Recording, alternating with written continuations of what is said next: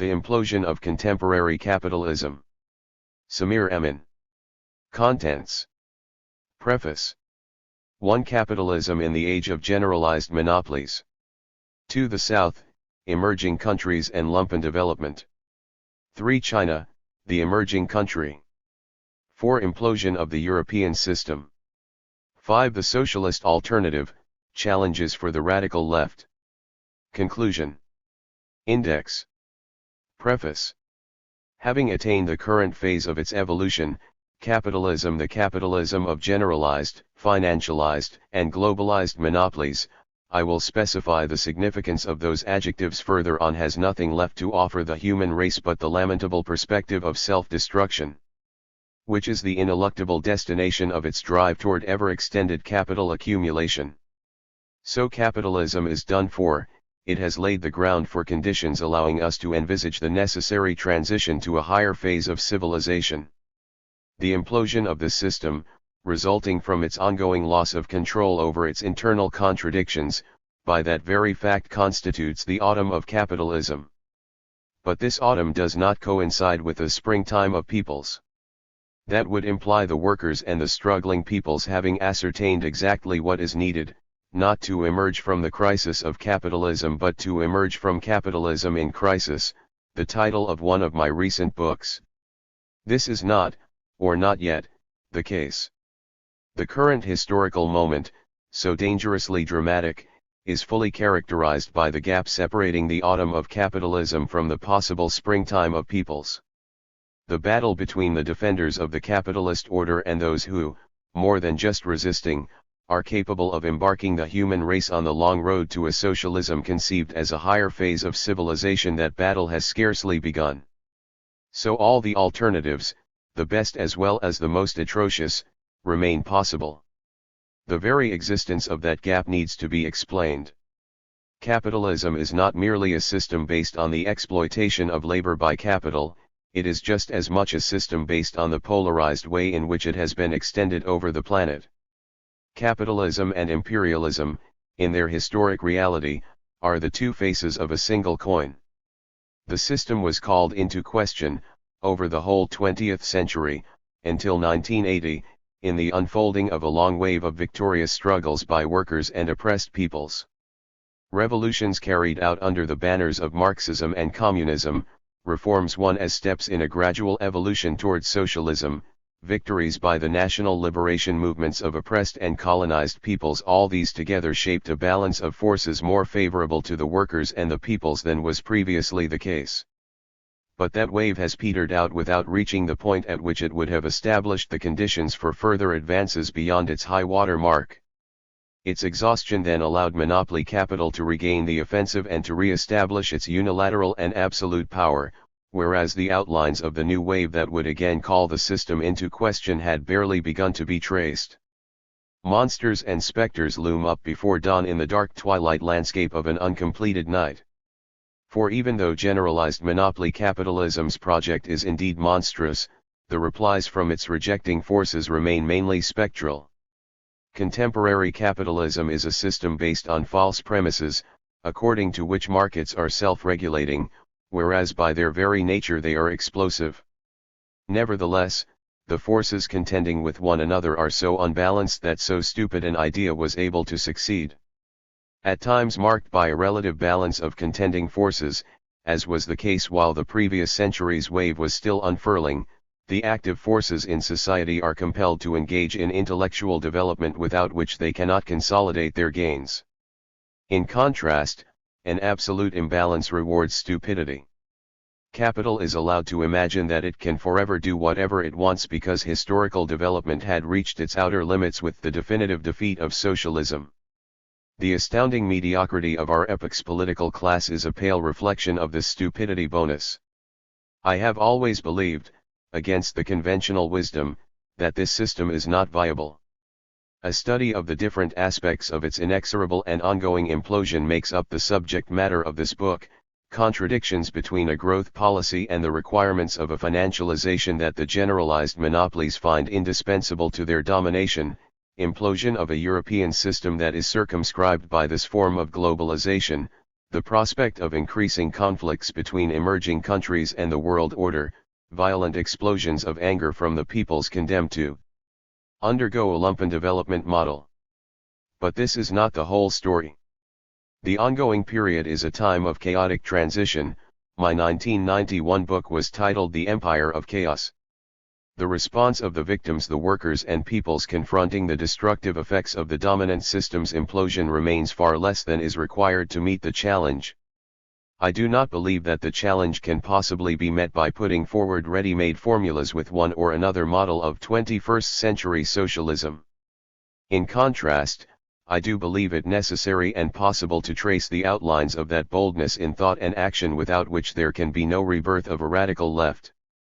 In this book I advance several propositions to that end that are to be understood as contributions to a discussion about perspectives for the struggles that have already begun. The discourse about new realities. There is indeed something new and important about the transformations in today's capitalism. They require the updating of our definitions and analyses concerning social classes, class struggles, political parties and social movements, the ideological forms in which these are expressed, and their ways of actively affecting social transformations.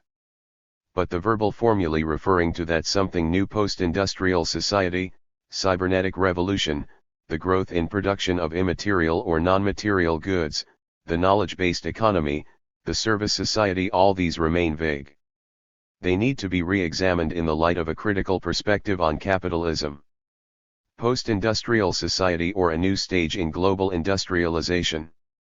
To use the prefix post, as in post-capitalist, post-modern, post-industrial, usually signifies an inability to give a precise characterization of the phenomenon under consideration.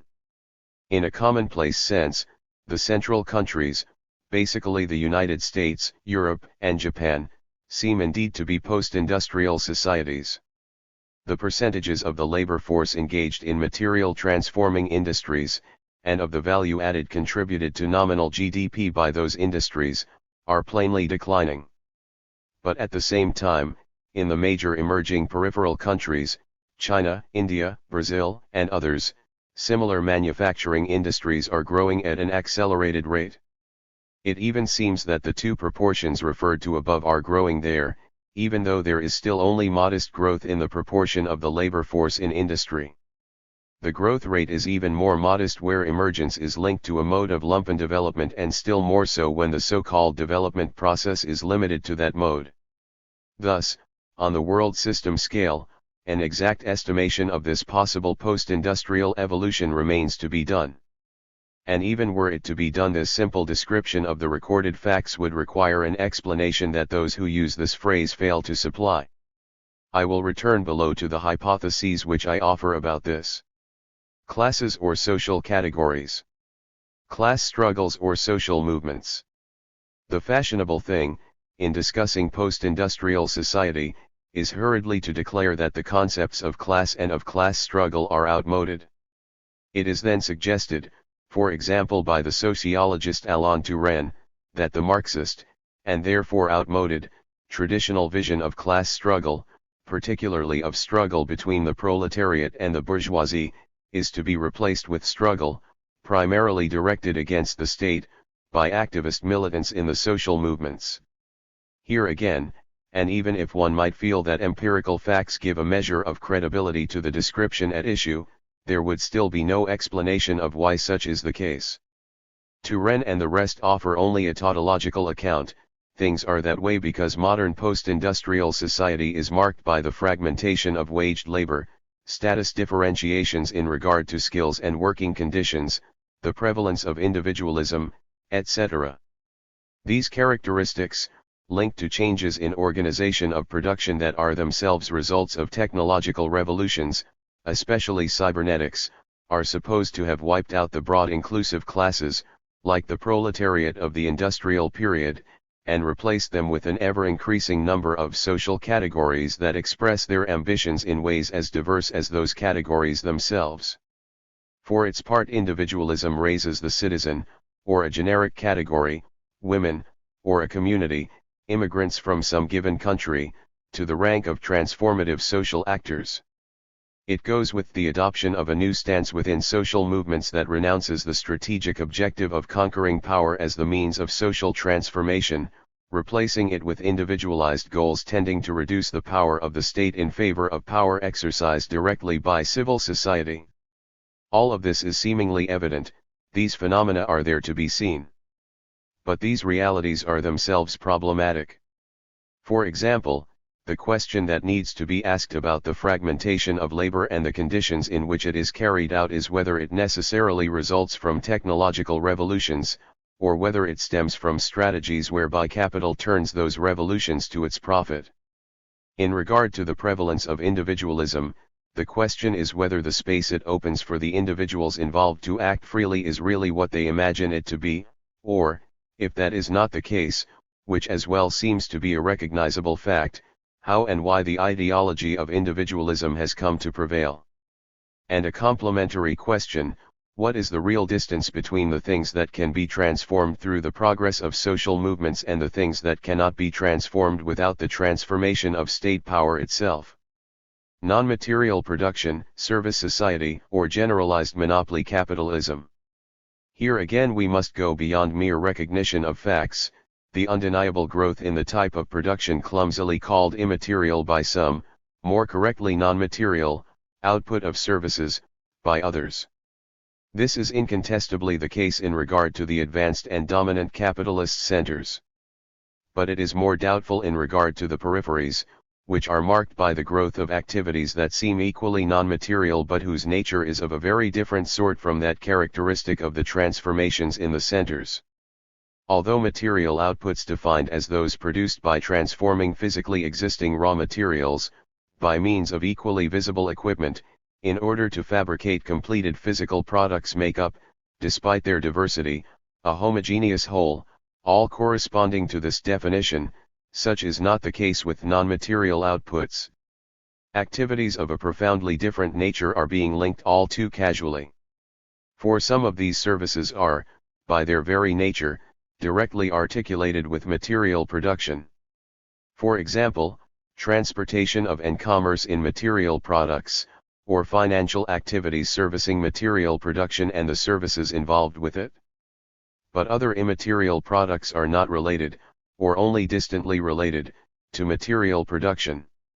For example, general education as distinct from training directly needed to make available the requisite supply of specifically skilled workers or, even more so, health care. The relation between the equipment needed for such diverse non-material activities and the workers using it is diversified among the categories of non-material production involved. The equipment, infrastructure, vehicles, and the like, needed for transportation, or buildings and inventories for commerce, is related to the direct labor of workers in transportation and commerce, in which equipment and direct labor are related in material production. Contrariwise, a teacher's computer and a doctor's sophisticated apparatus are not the kind of equipment similar to those. In these cases the equipment, products of indirect labor, are complements to the direct labor of the teacher or doctor, not substitutes for direct labor as is the case with advanced mechanization in a factory. To amalgamate all these immaterial outputs, which indeed have always existed, and then draw the simple conclusion that they are growing much faster than material output, is scarcely satisfactory for anyone who wants to know why, and to what extent, things are that way. This question, the comparative growth rates of material and non-material outputs, cannot be considered apart from those concerning their articulation and functioning within the capitalist system as a whole. For my part, I have tried to re-establish that linkage which is ignored in postmodernist chatter. Doing so, I emphasize two distinct series of questions. First of all, about the growing surplus generated by the workings of monopoly capitalism and about its absorption through the growth of a third department in addition to the two departments of Marx's model in Volume 2 of Capital.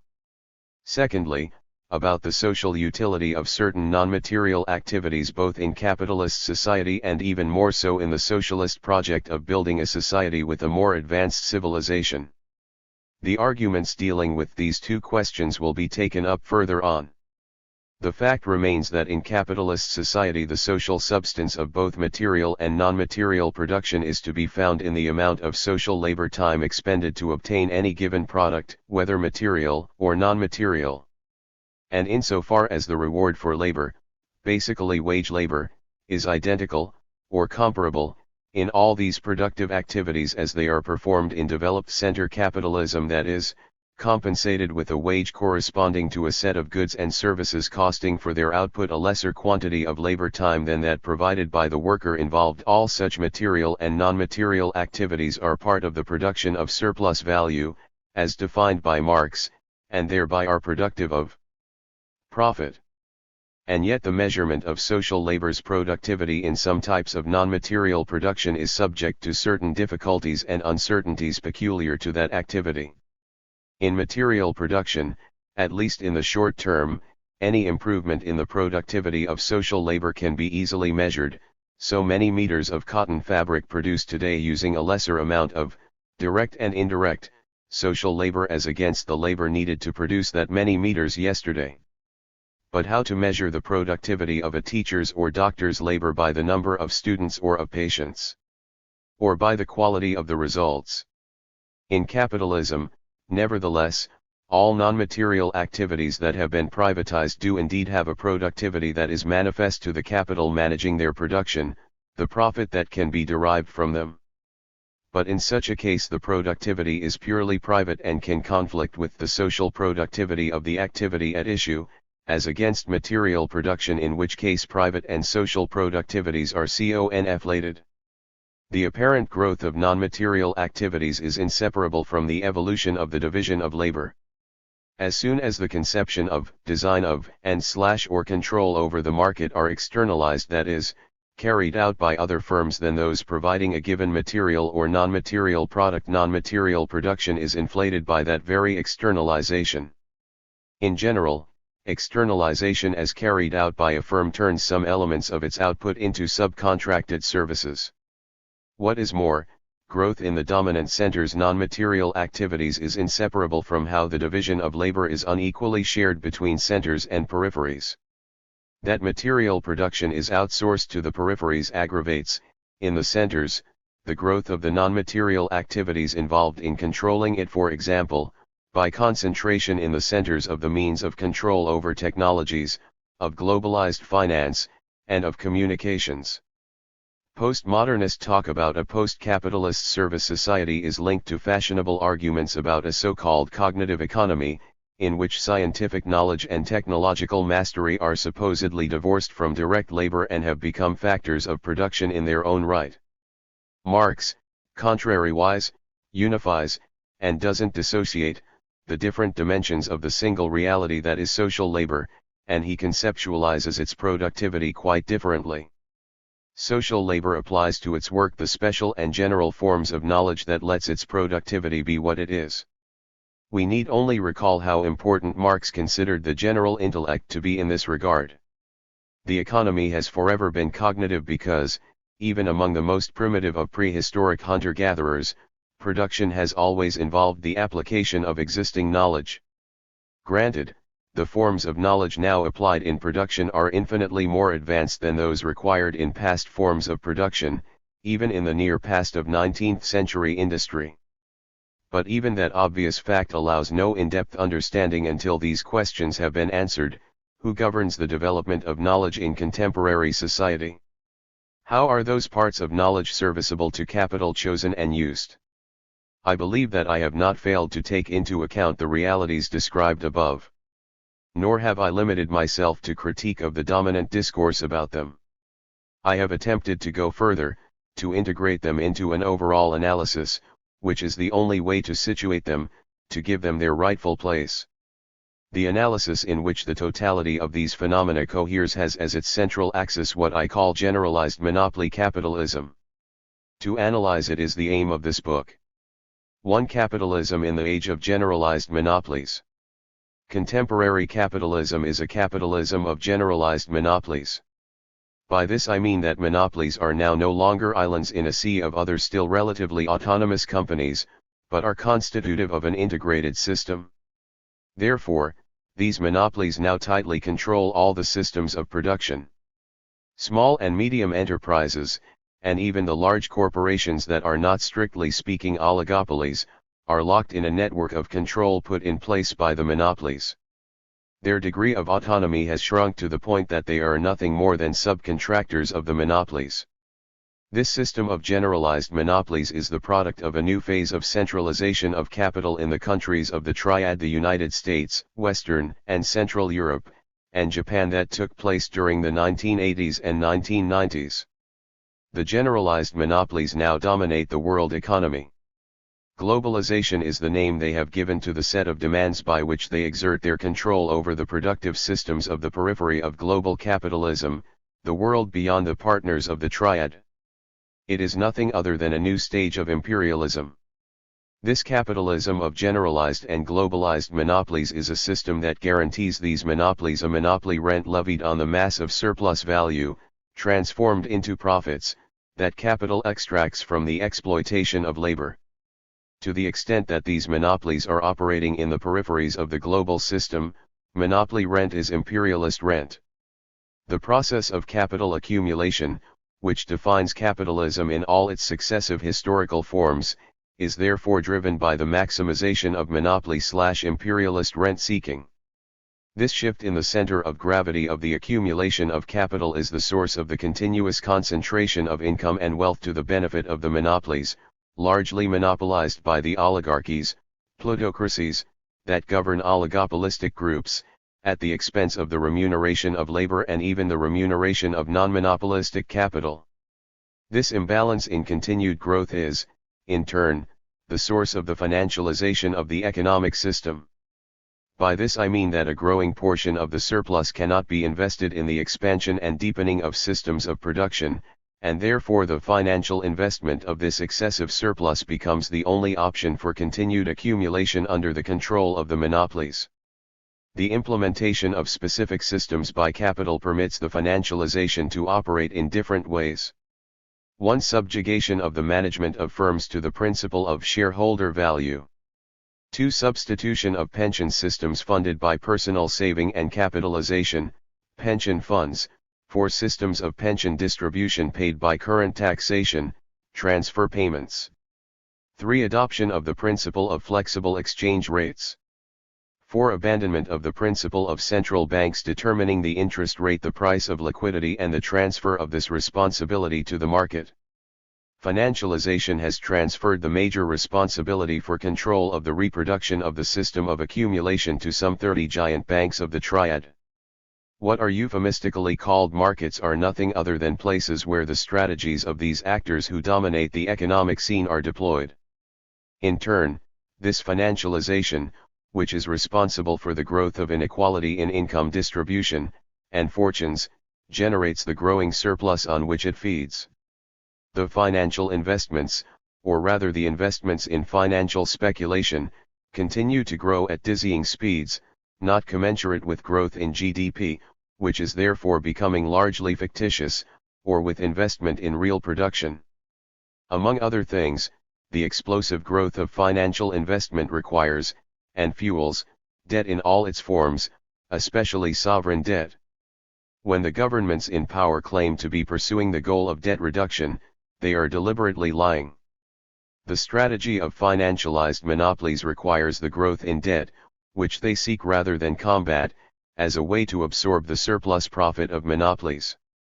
The austerity policies imposed to reduce debt have indeed resulted, as intended, in increasing its volume.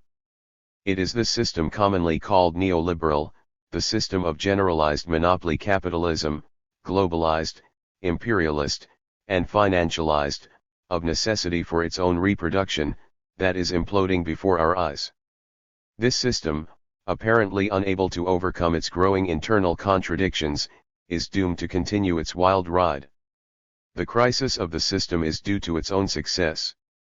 Indeed, so far the strategy deployed by monopolies has always produced the desired results: austerity plans and the so-called social, in fact antisocial, downsizing plans that are still being imposed, in spite of resistance and struggles.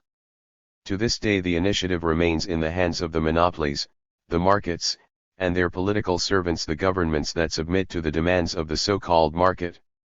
In this analytic perspective of monopoly capitalism's transformation, it seems necessary to reformulate the theory of surplus, a distinct concept from that of surplus value, and, by extending its field of action to the global system, to unveil the nature of the monopoly rent/imperialist rent that has come to exert a unilateral dictatorship over the accumulation process on a world scale.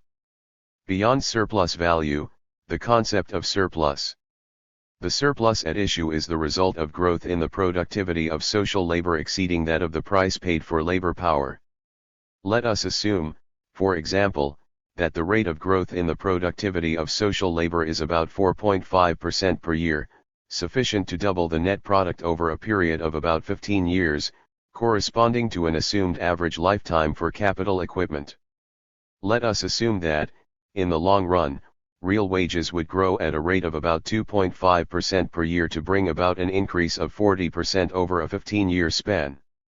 At the end of a half-century's regular and continuous evolution of the system, the surplus, which defines the size of Department 3 relative to net revenue, itself the sum of wages, reinvested profits, and surplus, takes up 2/3 of the net product, roughly equivalent to GDP.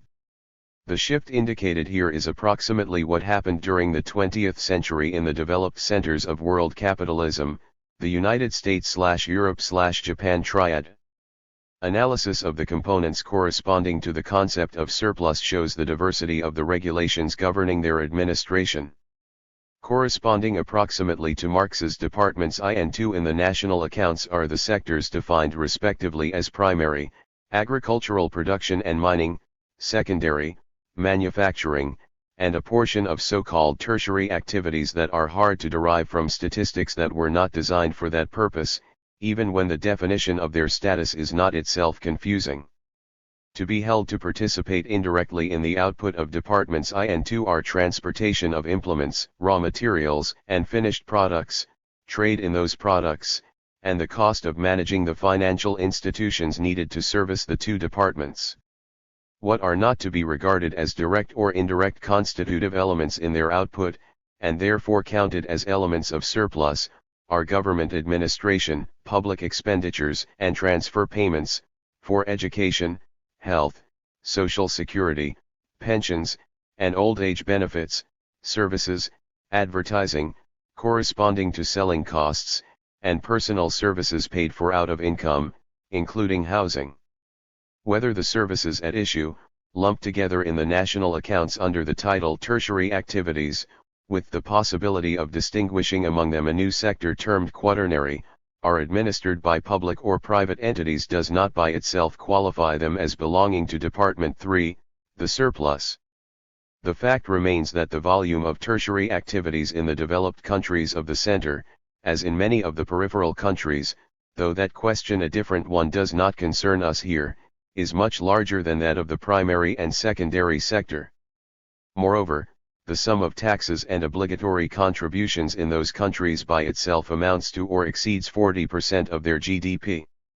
Talk by some fundamentalist right-wing ideologists calling for reduction of these fiscal extractions is purely demagogic. Capitalism can no longer function in any other way. In reality, any possible decrease in the taxes paid by the rich must necessarily be made up by heavier taxation on the poor. We can thus estimate without risk of major error that the surplus, Department 3, accounts for half of GDP or, in other terms, has grown from 10% of GDP in the 19th century to 50% in the first decade of the 21st century. So if in Marx's day an analysis of accumulation limited to consideration of departments I and II made sense, that is no longer the case. The enrichment of Marxist thought by Baron, Sweezy, and Magdoff through their taking account of Department 3 and the linked concept of surplus, defined as we have recalled it, is for that reason decisive. I find it deplorable that this is still doubted by a majority of the analysts of contemporary Marxism. Once again, not everything in this surplus is to be condemned as useless or parasitical. Far from it. On the contrary, growth in a large fraction of the expenditures linked to Department 3 is worthy of support. For a more advanced stage in the unfolding of human civilization, spending on such activities as education, healthcare, social security, and retirement, or even other socializing services linked to democratic forms of structuring alternatives to structuring by the market, such as public transport, housing, and others, would be summoned to take on even more importance. In contrast, some constitutive elements of Department 3, like the selling costs that grew so fabulously during the 20th century, are evidently of a parasitic nature and were viewed early on as such by some economists, like Joan Robinson, who were then minimized or disparaged by their profession. Some public expenditures, weapons, and some private, security guards, legal departments, likewise are parasitic. A fraction of Department 3, to be sure, is, or should we say was, made up of spending that benefits workers and complements their wages, health care, unemployment insurance, pensions. Just the same, these benefits, won by the working classes through intense struggle, have been called into question during the past 3 decades. Some have been cut back severely, others have shifted from provision by a public authority based on the principle of social solidarity to private management supposedly freely bargained for on the basis of individual rights. This management technique, prevalent in the United States and expanding in Europe, opens supplementary and very lucrative areas for the investment of surplus. The fact remains that in capitalism all these usages of the GDP, whether useful or not, fulfill the same function: to allow accumulation to continue despite the growing insufficiency of labor incomes. What is more, the permanent battle over transferring many fundamental elements of Department 3 from public to private management opens supplemental opportunities for capital to make a profit, and thereby increase the volume of surplus. Private medical care tells us that if the sick are to be treated, it must above all be profitable to private clinics, to laboratories, to pharmaceutical manufacturers, and to the insurers. My analysis of Department 3 of surplus absorption stands within the spirit of the pioneering work of Baron and Sweezy. The necessary conclusion is that a large proportion of the activities managed on those terms are parasitic and inflate the GDP, thus reducing drastically its significance as an indicator of the real wealth of a society. Counterposed to this is the current fashion of considering the rapid growth of Department 3 as a sign of the transformation of capitalism, its passage from the industrial age into a new stage, the knowledge economy. Capital's unending pursuit of realization would thus regain its legitimacy. The expression knowledge capitalism is itself an oxymoron. Tomorrow's economy, the socialist economy, would indeed be a knowledge economy, but capitalism can never be such. To fantasize that the development of the productive forces is establishing within capitalism tomorrow's economy, as the writings of Antonio Negri and his students would have us believe, has only a seeming validity. In reality, the realization of capital, necessarily based on the oppression of labor, wipes out the progressive aspect of this development. This annihilation is at the core of the development of Department 3, designed to absorb the surplus inseparable from monopoly capitalism. We must therefore avoid confounding today's reality, capitalism, with a fantasy about the future, socialism. Socialism is not a more adequate form of capitalism, doing the same things but only better and with a fairer income distribution. However, its governing paradigm, socialization of management over direct production of use values, thus comports exactly with the powerful development of some of the expenditures that currently, under capitalism, take part in its main function, surplus absorption. In its globalized setup, capitalism is inseparable from imperialist exploitation of its dominated peripheries by its dominant centers. Under monopoly capitalism, this exploitation takes the form of monopoly rents, in ordinary language, the super profits of multinational corporations, that are by and large imperialist rents. The order of magnitude of the quantifiable fraction of the imperialist rent, the result of the differential in the prices of labor powers of equal productivity, is obviously large. In order to give a sense of that order of magnitude, we hypothesize a division of the world's gross product in the ratio of 2/3 for the centers, 20% of the world's population, and 1/3 for the peripheries, 80% of the population. We assume an annual rate of growth of gross product of 4.5% for both centers and peripheries, and a rate of growth of wages of 3.5% for the centers but total stagnation, zero growth, for peripheral wages. After 15 years of development in this model we would arrive at the following result: the imperialist rent would be on the order of half the gross domestic product of the peripheries, or 17% of the world's gross product and 25% of the center's GDPs. Of course, the volume of this imperialist rent is partially hidden by exchange rates. It is a question here of a well-known reality that introduces uncertainty into international comparisons. Are GDP value comparisons to be made in terms of market exchange rates or according to exchange rates reflecting purchasing power parities? Moreover, the rent is not transferred as a net benefit to the centers. That the local ruling classes hold on to some of it is the condition for their agreement to play the globalization game. But the fact remains that the material benefits drawn from this rent, accruing not only to the profit of capital ruling on a world scale but equally to the profit of the center's opulent societies, are more than considerable. In addition to the quantifiable advantages linked to differential pricing of labor powers, there are others, non-quantifiable but no less crucial, based on exclusive access to the planet's material resources, on technological monopolies, and on control over the globalized financial system. The share of imperialist rent transferred from the peripheries to the centers accentuates in its turn the global disequilibrium pointed out by Barron and forms an additional factor swelling the surplus to be absorbed. The contrast to be observed during the present phase of the crisis, between weak growth in the centers, United States, Europe, Japan, and rapid growth in the developing countries of the periphery, is to be understood only in terms of an overall analysis linking how surplus is absorbed to the extraction of imperialist rent. Simple labor, complex labor, abstract labor. The unit of abstract labor, whether an hour or a year of abstract social labor, is a composite unit combining units of simple, unskilled, and complex, skilled, labor in some given proportion. Let us choose a sample of 100 workers distributed among the different categories of differently skilled workers in exactly similar proportions to their distribution in the overall society, whose labor force, for example, might number 30 million. In the following simplified analysis we take account of only two categories of labor. 1. Simple labor involves only 60% of the sample, 60 workers. 2. Complex labor involves 40% of the sample, 40 workers. We assume that each year the workers in the sample provide the same annual number of labor hours, say, 8 hours per day and 220 days per year. Thus in each year a simple, unskilled, worker contributes 1 year of simple labor to the collective social labor, while a skilled worker provides a contribution to 1 year of complex labor. We abstract from the cost of training simple workers because this training is that which is provided to all citizens.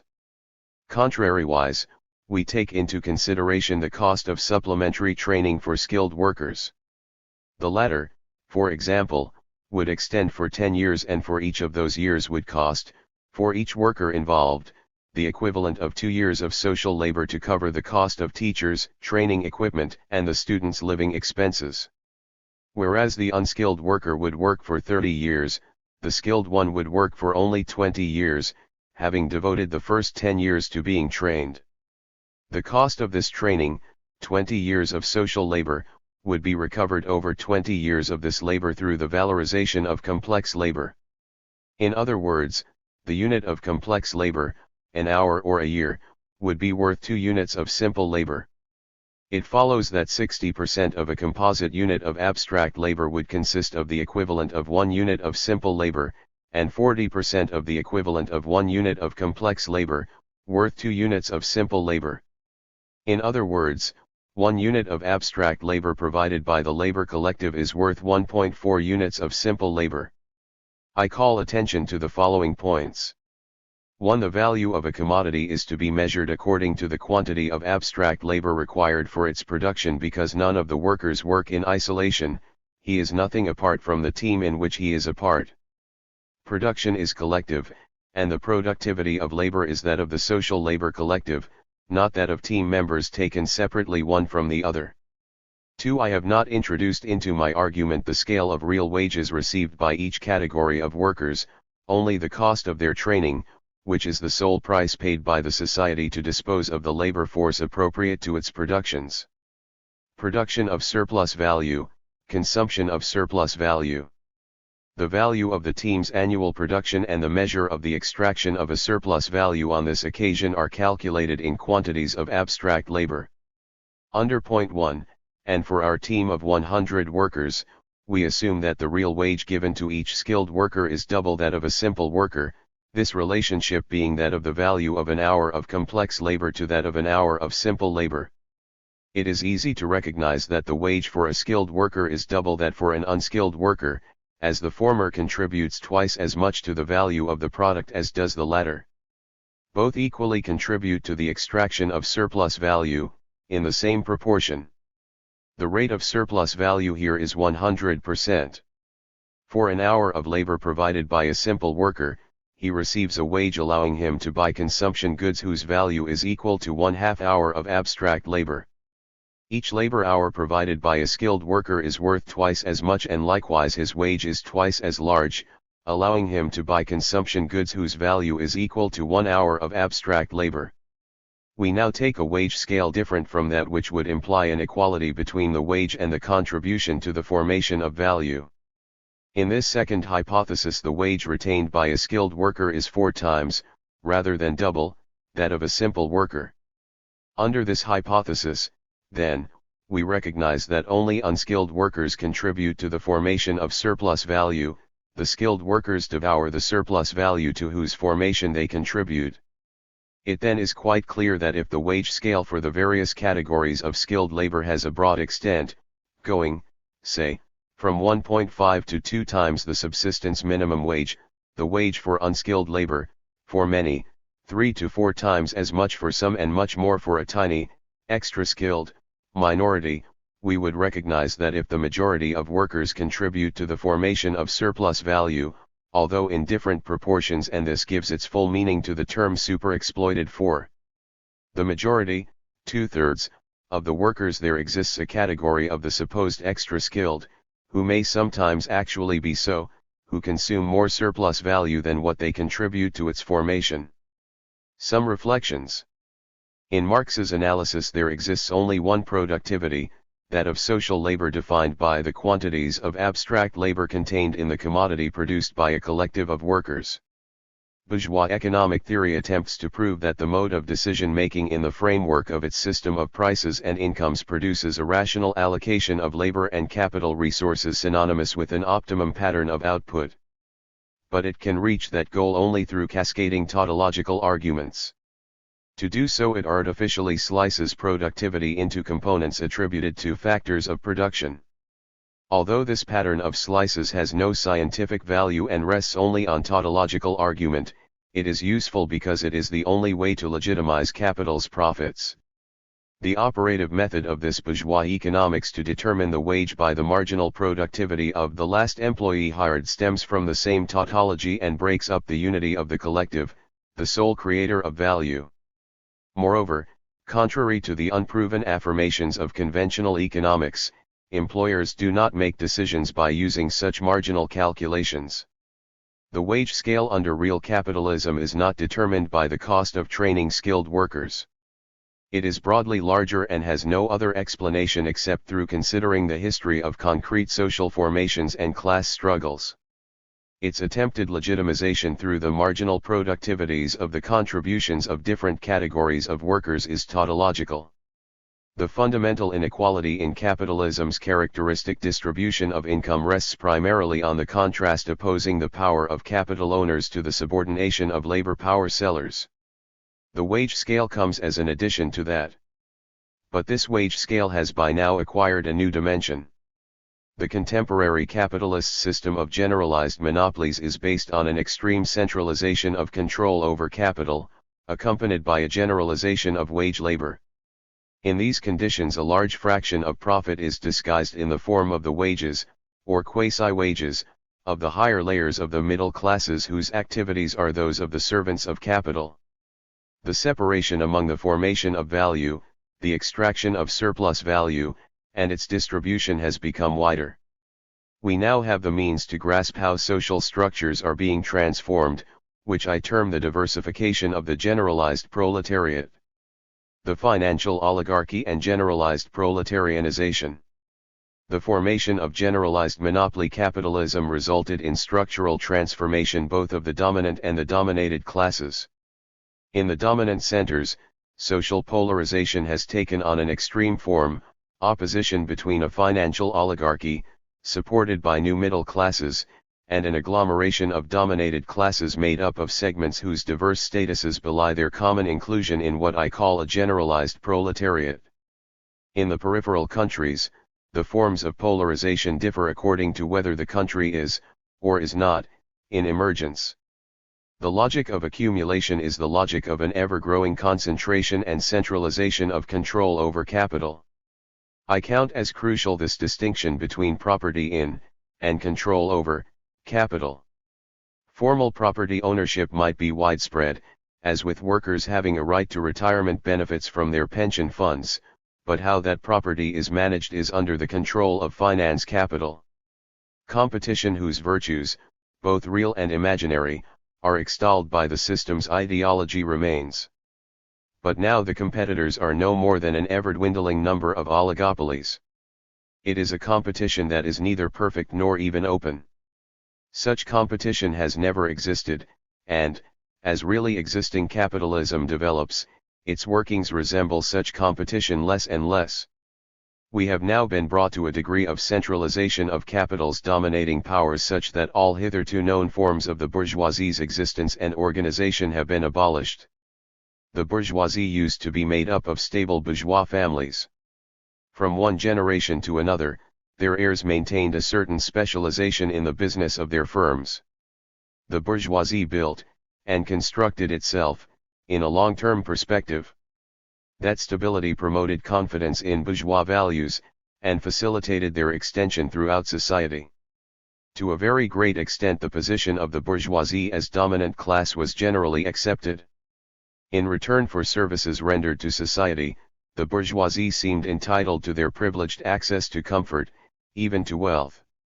The bourgeoisie appeared as a class within the nation, motivated by the national interest, whatever the ambiguities and limitations of that manipulated concept.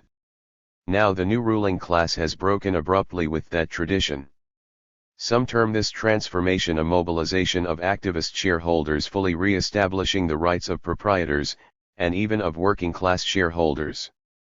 This is a deceptive, fulsome legitimization of the change, concealing the fact that the most important aspects of the transformation involve the degree of centralization of power and of control over capital inherent in it. Assuredly, large-scale concentration of capital is no new thing. At the end of the 19th century, what Hilferding, Hobson, and Lenin termed monopoly capitalism was already a reality.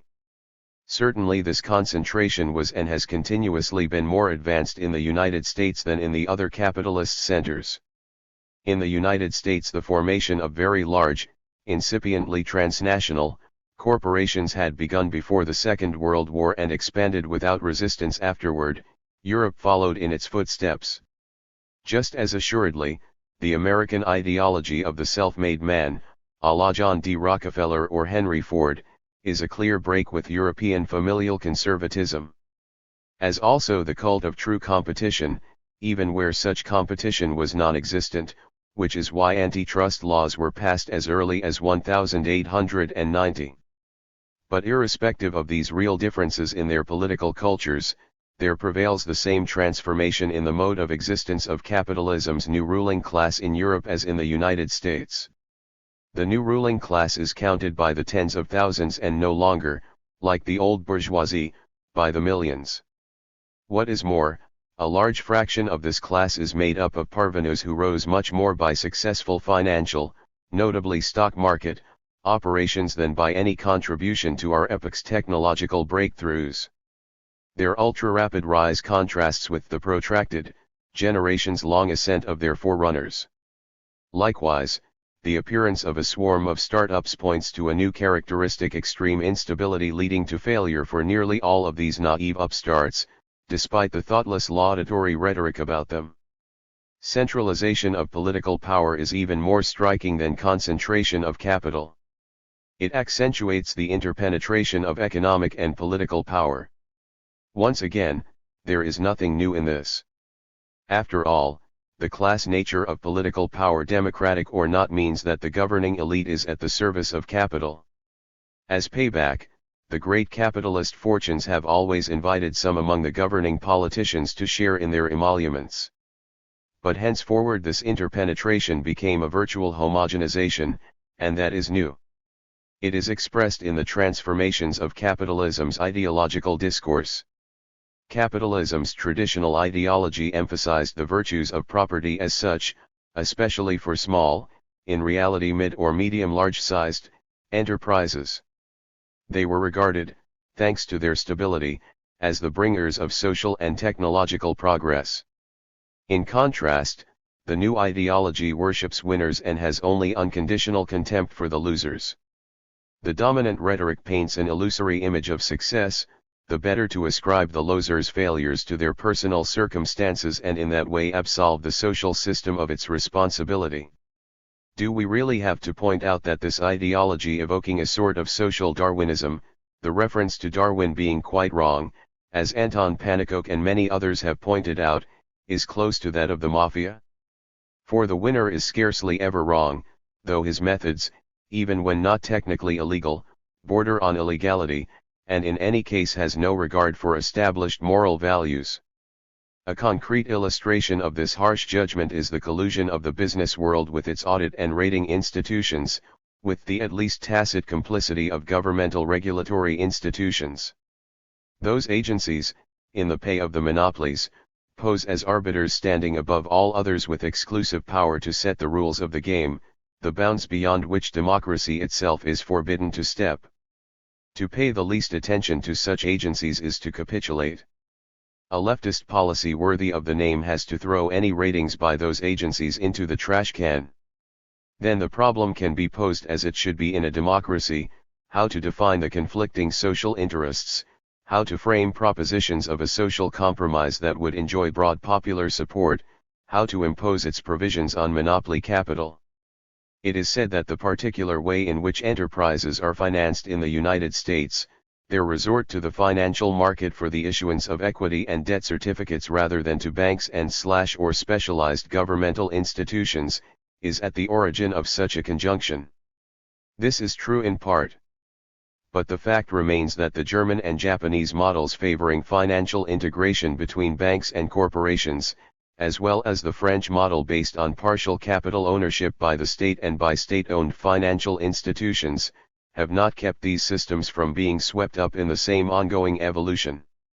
This is so because the basic logic of this evolution stems from the high level of centralization and control over capital, incomparably greater than it was a mere 3 decades ago.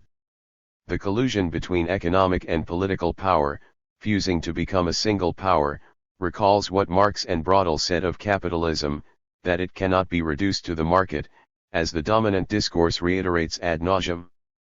The opposite is true: capitalism finds its identity in oligopolies and the state, powers above the market.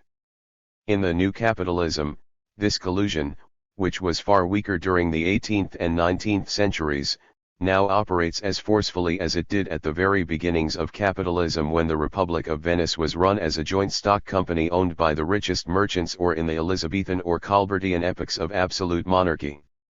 Which, by itself, bears witness that the system really has become obsolete, has entered its senility. By force of the logic of accumulation, contemporary capitalism has become a collusive capitalism. The English term crony capitalism can no longer be applied only to its underdeveloped and corrupt South Asian and Latin American forms, which the economists, sincere and convinced believers in the virtues of liberalism, were denouncing only yesterday. It applies equally well to contemporary American and European capitalism. In its current behavior, this ruling class closely approaches that of the mafia, however insulting and extreme that term might be felt to be. The system has no response to this deviance, because it quite simply is unable to call into question the centralization of capital. The measures it takes strangely resemble the American 19th century antitrust laws like the Sherman Act, whose ineffectiveness is known to all. Longer term, a new regroupment of the radical European left pursuant to its political culture would obviously be able to challenge the setup and its accompanying deviance. But that probably could not be done without in the process challenging capitalism itself in some of its essential attributes. Democratic breakthroughs that would make possible such a recomposition of the left would challenge the established models of centralized oligarchic power. The European left, alas, has not taken this road.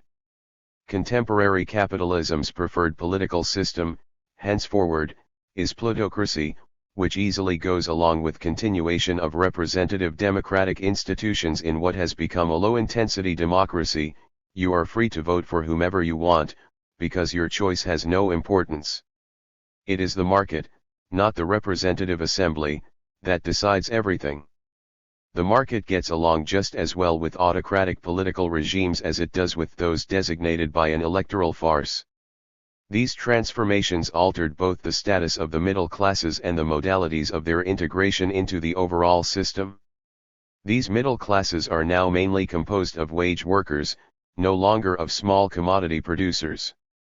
This transformation has taken on crisis proportions for the increasingly diversified middle classes. Their privileged and highly paid members have become direct agents of the oligopolistic ruling class, with the rest becoming impoverished. Earlier in this chapter, in my analysis of the division of, mainly hired, workers between those who consume and those who produce surplus value, I suggested a way in which to identify those layers of the middle class that form part of the dominant social coalition. The corruptionists, a new ruling class in the peripheries.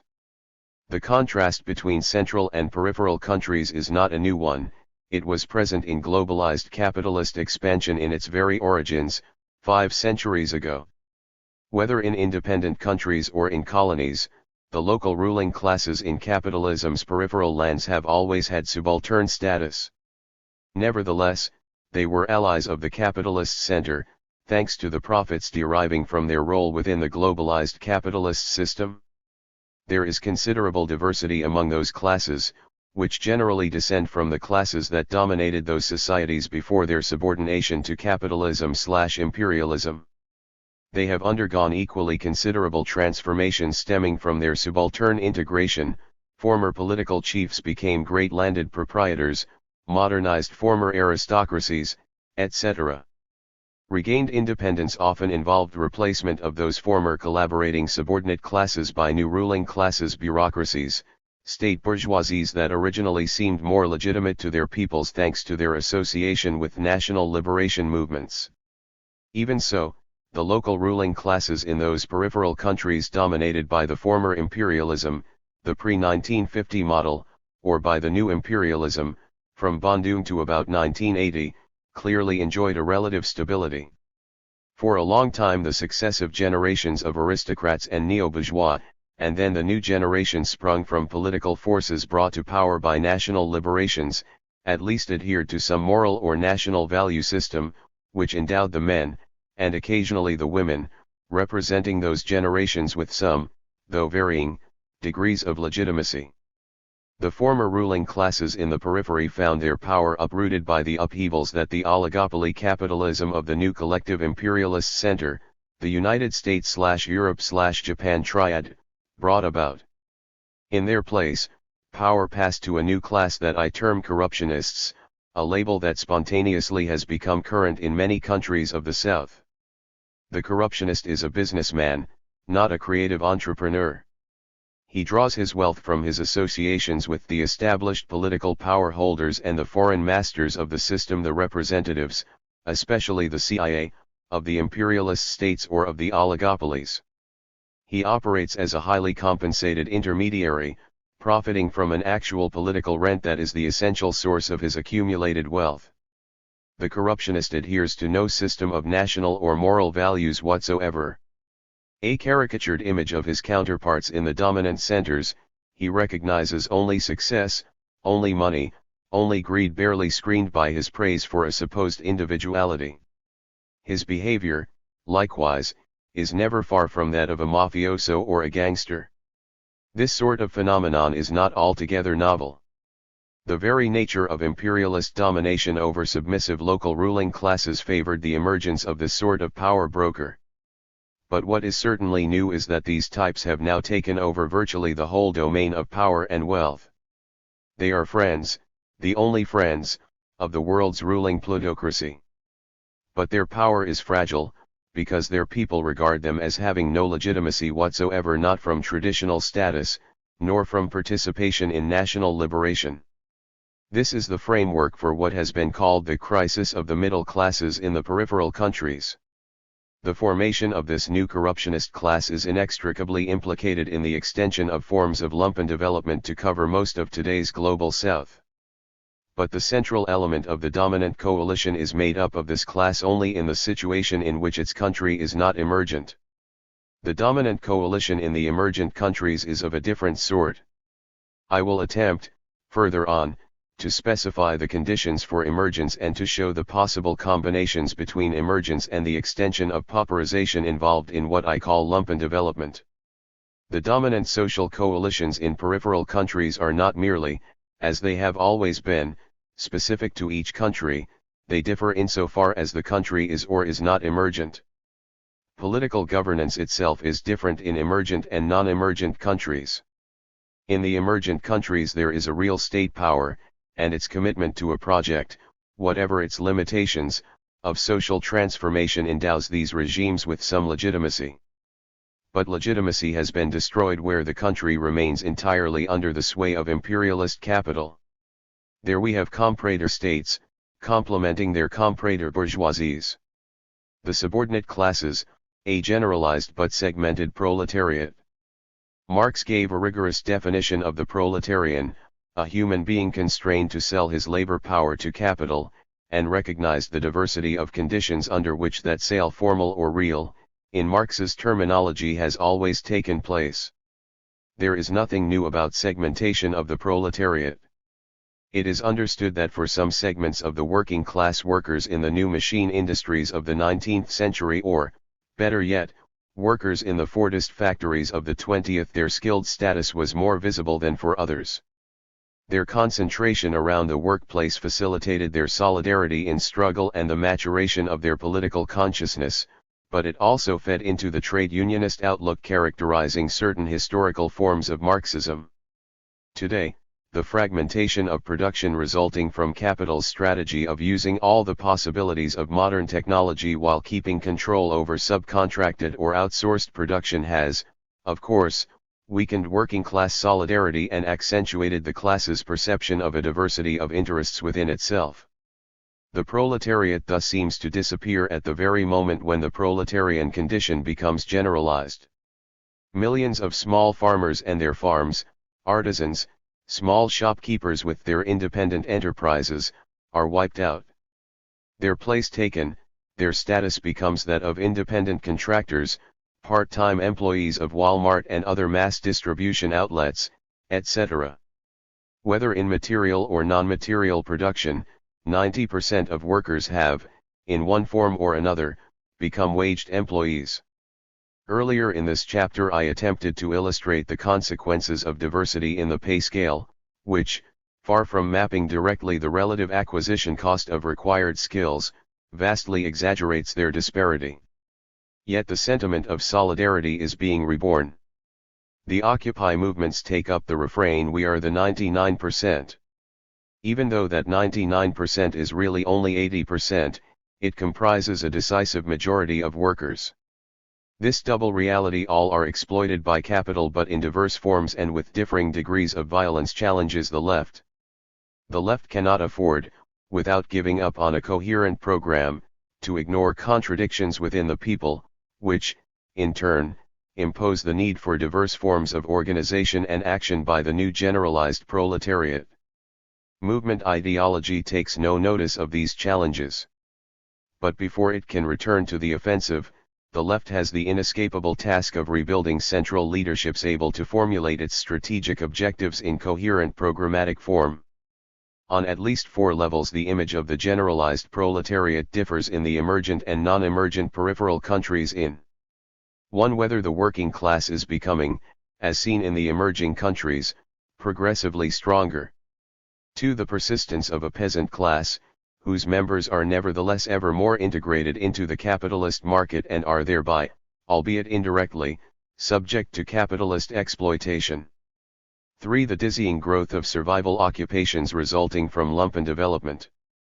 4. The reactionary stance of major sectors of the middle classes, when they alone benefit from economic growth.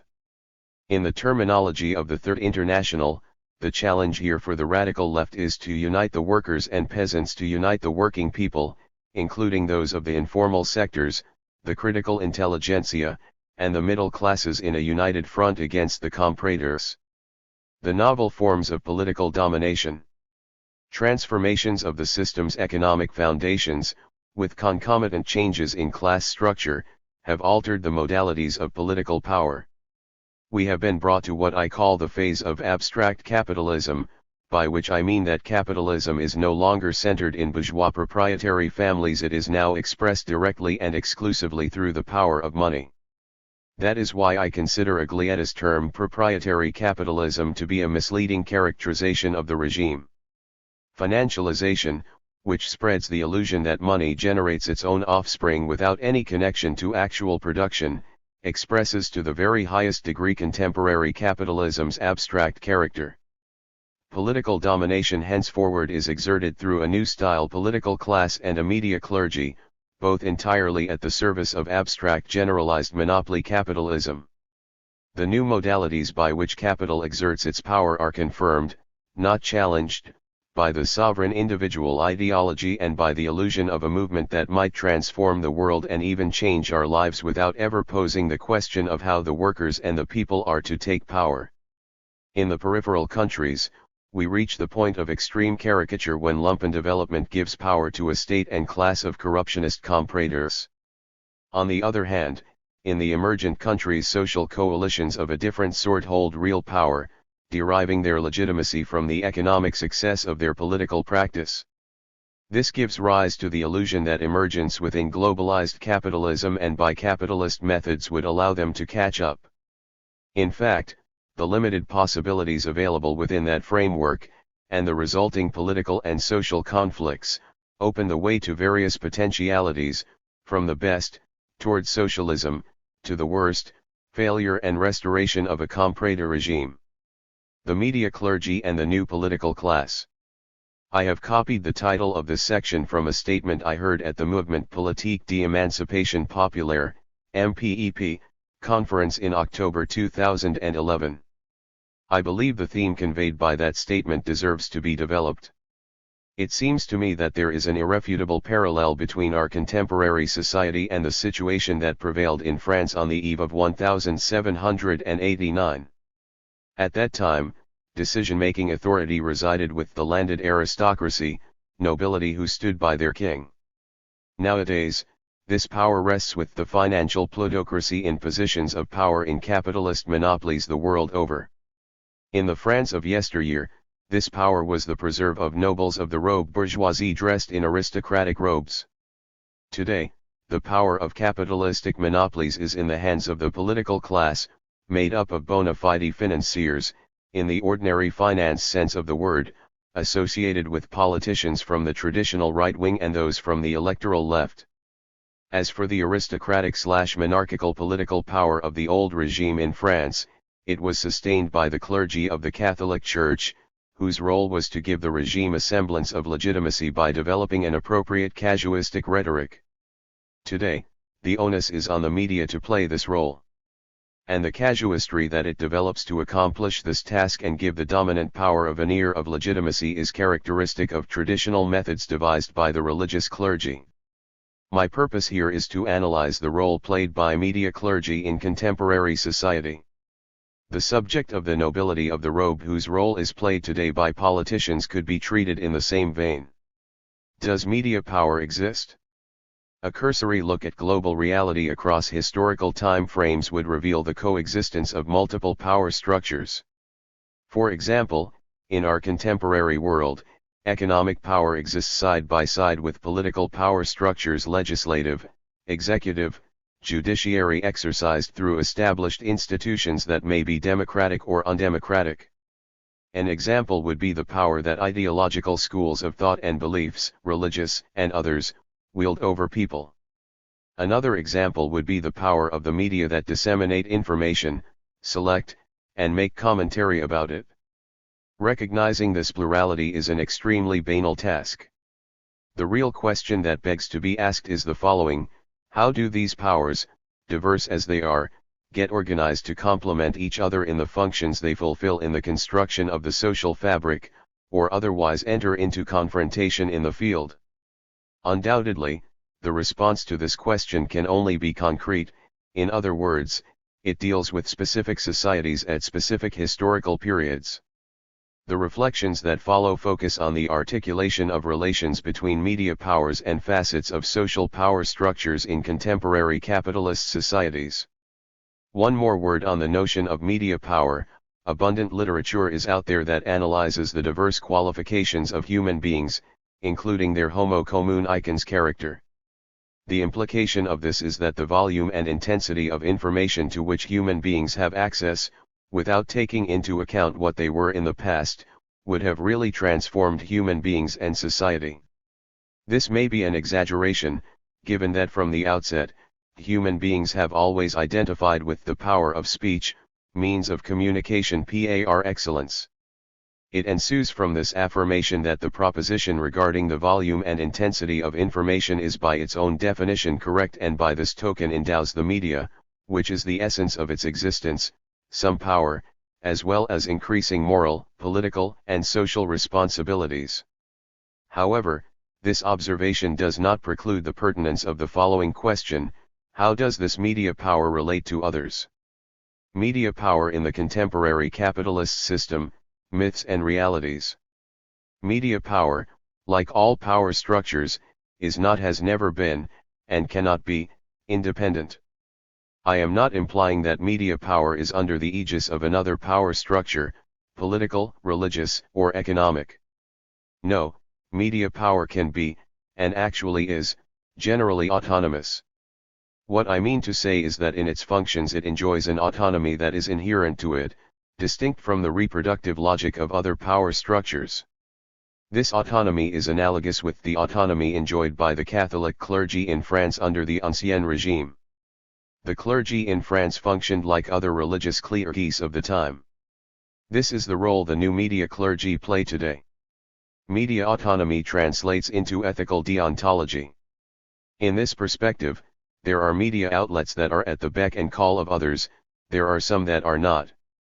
This notwithstanding, this autonomy, which is a democratic ideal for its practitioners, is not synonymous with the notion of media independence, which is an absolute concept, whereas the concept of autonomy implies articulation, interdependence, among different powers, including the media.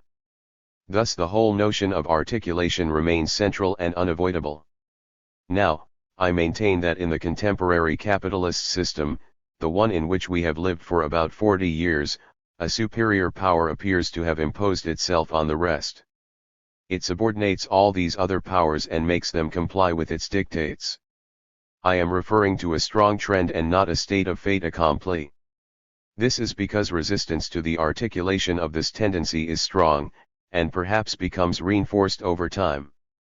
The supreme power to which I am making reference here is that of globalized financial monopolies.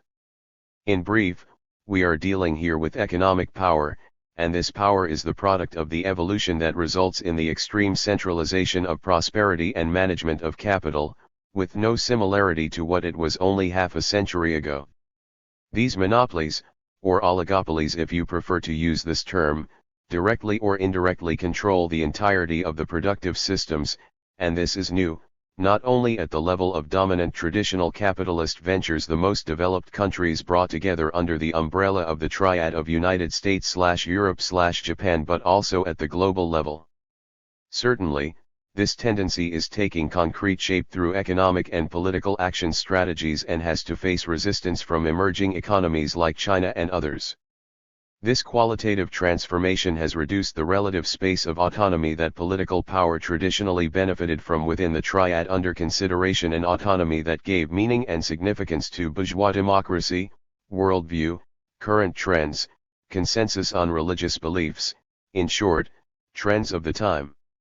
To put this differently, what is unfolding is not what is called a market economy but a market-oriented society. Within this framework, media, as well as political organizations, realize that their autonomy has diminished, relatively speaking.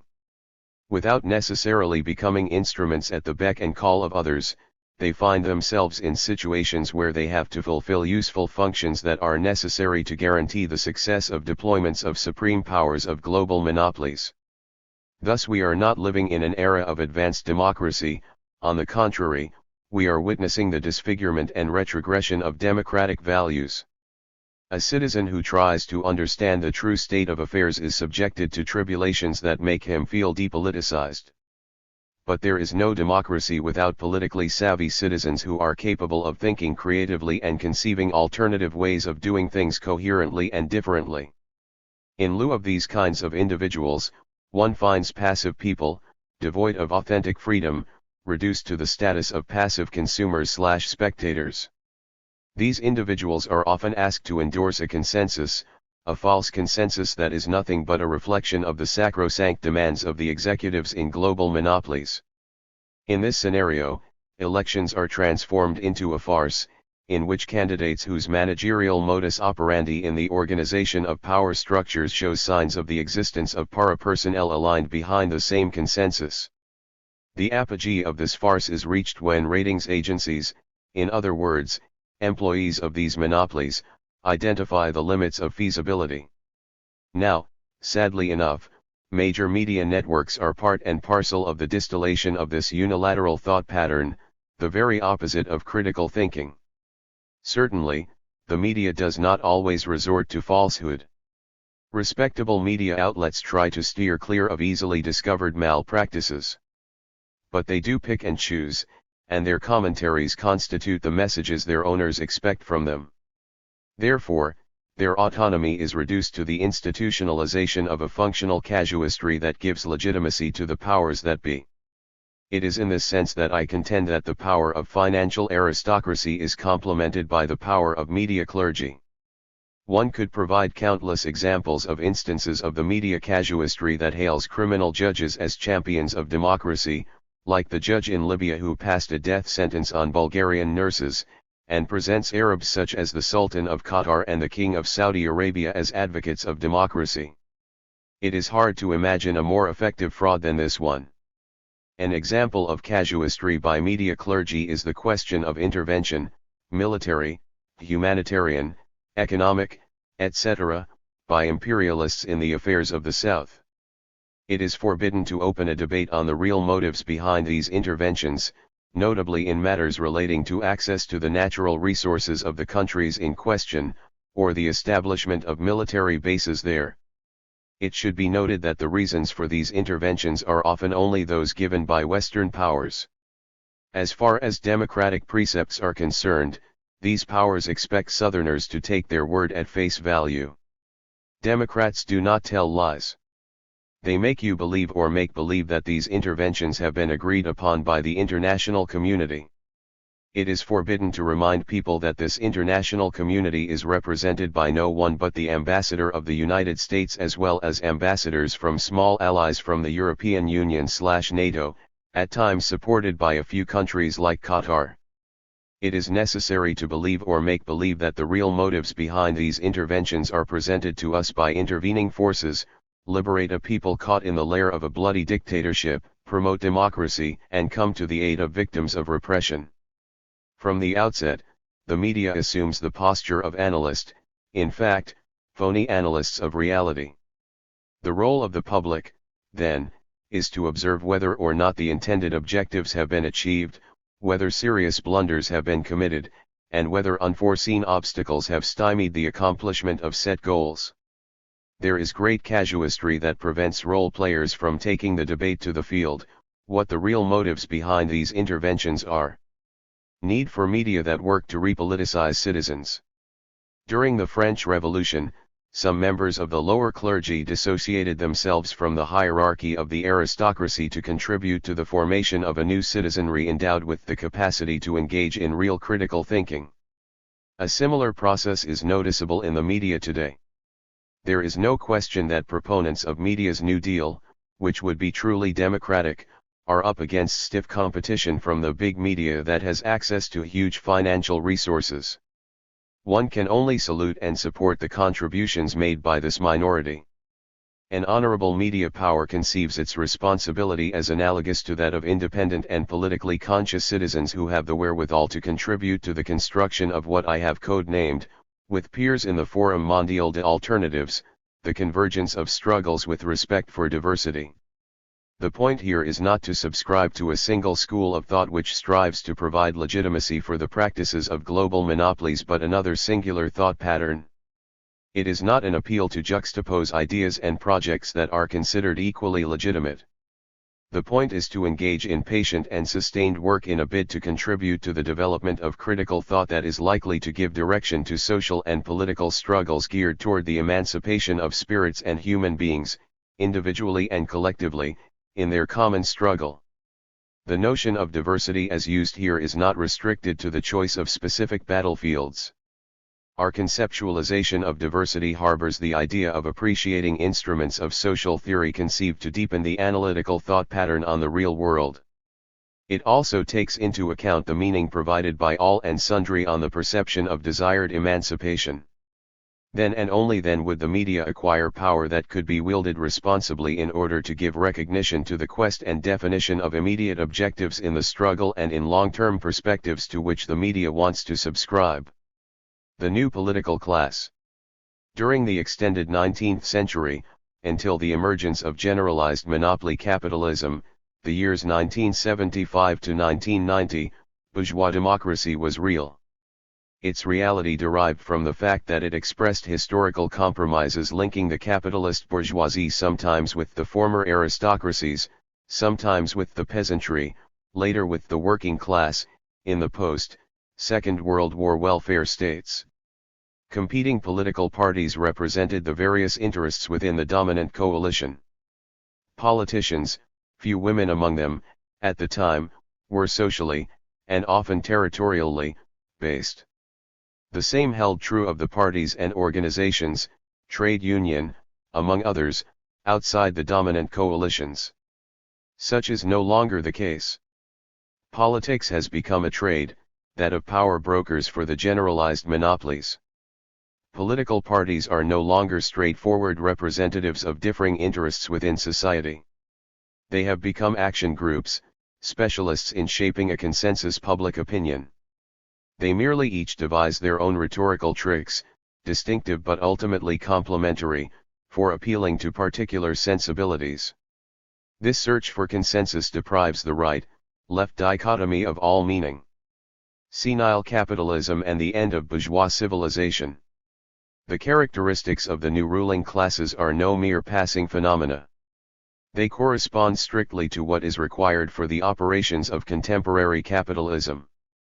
Bourgeois civilization, like every civilization, amounts to more than the mechanisms for reproduction of its economic system. It used to feature a moral and ideological element, with praise for individual initiative, but also for honesty and respect for law, and even for social solidarity, at least as expressed on the national level. This value system, stamped on the milieu of political personnel at its service, guaranteed a certain stability to the overall reproduction of its social system. This value system is disappearing, to be replaced by a valueless system. Evidence is seen all over for this transformation: criminal U.S. presidents, buffoons like Berlusconi at the head of European states, run-of-the-mill autocrats in so many countries of the South, whose despotism has nothing at all enlightened about it, obscurantists on the make, all of them unreserved admirers of the American model. Uncultured and vulgar are appropriate terms for a growing majority in that society of rulers. So dramatic an evolution foretells the end of a civilization. It is a replay of what history displayed in its decadent epochs. A new world is indeed being made. But not the better world wished for, so naively, by many social movements that, aware of the damages, are blind to their causes. A world much worse than that came to prevail. For all these reasons, I maintain that contemporary oligopolistic capitalism must henceforward be considered senile, despite any seeming short-term successes it might enjoy. Its rulers succeed only in advancing a new barbarism, which I delineated 30 years ago in my essay Revolution or Decadence. Generalized monopoly capitalism in crisis. The system commonly termed neoliberalism, which in fact is the system of financialized, globalized, and generalized monopoly capitalism, is imploding before our eyes. This system, plainly unable to overcome its growing internal contradictions, cannot avoid plunging forward in its mad race. The crisis of the system is due to nothing other than its own success. To this very day the strategy implemented by the monopolies has consistently produced its intended effects. Austerity plans are still in effect despite all resistance. To this very day the initiative remains in the hands of the monopolies, the markets, and their political servants, the governments, whose decisions are determined in submission to the demands of the markets. The system of generalized monopolies has entered on a crisis, proving its incapacity for stable development. We are dealing with a crisis of capitalist civilization that places on the agenda of what is necessary and possible the construction of a higher stage of civilization, which is to say, entrance onto the long transition to socialism. To analyze the struggles and conflicts now underway, to see their perspectives as calling into question imperialist domination itself, will allow us to place correctly a new phenomenon, the emergence of some countries of the South. To the South, emerging countries and lumpen development. What is emerging? This term has been used by some to mean one thing and by others something entirely different in different contexts, often without any caution regarding precision. I will therefore define the sense that I will give to the set of economic, social, political, and cultural transformations that permit one to speak of the emergence of a state, a nation, and a people who have been placed in a peripheral place in the capitalist world system.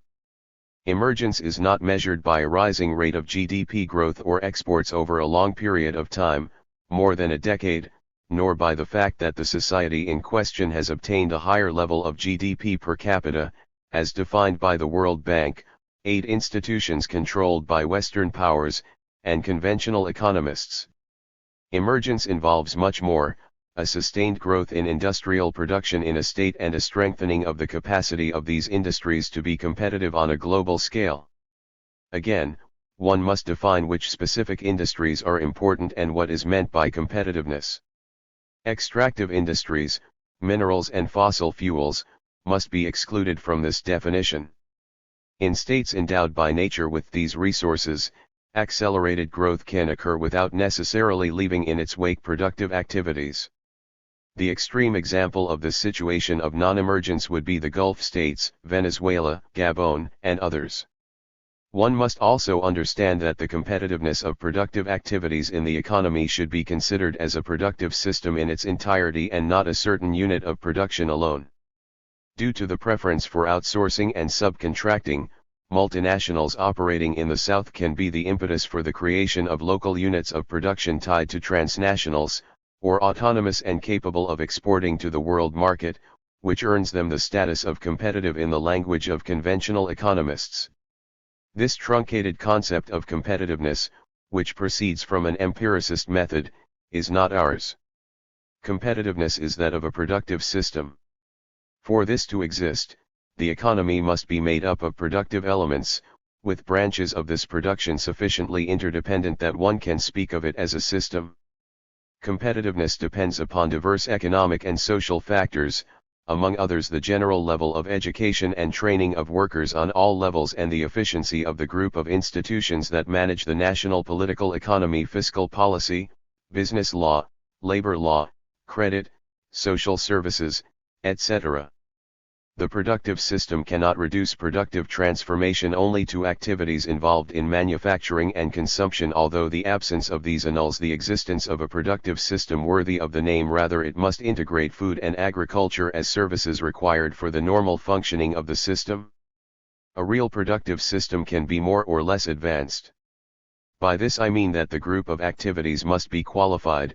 Is it involved in banal productions or high technologies? It is important to situate an emerging state using this point of view. In what measure is it on the path of generating value-added products? The question of emergence therefore requires both a political and holistic examination. A state cannot be emerging if it is not inward, rather than outward, looking with the goal of creating a domestic market and thus reasserting national economic sovereignty. This complex objective requires sovereignty over all aspects of economic life. In particular, it demands policies that protect food security and sovereignty, and equally sovereignty over one's natural resources and access to others outside of one's territory. These multiple and complementary objectives are contrasted with those of the comprador class, who are content to adopt growth models that meet the requirements of the dominant global system, liberal internationalism, and the possibilities these offer. This proposed definition of emergence does not address the question of the political strategy of the state and society, capitalism or socialism. However, this question cannot be left out of the debate, as the choice made by the leading classes will have major effects, both positive and negative, for a successful emergence. I would not say that the only option is to follow a capitalist perspective, which implements a system of a capitalist nature control and exploitation of the workforce and a free market. Nor would I suggest that only a radical socialist option that challenges these forms of capitalism, property, organized labor, market controls is able to last over long periods of time and move the society forward in the world system. The links between the politics of emergence on one hand and the accompanying social transformation on the other do not depend solely on the internal coherence of the former, but equally its degree of complementarity, or conflict, with the latter. Social struggles, whether class-based or political, do not adjust themselves to fit the logic of a state's implementation of an emergence. Rather, they are a determinant of this program. Current experience shows the diversity and dynamism of these links. Emergence is often accompanied by inequalities. One must examine the nature of these inequalities, where the beneficiaries are a tiny minority or a large minority, the middle class, and are realized in a framework that promotes the pauperization of the majority of workers, or, on the contrary, one where the same people see a betterment in their quality of life, even if the growth rates of compensation for workers will be less than those who benefit from the system. Said in another manner, politics can associate emergence with pauperization or not. Emergence does not follow a definitive set of rules. Rather, it is a series of successive steps. The first can prepare the way for following successes or bring about deadlock. In the same manner, the relation between the emerging economy and the global economy is constantly transforming as well. From these two different perspectives come policies that can promote sovereignty or weaken it, and at the same time promote social solidarity in the nation or weaken it. Emergence is therefore not synonymous with growth in exports and an increase in power measured in such a manner. Growth in exports can strengthen or weaken the autonomy of an emerging state relative to the world market. We cannot speak of emergence in general, nor can we speak of models Chinese, Indian, Brazilian, and Korean in general. One must concretely examine, in each case, the successive steps in the evolution of their emergence, identify the strong and weak points, and analyze the dynamic of their implementation and the associated contradictions. Emergence is a political as well as an economic project.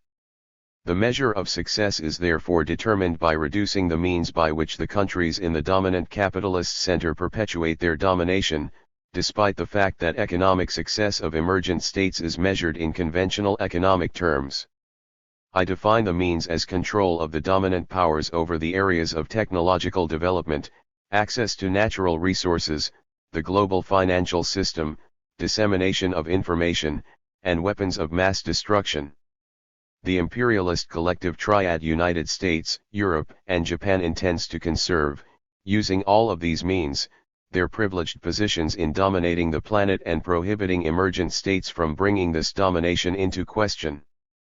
I conclude that the ambitions of emergent states enter into conflict with the strategic objectives of the triad, and the measure of the violence emanating from this conflict will be determined by the degree of radicalism with which the emergent state challenges the aforementioned privileges of the center. Economic emergence is not separable from the foreign policies of the states. Do they align themselves with the military and political coalition of the Triad? Do they accept strategies put in place by NATO? Conversely, will they oppose them? Emergence and lumpen development. There can be no emergence without state politics resting on a comfortable social bloc, a social force that gives it legitimacy and the capability of constructing a coherent project, an inward-looking national productive system. This must at the same time ensure the participation of the great majority of social classes and see to it that these social classes receive the benefits of growth. Opposing the favorable evolution of an authentic emergence is the fact that there is typically a unilateral submission to the requirements of the implementation of global capitalism and general monopolies, which produce nothing other than what I call lumpen development. I will now liberally borrow from the late André Gunder Frank, who analyzed a similar evolution, albeit at a different time and place. Today lumpen development is the product of accelerated social disintegration associated with the development model, which does not deserve its name, imposed by the monopolies of the imperialist core on the peripheral societies they dominate. It is manifested by a dizzying growth of subsistence activities, called the informal sphere, otherwise called the pauperization, associated with the unilateral logic of accumulation of capital. One can remark that I did not qualify the emergence as capitalist or socialist. This is because emergence is a process associated with complementarity, and at the same time conflict in the logic of capitalist management of the economy and the logics of non-capitalist and potentially socialist management of society and politics. Among the experiences of emergence, some cases merit special mention as they are not associated with the processes of lumpen development. There is no pauperization among the popular classes, but rather progress in the living standards, modest or otherwise. Two of these experiences are clearly capitalist, those of South Korea and Taiwan. I will not discuss here the particular historical conditions that permitted the success of the implementation in the two countries. Two others inherited the aspirations conducted in the name of socialism: Vietnam and China. Cuba could also be included in this group if it can master the contradictions through which it is currently going. But we know of other cases of emergence that have been associated with lumpen development of a massive nature. India is the best example. There are segments of this project that correspond to the requirements of emergence. There is a state policy that favors the building of an industrial productive system. Consequently, there is an associated expansion of the middle classes and progress in technological capacities and education. These are capable of playing autonomously on the chessboard of international politics. But for a grand majority, 2/3 of society, there is accelerated pauperization. We have therefore a hybrid system that ties together emergence and lumpen development. We can highlight the link between these two complementary parts of reality. Without suggesting too gross a generalization, all the other cases considered emergent belong to this familiar hybrid, which includes Brazil, South Africa, and others. But there exist also, and it is most of the other southern countries, situations in which there are no elements of emergence because the processes of lumpen development occupy much of the society. The three countries considered below, Turkey, Iran, Egypt, are part of this group, and it is for this reason that I declare them non-emergent and the projects of emergence abandoned. Failed emergence: Turkey, Iran, and Egypt. The reflections that follow concern the failure of Turkish, Iranian, and Egyptian attempts at emergence, long ago and in the recent past, their frustration due to the intervention of imperialist powers or by the lack of capacity to challenge them, and the notions of today's leading classes, which render doubtful the prospect of any of these three countries emerging. The reflections must be understood in the context of the theoretical framework of the preceding pages. These three Middle Eastern states should normally have been found in lists of today's emerging states. They have each attempted, in the past, to modernize as a response to the challenge from Europe. Egypt attempted this under Pasha Muhammad Ali in the 19th century, as well as under Nasser in the 20th. In Ottoman Turkey, the Tanzimat, a reorganization aimed at modernizing the state, and later endeavors during the time of Ataturk, 1920–45, can be seen as the same. Iran began with its revolution in 1907, and later, the reign of Reza Pahlavi, until 1979. These states were, in their own manner, leaders in modernizing transformation of capitalist peripheries in the 19th and 20th centuries. However, today none of these three states could reasonably be called emerging, not in the same way as China, South Korea, South Africa, Brazil, Argentina, and others. The three states of focus are all important, in their own right, and also have similar populations of around 80 million people. Turkey. Is Turkey European? The debates around this question are extremely polemical and lack a solid scientific foundation. It is important to note that the ruling classes have considered themselves so for a long time, going back to the Ottoman age and 1453 when Mehmet el-Fatih, the conqueror of Constantinople, hesitated, reflected, and decided not to proclaim himself Emperor of Byzantium/Constantinople, as the soldiers, who had battled under the banner of Islam as Ghazis or conquerors, would not have accepted it. Still, in the 19th century, Ottoman Turkey engaged in a reorganization of the state known as Tanzimat reorganization or perestroika, the purpose of which can be clearly seen, to make Turkey a European state. Whether the Ottoman/Turkish society advanced in this direction, or if the progress remained insignificant, is a question of which there has been no shortage of examination by historians. Toward the end of the 19th century, a large number of intellectuals and Ottoman politicians, Turkish or otherwise, organized themselves under the name Young Turks to accelerate this pace, beginning by ridding themselves of a sultan judged incapable of imagining either the overthrow of his empire or the abandonment of its imperial character, the control of Arab Mashriq. Echoing European nationalist ideologies, they identified themselves overtly as Turks rather than Ottomans. The War of 1914–18 created the conditions to unambiguously implement the Young Turks program, under the leadership of Mustafa Kemal Ataturk. The Arab provinces were lost, the caliphate was abolished, and the war against the intervention of the Entente was won. The newly proclaimed Turkish Republic could imagine itself on the route toward successful Europeanization. It was unquestionably a project of emergence. It was also carried out by a capitalist transformation of society. All that was necessary, they believed, was the desire for power. The idea that the logic of global capitalism, with its creation of a global system consisting of a polarization between the core and integrated partners in the periphery, would not permit this development was unthinkable at that time. The fact that Ataturk's project coincided with the Russian Revolution could have raised questions regarding the appropriateness of a capitalist approach.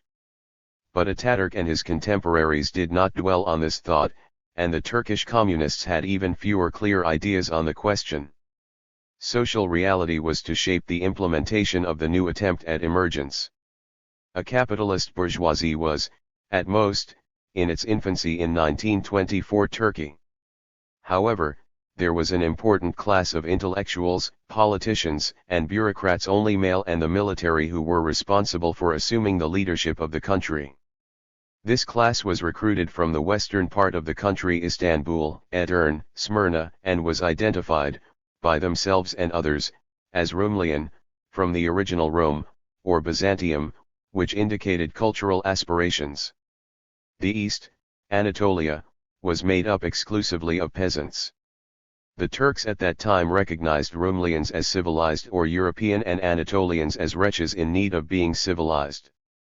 Of course, the Rumelians were generally secular or even atheist, while the Anatolians were devoutly Muslim. The Rumelians and followers of Ataturk were nationalist in the intolerant and chauvinistic manner of the term. They would never recognize the Armenian genocide, and the shameful treatment to which the rarely spared Armenian child was subjected, forced conversion to Islam and discrimination, nor the situation of the Kurds or the Arabs of Hatay. All of the governments in Ankara, even the Islamists of today, share this chauvinism. The Arab ideologues of political Islam privilege the Islamic identity to the point where other identities are nearly forgotten. We are neither Algerians, Arabs, nor Berbers, but Muslims, proclaim these ideologues. Political Islam in Turkey shares this somewhat but not fully. A Turk is Muslim, but just as much Turk. The only development model possible in this situation would be state capitalism led by an enlightened despot. The implementation of the model would benefit the popular masses, both urban and rural, by allowing them to climb in the social hierarchy through children's education, as well as receive a higher quality of life. The benefits of enlightened despotism brought about an incontestable legitimacy in the eyes of the people. It did not hurt that it was also linked with anti-imperial struggles. This is precisely where the attempt at emergence diverges from the Arab states. The nationalist powers of the latter, as we will see from the example of Nasser's Egypt, were systematically attacked by the imperialist powers. The Turkish regime never was. This was both its strength and its weakness. From 1945, Turkey, still Kemalist, opted for a Western alliance against the Soviet threat, determined unfortunately by Stalin's claims that year concerning Kars and Ardahan and the status of the Bosphorus Strait.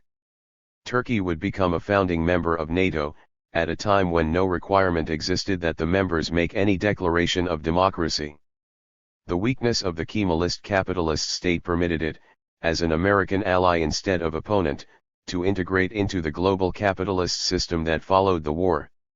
Washington counseled Ankara and secured elections in 1950 that brought Menderes to power. But his electoral victory would transform the relations between the Kemalist/Rumelian forces and the Anatolian peasantry. Menderes looked toward a class of newly rich Anatolian peasants, produced by agricultural development. The end of the Rumelian/Kemalist elite's privilege had begun and would only continue. The new model, suggested and supported by the United States, the World Bank, and their contemporaries, effectively emphasized the development of capitalist agriculture. But the rich peasants remained Muslim, in opposition to the Kemalist state. The comprodorization of the Turkish development path occurred gradually yet plainly: capitalist agriculture, openness toward industrial outsourcing, privatization of large parts of the originally capitalist state, possibilities for mass emigration of the poor Anatolian peasantry. The new class of businessmen associated with and benefiting from the Compradorian development was recruited primarily from the children of the rich Anatolian peasantry. Politically, the last defenders of Kemalism, the army, would travel from defeat to defeat, despite the restoration of the dictatorship twice, until the day, only some years distant, when Anatolian Turkish political Islam would be established as henceforth dominant in society. This evolution, which I define as a recompradorization, which ends the Kemalist project of emergence, is accompanied by the strong affirmation of the continued importance of the essential tenet of NATO, that being the support for the strategies of the imperialist triad. It is in this sense that I say that Turkey was the Colombia of the Middle East. For those who question this affirmation, I direct their attention to the recent interventions of Ankara in the ongoing Syrian crisis. It should be understood that the Americans' Turkish ally remains a candidate for accession to the European Union, EU. However, there is no contradiction, but rather a complementarity, between membership in this union and NATO. This project of Europeanization, which nourishes the illusion that the new Turkey has inherited the mantle of Kemalism, constitutes a real, albeit minor, question. That different European political forces in the EU accept while others reject Turkey's candidacy, and that the justification of these postures ends in polemics, never a Muslim country in Christian Europe, constitute equally real questions, but again of lesser importance. But compradorization, the antithesis of emergence, is completed by the enthusiasm of its cheerleaders for the EU. So will Turkey rediscover the Middle East? Or perhaps even Turan? How would this eventually happen? Turkey is active in the Middle East. But what role does it fill? In fact, Turkey intervenes as an ally of the United States and not as an autonomous emerging power. This is not new. Turkey was at the center of the Baghdad Pact rejected by Nasser following the 1958 Iraq Revolution. Turkey is, and remains, the military ally of Israel. It presently intervenes in Syria at the behest of Washington. Turkey is therefore easily the Colombia of the Middle East.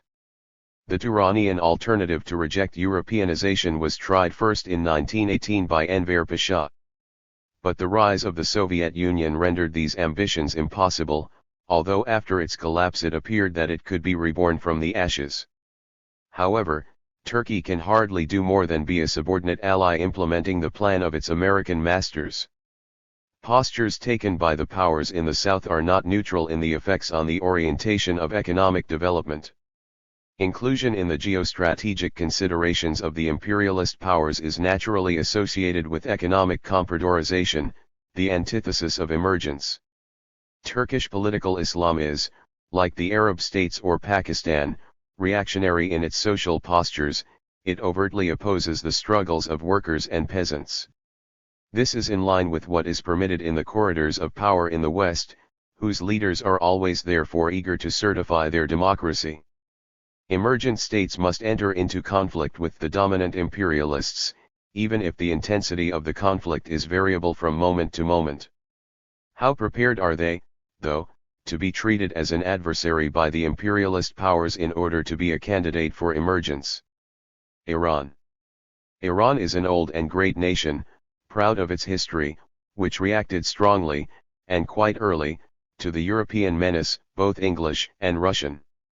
From 1907, its people began a revolution against the regime of the decadent Qajars dynasty, which was judged incapable of resisting foreigners. Moreover, many intellectuals who participated in the revolution were trained in the Russian Caucasus with the Russian Social Democratic Labor Party, which would later produce Bolshevism. This left many leading Iranians with a much firmer grasp than elsewhere of certain issues and of the relation between imperialist domination and the historical pattern of exploitative class relations, feudal system. The new power of Pahlavi, established in 1921, addressed this fact in a particular manner. This monarchy was reactionary to the overtures for social change but refused to be the lackeys for the dominant forces of the world market. The long-term effects of the Soviet presence in the north of the country during the Second World War, the support given to the construction of the autonomous Azerbaijan and Kurdish societies and states, the emergence of a powerful anti-imperialist and socialist party, the Today, and the nationalist position taken in 1951 by the Prime Minister, Mossadegh, who nationalized oil, could not be erased by the CIA-sponsored coup that permitted Mohammad Reza Shah to turn the tide and rejoin the Western camp. To defend against the challenge of the powerful democratic, nationalist, and progressive forces in Iran, Mohammad Reza Shah engaged in a white revolution, beginning in 1962, which was associated with a neutral international posture. Land reform was not really part of this. It did not reduce the power and the riches of the latifundia, even though modernization was encouraged. This merely facilitated the rise of a newly rich peasant class. Added to this was the modernization of morals, especially toward women, and an effort in the domain of education. The neutral posture's reconciliation with the USSR in 1965, China in 1970, another nationalization of oil in 1973 were, in these conditions, accepted by the Western powers, which had no better alternative. The regime, heavily dependent on security, the crimes of their political police, the Savak, have gained a well-earned notoriety, were the only way to maintain a reactionary social order. The emergence project of Mohammad Reza Shah was certainly one conceived in the manner of capitalism, albeit a state capitalism. The limits and contradictions were products of having chosen this option and principle. The destruction of Today by police violence cleared the path for a new force to challenge the regime. This was organized around Shiite mullahs and their leader, the Ayatollah Khomeini. The Islamist regime, in place since 1979, is also undermined by its internal contradictions. At its foundation, in regard to its desires to reconstruct society, it is reactionary, not only in its cultural approaches, women are veiled, but also in its relations to economic and social life. Most of its support is provided by two social groups, the bazaars, or the commercial/comprador traditional bourgeoisie, and the newly rich peasants. The regime inherited a state capitalism managed by technocrats allied to the Shah's dictatorship. What the regime did was simply substitute the civil management with a religious one. The mullahs in managerial positions enriched themselves with no regard for the overall coherence of the Shah's modernization project, which became modernization led by religious figures, equally troubled by its own limits and contradictions. However, as the Shah's regime had been pro-Western, the new regime could adorn itself with an anti-imperialist mantle, although this posture would be confused with anti-Western. The confusion is extreme. It explains how many Western analysts can qualify the system as modernizing, modern Islam, they say. They base this on real evolutions, but mistake the significance that these are given. Of course, the female marriage age has been raised, and a larger number of women are working as well as occupying the same roles and responsibilities. But this progress is found throughout the South, with the exception of the Gulf states, as in the North, where the word change is well understood. Modernity, not to mention emancipation, requires much more. Washington had supported the Shah until the end, and its reaction elicited the expected nationalist Iranian stance. This is why Washington mobilized its erstwhile ally, Iraq's Saddam Hussein, to engage in 10 years of criminal and irrational war beginning in 1980. This led to a constitution, under the aegis of Washington, of an Arab camp, the Gulf supporting Iraq, who initiated the Iran, Shiite, Gulf, Sunni for the most part, hostility. This conflict has been described as atavistic. There exists, however, no supporting facts of this conflict as a return to one that has permeated the region through history, as if there were an imminent, constant, and invariable reality. With the assistance of falsehoods, it could appear to be so, reactionary political Islam allied with one or another group. In this manner Iran, Islamic, Shiite, Khomeiniist, became the adversary of the Western powers, even if they had not wanted it to. Iran under Khomeini could not conceive of managing the economy other than by the simple rules of capitalism. A modus vivendi would have been easy to find between this local capitalism and that on the global scale. The mullahs, particularly those who advance reforms, have studied such a path. The Gulf sought to frustrate these attempts, by alarming Washington. Tehran's nuclear option can do nothing but further poison the atmosphere. This is not a new initiative of the Khomeini regime. Rather, it was the Shah Mohammad Reza who started his country down this path. During his time, Washington had nothing to say. Khomeini's regime did nothing but continue along the same route. There is no reason to reproach them, even using the hypothesis that behind the civil nuclear program lies a nuclear weapons program. They have truly no reason to accept the point of view of Washington, and its subordinate allies in NATO, concerning proliferation. One is not declared dangerous or a potential adversary unless the declaration benefits the imperialist powers. The silence concerning Israel's monstrous nuclear equipment shows the Western powers' method of judgment, differing weights, differing measures. Were denuclearization to occur, the best possible option, it could be initiated only by the most menacing state in the world, the United States. One concludes, therefore, that the threat of aggression against Iran proceeds directly from those howling in Tel Aviv. The situation is also more complex because the occupation of Iraq and the standoff in Afghanistan have not given Washington the results it desires. Certainly Iraq has been destroyed, not only the state, split into 4 de facto regimes, Sunni, Shiite, Kurd I, and Kurd II, but the society as well. Among other things, all scientists were assassinated under the orders of the occupier. But the destruction of Iraq has at the same time given Iran a formidable card to play. It can mobilize its Shiite allies if needed. To combat this problem, Washington has decided to weaken Iran by destroying its regional allies, beginning with Syria. All of this confirms that the political conflict between the United States and Iran is very real. But that does not change the question posed in this reflection: is Iran on the path to emergence? My pure and simple response is no. Nothing in the evolution of Iran's economic system permits one to see the state leave the lumpen development in which Khomeini's state is stuck. It is not enough to be considered an adversary by the imperialist powers to become, miraculously, an emergent state. Egypt. Egypt was the first country in the periphery of globalized capitalism that tried to emerge. Even at the start of the 19th century, well before Japan and China, the Viceroy Muhammad Ali had conceived and undertaken a program of renovation for Egypt and its near neighbors in the Arab Mashreq.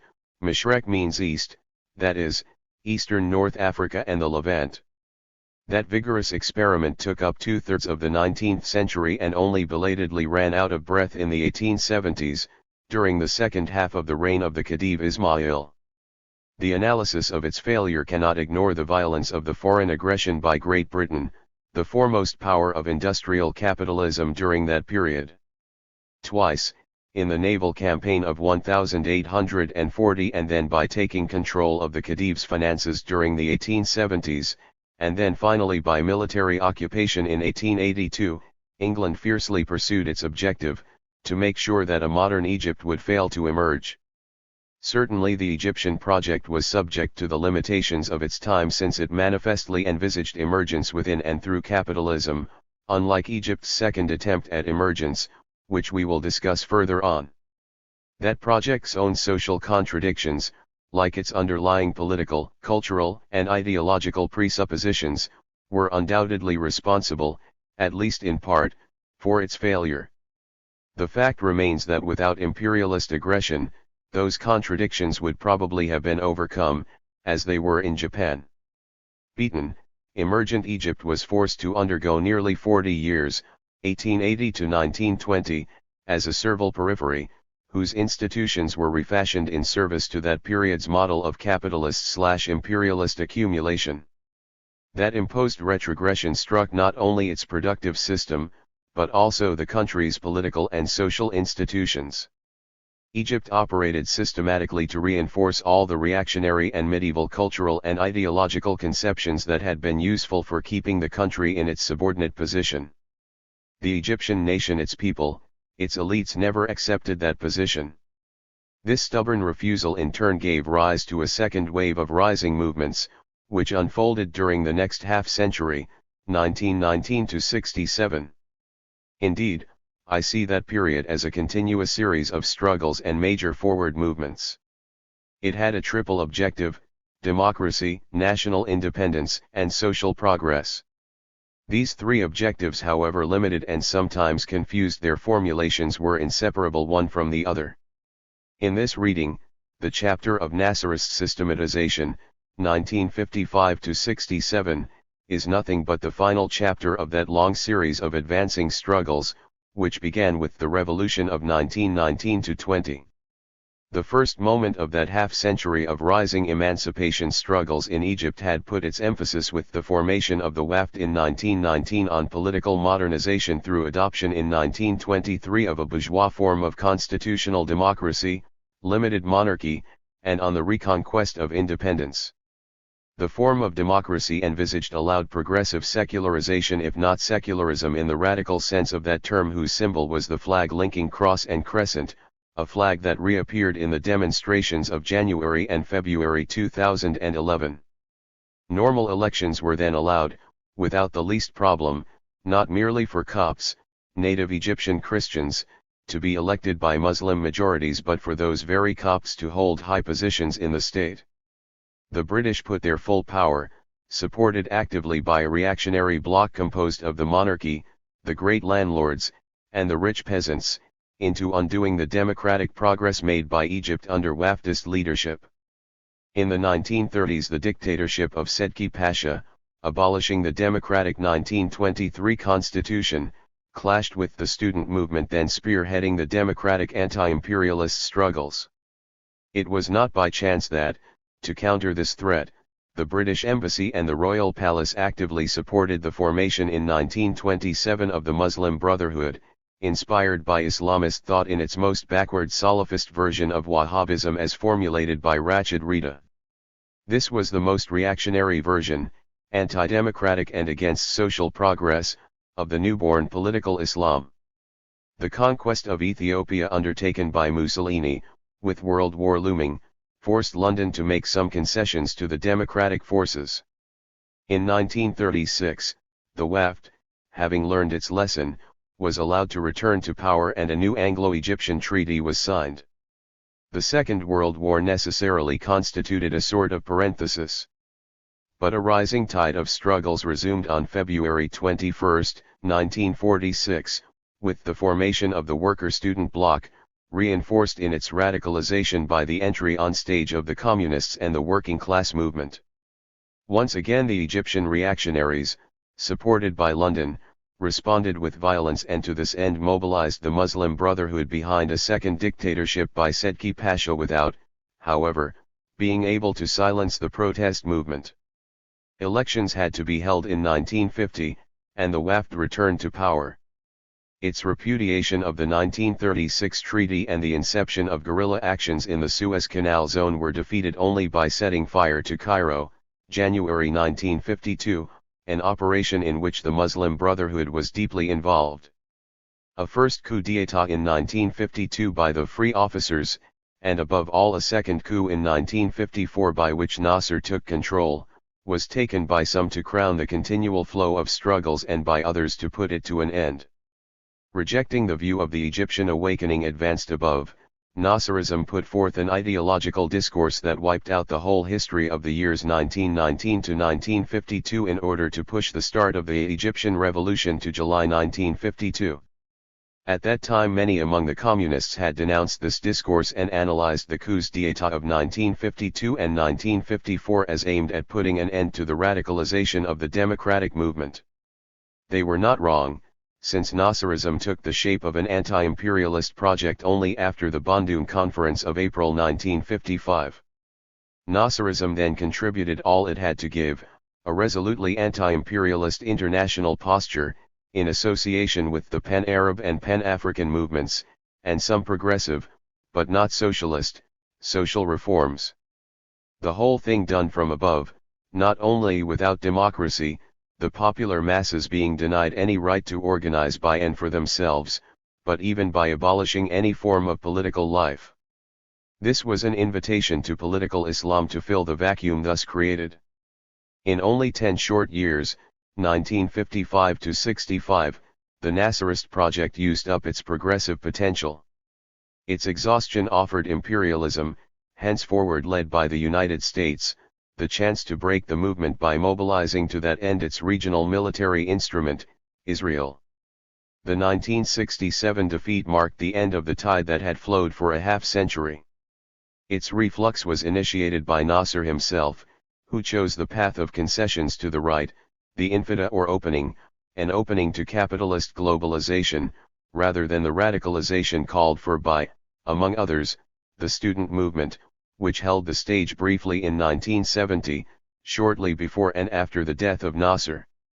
His successor, Sadat, intensified and extended the rightward turn and integrated the Muslim Brotherhood into his new autocratic system. Mubarak continued along the same path. Under Nasser, Egypt set up an economic and social system that, though subject to criticism, was at least coherent. Nasser wagered on industrialization as the way out of the colonial international specialization that was confining the country to the role of cotton exporter.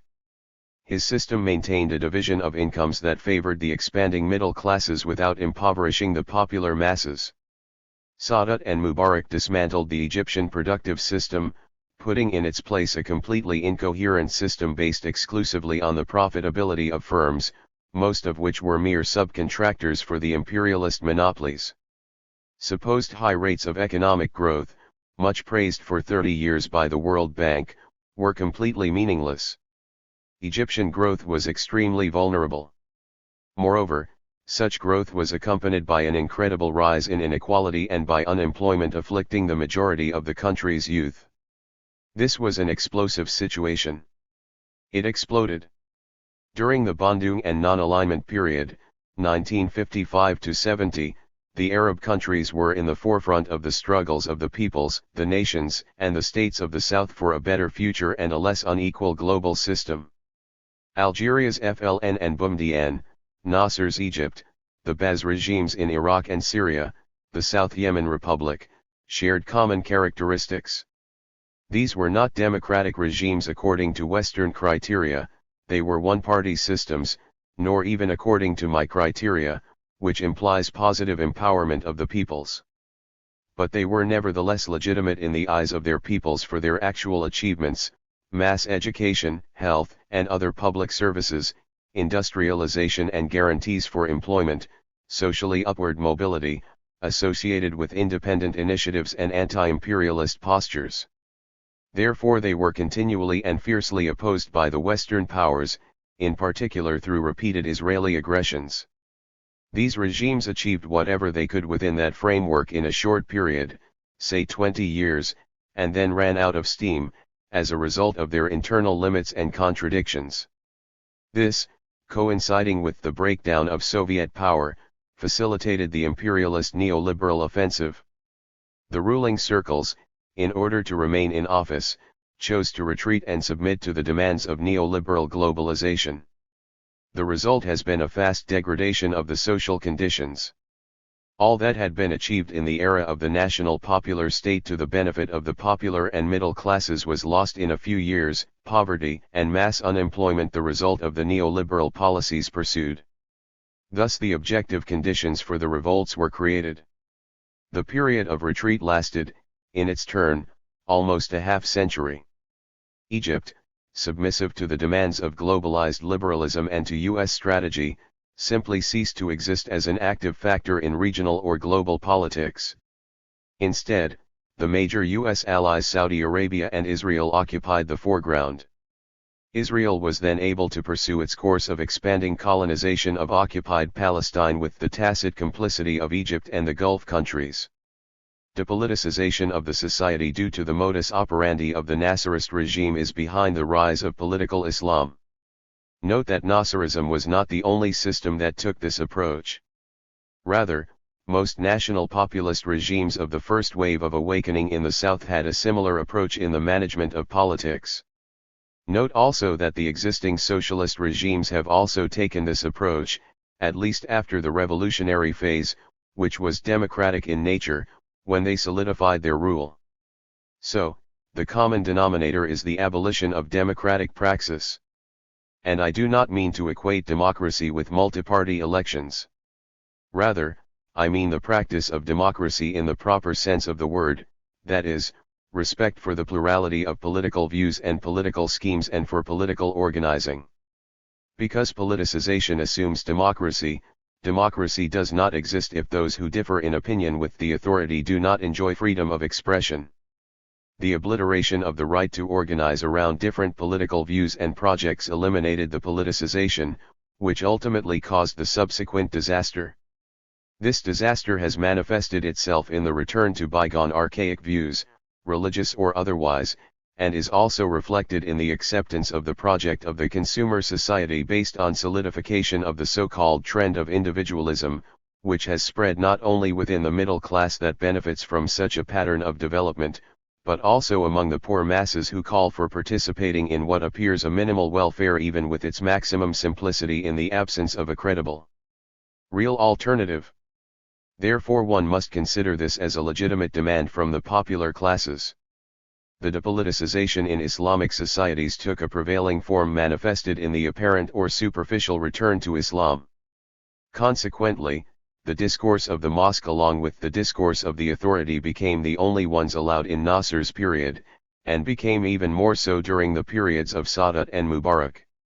This discourse was used to stop the emergence of an alternative based on the entrenching of a socialist aspiration. Then this religious discourse was encouraged by Sadat and Mubarak to accompany and cope with the deteriorating living conditions resulting from the subjugation of Egypt to the requirements of imperialist globalization. This is why I argue that political Islam does not belong to the opposition bloc, as claimed by the Muslim Brotherhood, but is an organic part of the power structure.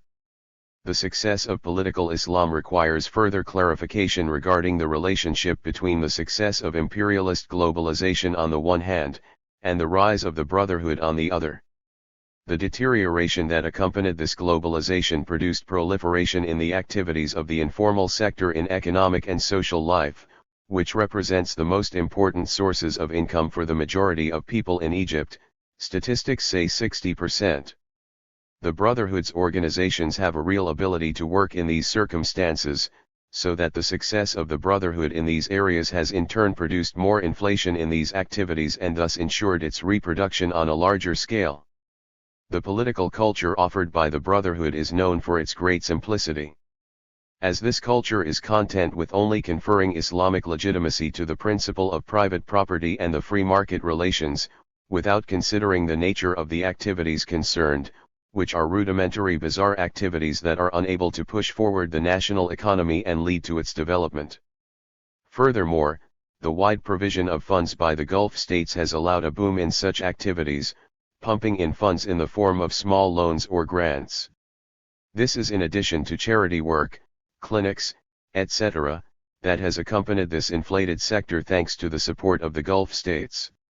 The Gulf states do not intend to contribute to the development of productive capacity in the Egyptian economy, building factories, and so forth, but only to a lumpen development, since reviving Egypt as a developing state would end the domination of the Gulf states, which are based on the acceptance of the slogan of Islamization of the society, the dominance of the United States, which assumes Egypt is a comprador state infected with worsening poverty, and the domination of Israel, which assumes the impotence of Egypt in the face of Zionist expansion.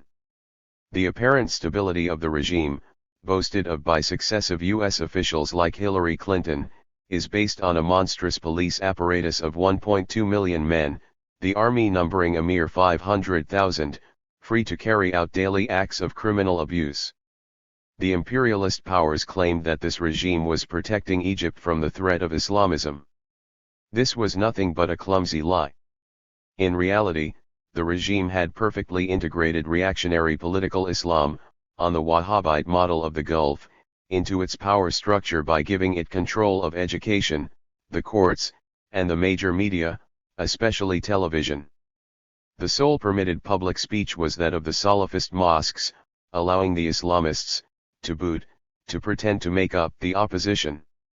The cynical duplicity of the U.S. establishment's speeches, Obama no less than Bush, was perfectly adapted to its aims.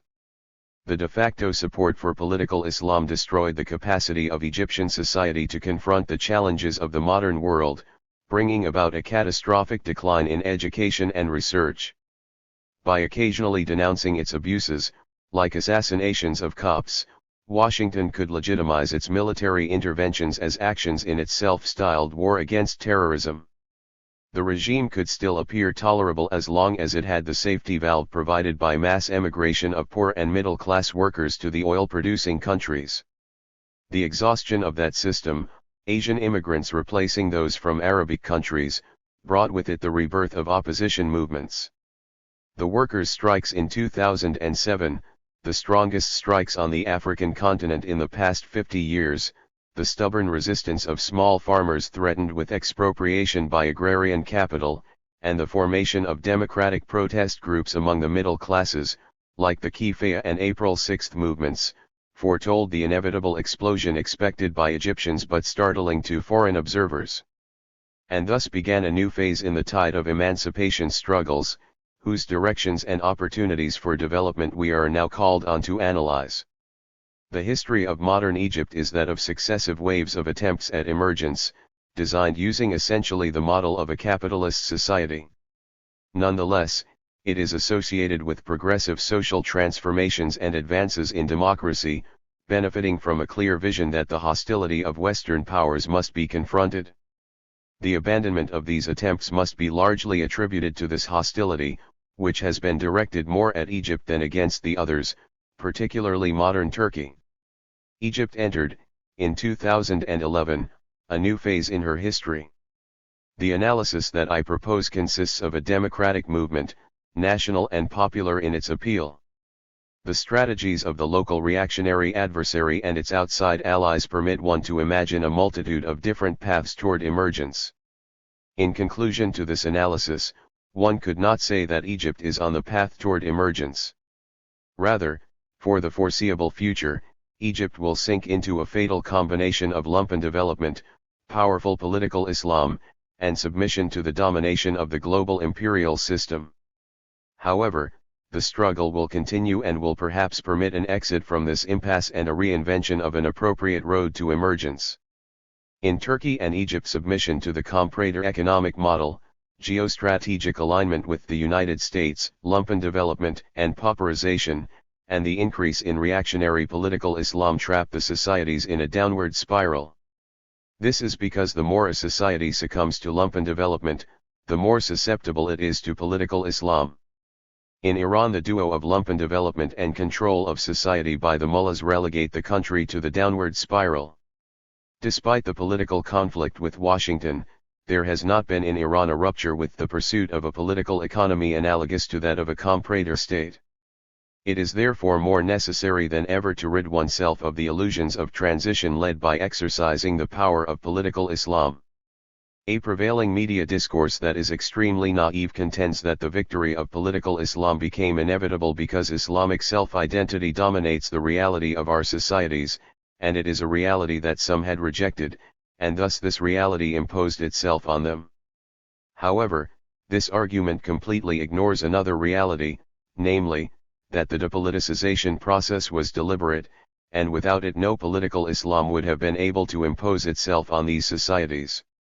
Furthermore, this discourse argues that there is no risk from this victory of political Islam, because it is temporary, for the authority emerging from it is doomed to failure and thus public opinion will abandon it. This is as if the brotherhoods are those who accept the implementation of the principles of democracy even if it works against their interests. However, the regime in Washington apparently adopts this discourse, as does public opinion there, which is manufactured by the media. And there is an ensemble of Egyptian and Arab intellectuals who also became convinced by this discourse, apparently, perhaps opportunistically, or because of lack of clarity in thought. But this is a mistake. Let it be known that political Islam, in the supposition of taking over the governments, will continue to impose itself if not forever, at least for a long time, 50 years. Let us not forget the case of Iran, for example. During this phase of transition other nations will continue their march of development, and so we will find ourselves eventually at the bottom of the list. So I don't see the Brotherhood primarily as an Islamic party, it is first a reactionary party, and if it managed to take the government, it represents the best security for the imperialist system. In this chapter I have alluded briefly to China. In the following chapter I give the reasons why its case is unique and why it perhaps represents the only example of emergence in the full sense of the word, unlike the case of other countries, India, Brazil, and others, that have been described as emergent. 3. China, the emerging country. The debates concerning the present and future of China, an emerging power, always leave me unconvinced. Some argue that China has chosen, once and for all, the capitalist road and intends even to accelerate its integration into contemporary capitalist globalization. They are quite pleased with this and hope only that this return to normality, capitalism being the end of history, is accompanied by development toward Western-style democracy, multiple parties, elections, human rights. They believe or need to believe in the possibility that China shall by this means catch up in terms of per capita income to the opulent societies of the West, even if gradually, which I do not believe is possible. The Chinese right shares this point of view. Others deplore this in the name of the values of a betrayed socialism. Some associate themselves with the dominant expressions of the practice of China bashing in the West. Still others, those in power in Beijing, describe the chosen path as Chinese-style socialism, without being more precise. However, one can discern its characteristics by reading official texts closely, particularly the 5-year plans, which are precise and taken quite seriously. The question of is China capitalist or socialist, is badly posed, Too general and abstract for any response to make sense in terms of this absolute alternative. China has actually been following an original path since 1950, and perhaps even since the typing revolution in the 19th century. I shall attempt here to clarify the nature of this original path at each of the stages of its development from 1950 till today 2012. The agrarian question. Mao described the nature of the revolution carried out in China by its Communist Party as an anti-imperialist/anti-feudal revolution looking towards socialism. Mao never assumed, after having dealt with imperialism and feudalism, that the Chinese people had constructed a socialist society. He always characterized this construction as the first phase of the long path to socialism. I must emphasize the specific nature of the response given to the agrarian question by the Chinese Revolution. The distributed, agricultural, land was not privatized, it remained the property of the nation represented by village communes, its use given only to rural families. That had not been the case in Russia, where Lenin, faced with the fait accompli of the peasant insurrection in 1917, recognized the private property of the beneficiaries of the land distribution. Why was the implementation of the principle that agricultural land is not a commodity possible in China and Vietnam? It is constantly repeated that peasants around the world long for property and that alone. If such had been the case in China, the decision to nationalize the land would have led to an endless peasant war, as was the case when Stalin began forced collectivization in the Soviet Union. The attitude of the peasants of China and Vietnam, and nowhere else, cannot be explained by a supposed tradition in which they are unaware of property. It is the product of an intelligent and exceptional political line implemented by the communist parties of these two countries. The Second International took for granted the inevitable aspiration of peasants for property, which were real enough in 19th-century Europe. Over the long European transition from feudalism to capitalism, 1500 to 1800, the earlier institutionalized feudal forms of access to the land through rights shared among king, lords, and peasant serfs had gradually been dissolved and replaced by modern bourgeois private property, which treats the land as a commodity, a good that the owner can freely dispose of, buy and sell. The socialists of the Second International accepted this fait accompli of the bourgeois revolution, even if they deplored it. They also thought that small peasant property had no future, which belonged to large mechanized agricultural enterprise modeled on industry. They thought that capitalist development by itself would lead to such a concentration of property and to the most effective forms of its exploitation. See Koskai's writings on this subject. History proved them wrong. Peasant agriculture gave way to capitalist family agriculture in a double sense, one that produces for the market, farm consumption having become insignificant, and one that makes use of modern equipment, industrial inputs, and bank credit. What is more, this capitalist family agriculture has turned out to be quite efficient in comparison with large farms, in terms of volume of production per hectare per worker/year. This observation does not exclude the fact that the modern capitalist farmer is exploited by generalized monopoly capital, which controls the upstream supply of inputs and credit and the downstream marketing of the products. These farmers have been transformed into subcontractors for dominant capital. Thus, wrongly, persuaded that large enterprise is always more efficient than small in every area, industry, services, and agriculture, the radical socialists of the Second International assumed that the abolition of landed property, nationalization of the land, would allow the creation of large socialist farms, analogous to the future Soviet sovkhozes and kolkhozes. However, they were unable to put such measures to the test since revolution was not on the agenda in their countries, the imperialist centers.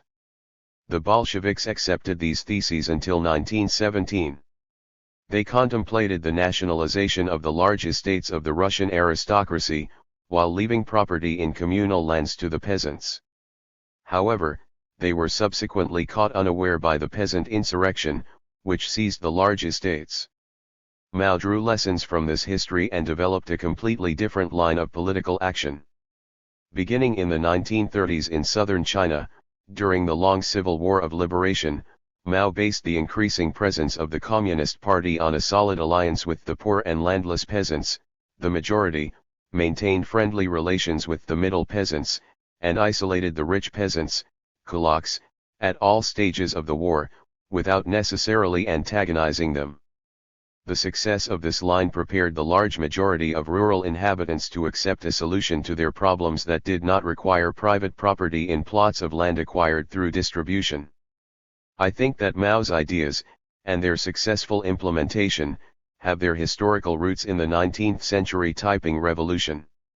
Mao thus succeeded in realizing what the Bolshevik Party failed to do, establish a solid alliance with the large rural majority.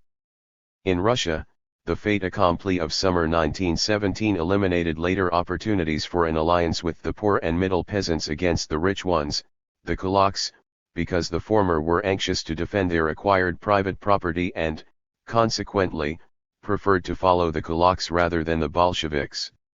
This Chinese specificity, whose consequences are of major importance, absolutely prevents us from characterizing contemporary China, even today, as capitalist, because the capitalist road is based on the transformation of land into a commodity. Present and future of petty production.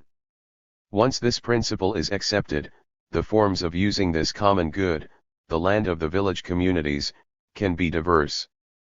In order to understand this, we must be able to distinguish petty production from small property. Petty production, peasant and artisanal dominated production in all past societies. It has retained an important place in modern capitalism, now linked with small property in agriculture, services, and even certain segments of industry. Certainly in the dominant triad of the contemporary world, the United States, Europe, and Japan, it is receding. An example of that is the disappearance of small businesses and their replacement by large commercial operations. Yet this is not to say that this change is progress, even in terms of efficiency, all the more so if the social, cultural, and civilizational dimensions are taken into account. In fact, this is an example of the distortion produced by the domination of rent-seeking generalized monopolies. Hence, perhaps in a future socialism the place of petty production will be called upon to resume its importance. In contemporary China, in any case, petty production which is not necessarily linked with small property retains an important place in national production, not only in agriculture, but also in large segments of urban life. China has experienced quite diverse and even contrasting forms of the use of land as a common good. We need to discuss, on the one hand, efficiency volume of production from a hectare per worker/year and, on the other, the dynamics of the transformation set in motion. These forms can strengthen tendencies toward capitalist development, which would end up calling into question the non-commodity status of the land, or can be part of development in a socialist direction. These questions can be answered only through a concrete examination of the forms at issue, as they were implemented in successive moments of Chinese development from 1950 to the present. At the beginning, in the 1950s, the form adopted was petty family production combined with simpler forms of cooperation for managing irrigation, work requiring coordination, and the use of certain kinds of equipment. And the insertion of such petty family production into a state economy that maintained a monopoly over purchases of produce destined for the market and the supply of credit and inputs, all on the basis of planned prices decided by the central planners. The experience of the communes that followed the establishment of production cooperatives in the 1970s is full of lessons. It was not necessarily a question of passing from small production to large farms, even if the idea of the superiority of the latter inspired some of its supporters. The essentials of this initiative originated in the aspiration for decentralized socialist construction. The communes not only had responsibility for managing the agricultural production of a large village or a collective of villages and hamlets, this organization itself was a mixture of forms of small family production and more ambitious specialized production. They also provided a framework to attach industrial activities that employed peasants available in certain seasons, articulated productive economic activities with the management of social services, education, health, housing, and began the decentralization of the political administration of the society. Just as the Paris Commune had intended, the socialist state was to become, at least partially, a federation of socialist communes. Undoubtedly, in many respects, the communes were in advance of their time, and the dialectic between the decentralization of decision-making powers and the centralization assumed by the omnipresence of the Communist Party did not always operate smoothly. Yet the recorded results are far from disastrous, as the right would have us believe. A commune in the Beijing region, which resisted the order to dissolve the system, continues to record excellent economic results linked with the persistence of high-quality political debates, which disappeared elsewhere. Current, 2012, projects of rural reconstruction, implemented by rural communities in several regions of China, appear to be inspired by the experience of the communes. The decision to dissolve the communes made by Deng Xiaoping in 1980 strengthened small family production, which remained the dominant form during the 3 decades following this decision, 1980 to 2012. However, the range of users' rights, for village communes and family units, has expanded considerably. It has become possible for the holders of these land use rights to rent that land out, but never sell it, either to other small producers, thus facilitating emigration to the cities, particularly of educated young people who do not want to remain rural residents, or to firms organizing a much larger, modernized farm, never a latifundia, which does not exist in China, but nevertheless considerably larger than family farms. This form is the means for encouraging specialized production, such as good wine, for which China has called on the assistance of experts from Burgundy, or test new scientific methods, GMOs and others. To approve or reject the diversity of these systems a priori makes no sense, in my opinion. Once again, the concrete analysis of each of them, both in design and the reality of implementation, is imperative. The fact remains that the inventive diversity of forms of using commonly held land has led to phenomenal results. First of all, in terms of economic efficiency, although urban population has grown from 20 to 50% of total population, China has succeeded in increasing agricultural production to keep pace with the gigantic needs of urbanization. This is a remarkable and exceptional result, unparalleled in the countries of the capitalist South.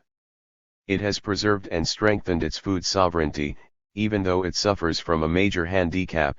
Its agriculture feeds 22% of the world's population reasonably well, while it has only 6% of the world's arable land. In addition, in terms of the way, and level, of life of rural populations, Chinese villages no longer have anything in common with what is still dominant elsewhere in the capitalist Third World. Comfortable and well-equipped permanent structures form a striking contrast, not only with the former China of hunger and extreme poverty, but also with the extreme forms of poverty that still dominate the countryside of India or Africa. The principles and policies implemented, land held in common, support for petty production without small property, are responsible for these unequaled results. They have made possible a relatively controlled rural to urban migration. Compare that with the capitalist road in Brazil, for example. Private property in agricultural land has emptied the countryside of Brazil. Today it represents only 11% of the country's population. But at least 50% of urban residents live in slums, favelas, and survive only thanks to the informal economy, including organized crime. There is nothing similar in China, where the urban population is, as a whole, adequately employed and housed, even in comparison with many developed countries, without even mentioning those where the GDP per capita is at the Chinese level. The population transfer from the densely populated Chinese countryside, only Vietnam, Bangladesh, and Egypt are similar, was essential. It improved conditions for rural petty production, making more land available. This transfer, although relatively controlled, once again, nothing is perfect in the history of humanity, neither in China nor elsewhere, is perhaps threatening to become too rapid. This is being discussed in China. Chinese state capitalism. The first label that comes to mind to describe Chinese reality is state capitalism. Very well, but this label remains vague and superficial as long as the specific content is not analyzed. It is indeed capitalism in the sense that the relation to which the workers are subjected by the authorities who organize production is similar to the one that characterizes capitalism: submissive and alienated labor, extraction of surplus labor. Brutal forms of extreme exploitation of workers exist in China, for example, in the coal mines and in the furious pace of the workshops that employ women. This is scandalous for a country that claims to want to move forward on the road to socialism. Nevertheless, the establishment of a state capitalist regime is unavoidable, and will remain so everywhere. The developed capitalist countries will not be able to enter a socialist path, which is not on the visible agenda today, without passing through this first stage. It is the preliminary phase in the potential commitment of any society to liberating itself from historical capitalism on the long route to socialism/communism. Socialization and reorganization of the economic system at all levels, from the firm, the elementary unit, to the nation and the world, require a lengthy struggle during a historical time period that cannot be foreshortened. Beyond this preliminary reflection, we must concretely describe the state capitalism in question by bringing out the nature and the project of the state concerned, because there is not just one type of state capitalism, but many different types. The state capitalism of France of the Fifth Republic from 1958 to 1975 was designed to serve and strengthen private French monopolies, not to commit the country to a socialist path. Chinese state capitalism was built to achieve three objectives: 1. Construct an integrated and sovereign modern industrial system, 2. Manage the relation of the system with rural petty production, and 3. Control China's integration into the world system, dominated by the generalized monopolies of the imperialist triad. The pursuit of these three priority objectives is unavoidable. As a result, it permits a possible advance on the long route to socialism, but at the same time it strengthens tendencies to abandon that possibility in favor of pursuing capitalist development pure and simple. It must be accepted that this conflict is both inevitable and always present. The question then is this: do China's concrete choices favor one of the two paths? Chinese state capitalism required in its first phase, 1954 to 1980, the nationalization of all companies, combined with the nationalization of agricultural lands, both large and small alike. Then followed an opening to private enterprise, national or foreign, and liberalized rural and urban petty production, small companies, trade, services. However, large basic industries and the credit system established during the Maoist period were not denationalized, even if the organizational forms of their integration into a market economy were modified. This choice went hand in hand with the establishment of means of control over private initiative and potential partnership with foreign capital. It remains to be seen to what extent these means fulfill their assigned functions or, on the contrary, if they have not become empty shells, collusion with private capital, through corruption of management, having gained the upper hand. Still, what Chinese state capitalism has achieved between 1950 and 2012 is quite simply amazing. It has succeeded in building a sovereign and integrated modern productive system to the scale of this gigantic country, which cannot be compared with that of the United States. It has succeeded in leaving behind the tight technological dependence of its origins, importation of Soviet, then Western models, through the development of its own capacity to produce technological inventions. However, it has not, yet, begun the reorganization of labor from the perspective of socialization of economic management. The plan and not the opening has remained the central means for implementing this systematic construction. In the Maoist phase of this development planning, the plan remained imperative in all details: nature and location of new establishments, production objectives, prices. At that stage, no reasonable alternative was possible. I will mention here, without pursuing it further, the interesting debate about the nature of the law of value that underpinned planning in this period. The very success and not the failure of this first phase required an alteration of the means for pursuing an accelerated development project. The opening to private initiative beginning in 1980, but above all from 1990 was necessary in order to avoid the stagnation that was fatal to the USSR. Despite the fact that this opening coincided with the globalized triumph of neoliberalism with all the negative effects of this coincidence, to which I shall return, the choice of a socialism of the market, or better yet, a socialism with the market, as fundamental for this second phase of accelerated development is largely justified, in my opinion. The results of this choice are, once again, simply amazing. In a few decades, China has built a productive, industrial urbanization that brings together 600 million human beings, 2/3 of whom were urbanized over the last 2 decades, almost equal to Europe's population. This is due to the plan and not to the market. China now has a truly sovereign productive system. No other country in the South, except for Korea and Taiwan, has succeeded in doing this.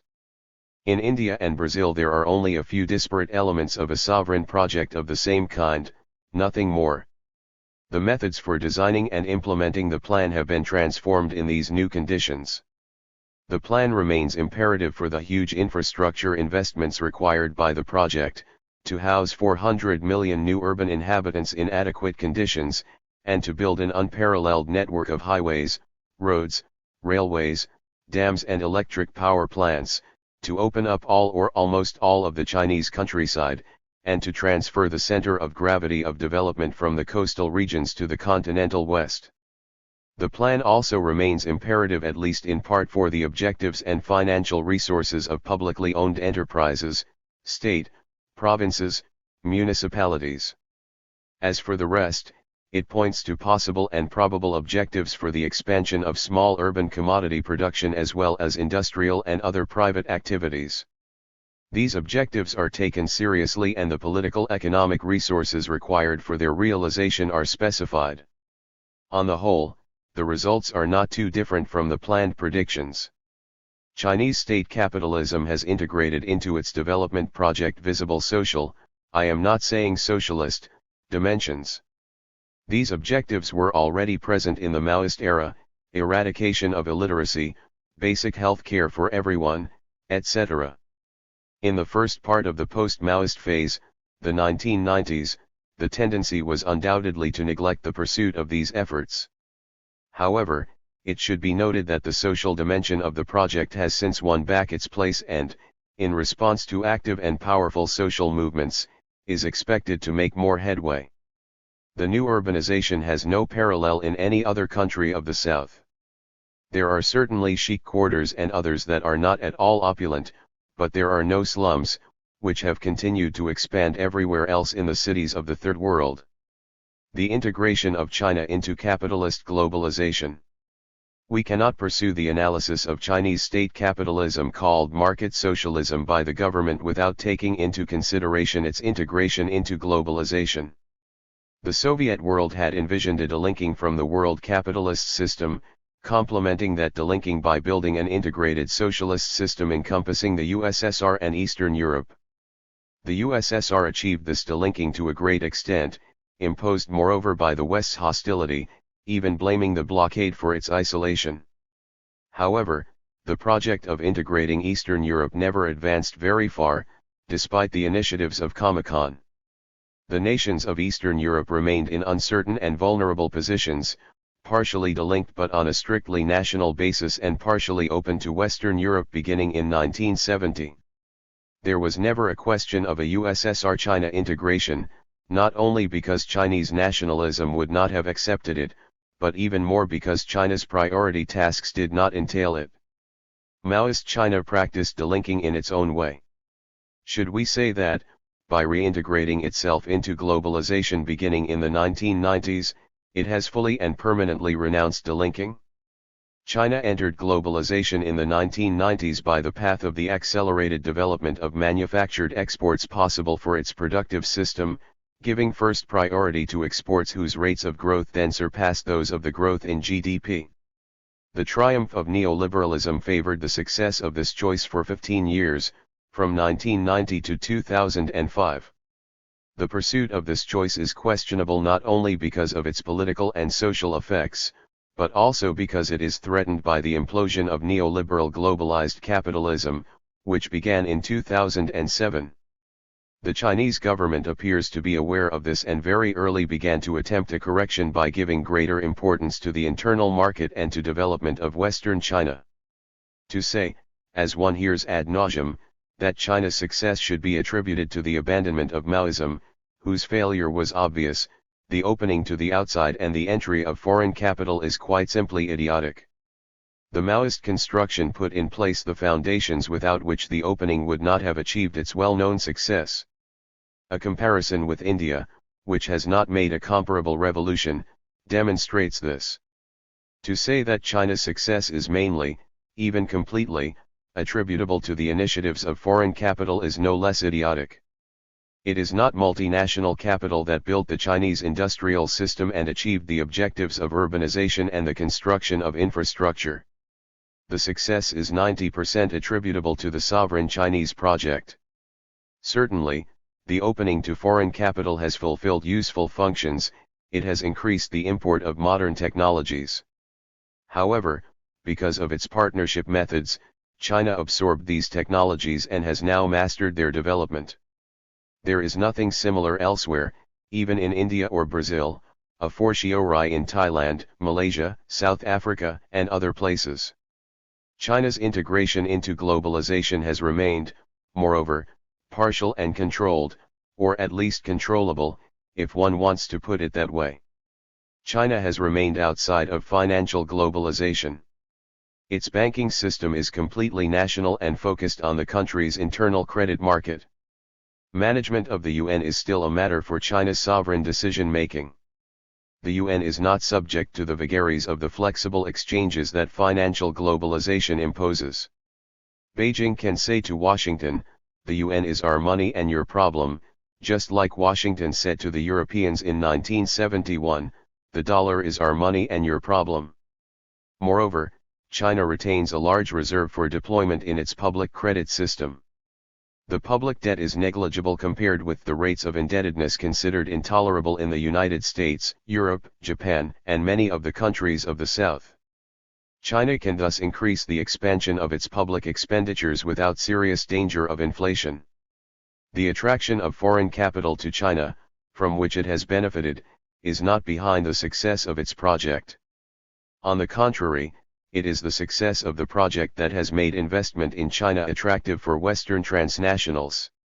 The countries of the South that opened their doors much wider than China and unconditionally accepted their submission to financial globalization have not become attractive to the same degree.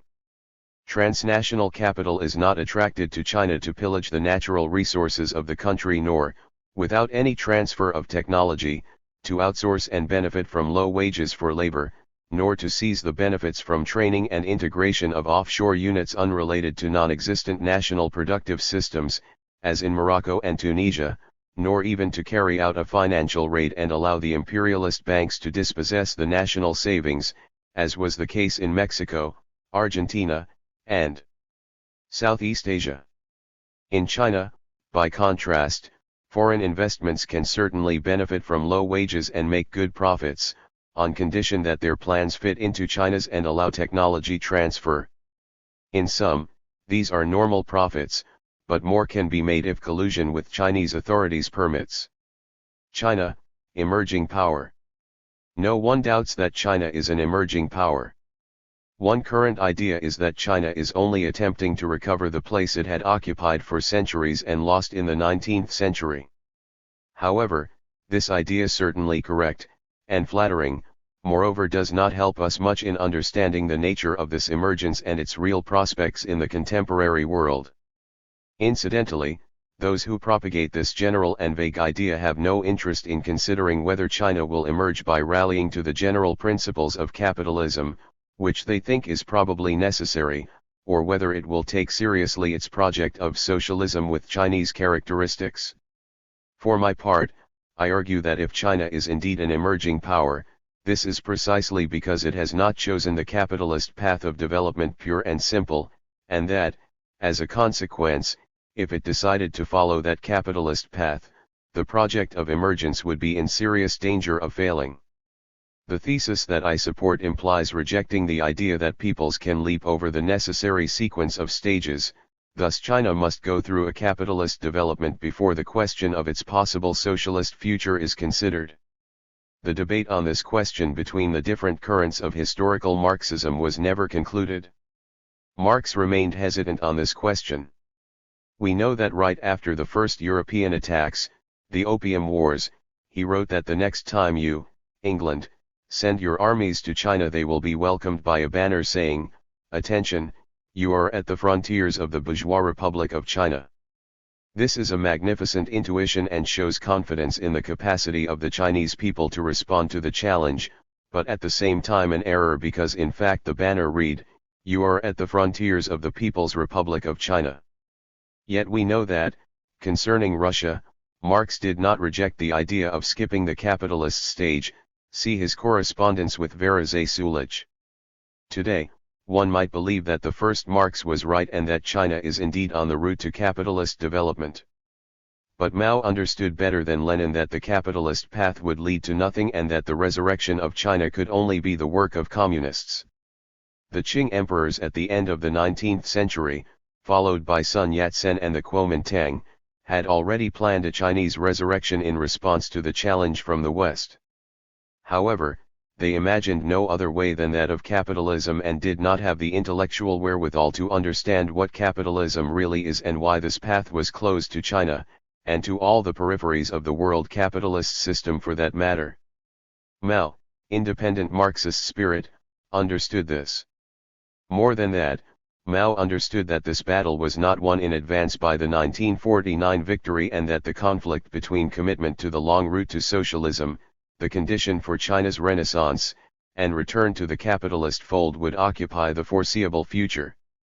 Personally, I have always shared Mao's analysis, and I shall return to this subject in some of my thoughts concerning the role of the typing revolution, which I consider to be the distant origin of Maoism, the 1911 revolution in China, and other revolutions in the South at the beginning of the 20th century, the debates at the beginning of the Bandung period and the analysis of the impasses in which the so-called emergent countries of the South committed to the capitalist path are at an impasse.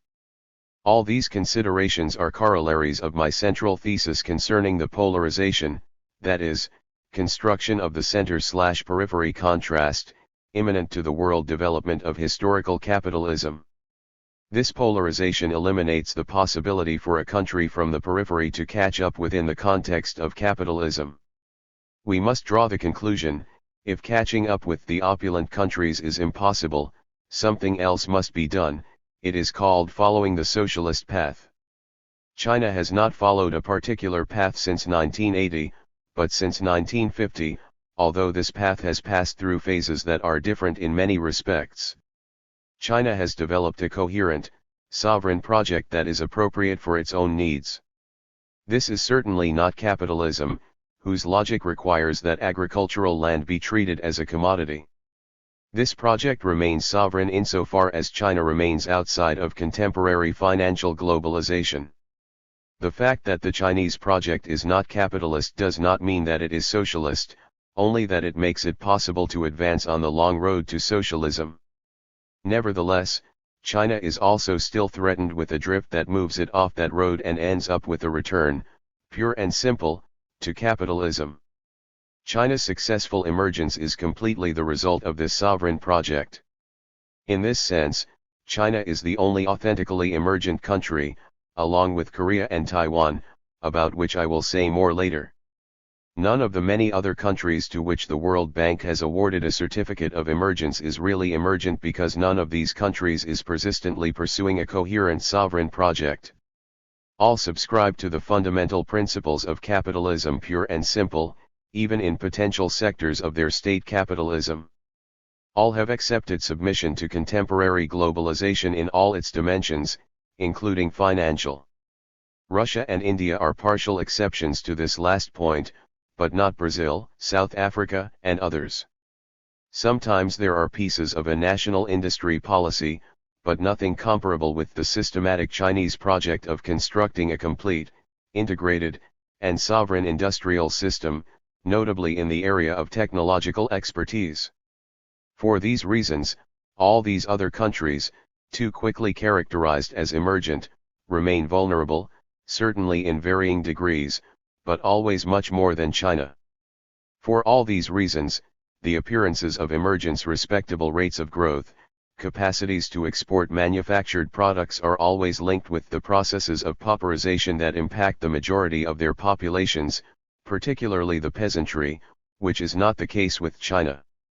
Certainly the growth of inequality is obvious everywhere, including China, but this observation remains superficial and deceptive. Inequality in the distribution of benefits from a model of growth that nevertheless excludes no one, and is even accompanied with a reduction in pockets of poverty, this is the case in China, is one thing. The inequality connected with a growth that benefits only a minority, from 5 to 30% of the population, depending on the case, while the fate of the others remains desperate, is another thing. The practitioners of China bashing are unaware or pretend to be unaware of this decisive difference. The inequality that is apparent from the existence of quarters with luxurious villas, on the one hand, and quarters with comfortable housing for the middle and working classes, on the other, is not the same as the inequality apparent from the juxtaposition of wealthy quarters, middle-class housing, and slums for the majority. The Gini coefficient is valuable for measuring the changes from one year to another in a system with a fixed structure. However, in international comparisons between systems with different structures, it loses its meaning, like all other measures of macroeconomic magnitudes in national accounts. The emergent countries, other than China, are indeed emergent markets, open to penetration by the monopolies of the imperialist triad. These markets allow the latter to extract, to their benefit, a considerable part of the surplus value produced in the country in question. China is different. It is an emergent nation in which the system makes possible the retention of the majority of the surplus value produced there. Korea and Taiwan are the only two examples of an authentic emergence in and through capitalism. These two countries owe this success to geostrategic reasons. The United States allowed them to achieve what it prohibited others from doing. The contrast between the support of the United States to the state capitalism of these two countries and the extremely violent opposition to state capitalism in Nasser's Egypt or Boumedienne's Algeria is, in this account, quite illuminating. I will not discuss here potential projects of emergence, which appear quite possible in Vietnam and Cuba, or the conditions of a possible resumption of progress in this direction in Russia. Nor will I discuss the strategic objectives of the struggle by progressive forces elsewhere in the capitalist South, in India, Southeast Asia, Latin America, the Arab world, and Africa, which could facilitate moving beyond current impasses and encourage the emergence of sovereign projects that initiate a true rupture with the logic of dominant capitalism. Great successes, new challenges. China has not just arrived at the crossroads, it has been there every day since 1950. Social and political forces from the right and left, active in society and the party, have constantly clashed. Where does the Chinese right come from? Certainly, the former comprador and bureaucratic bourgeoisies of the Kuomintang were excluded from power. However, over the course of the War of Liberation, entire segments of the middle classes, professionals, functionaries, and industrialists, disappointed by the ineffectiveness of the Kuomintang in the face of Japanese aggression, drew closer to the Communist Party, even joined it.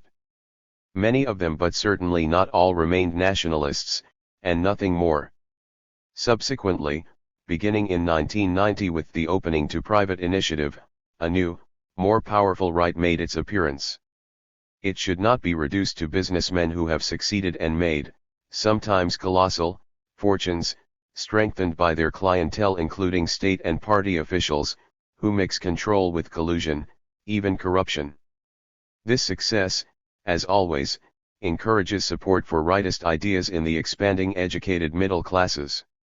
It is in this sense that the growing inequality, even if it has nothing in common with inequality characteristic of other countries in the South, is a major political danger, the vehicle for the spread of rightist ideas, depoliticization, and naive illusions. Here I shall make an additional observation that I believe is important. Petty production, particularly peasant, is not motivated by rightist ideas, as Lenin thought, although this was accurate in Russian conditions. China's situation contrasts here with that of the ex-USSR. The Chinese peasantry, as a whole, is not reactionary because it is not defending the principle of private property, in contrast with the Soviet peasantry, whom the communists never succeeded in turning away from supporting the kulaks in defense of private property. On the contrary, the Chinese peasantry of petty producers, without being small property owners, is today a class that does not offer rightist solutions, but is part of the camp of forces agitating for the adoption of the most courageous social and ecological policies. The powerful movement of renovating rural society testifies to this. The Chinese peasantry largely stands in the leftist camp, with the working class. The left has its organic intellectuals and it exercises some influence on the state and party apparatuses.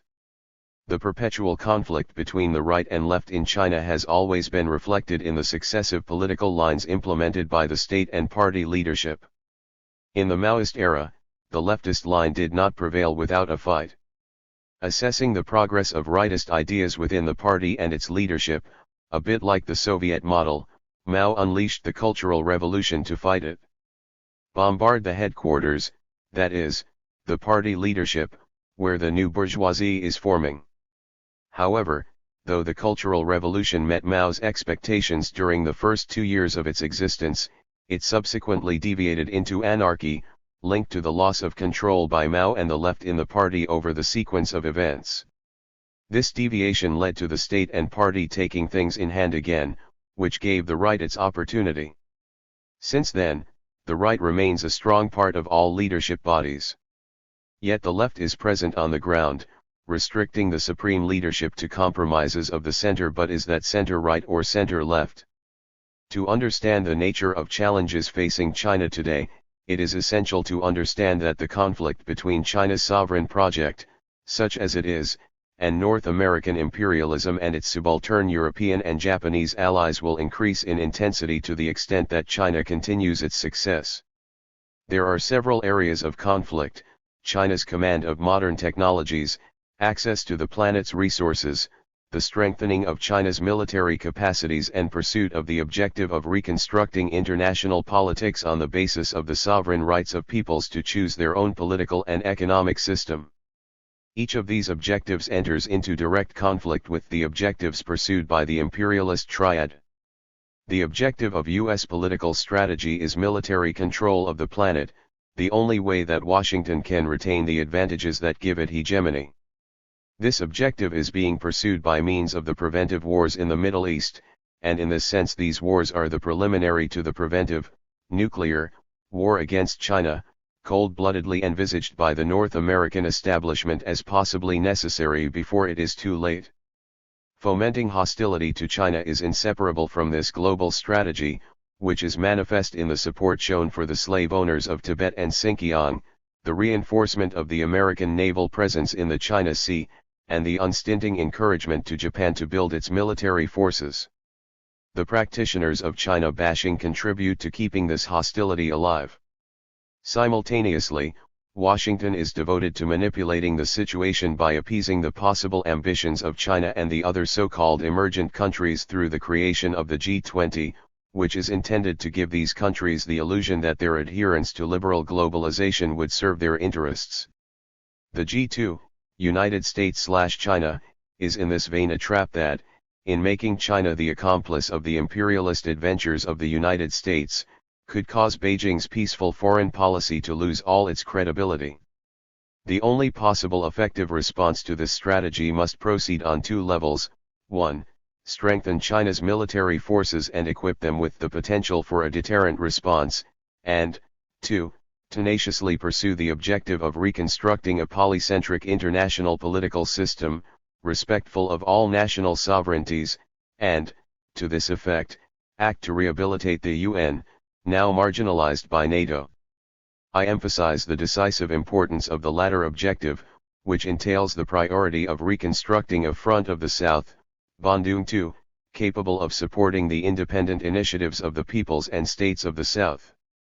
It implies, in turn, that China becomes aware that it does not have the means for the absurd possibility of aligning with the predatory practices of imperialism, pillaging the natural resources of the planet, since it lacks a military power similar to that of the United States, which in the last resort is the guarantee of success for imperialist projects.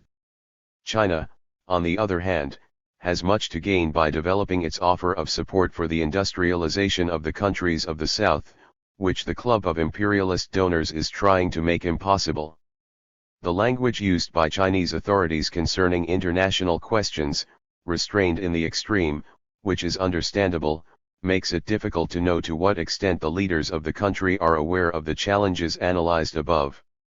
More seriously, this choice of words reinforces naive illusions and depoliticization in public opinion. The other part of the challenge concerns the question of democratizing the political and social management of the country.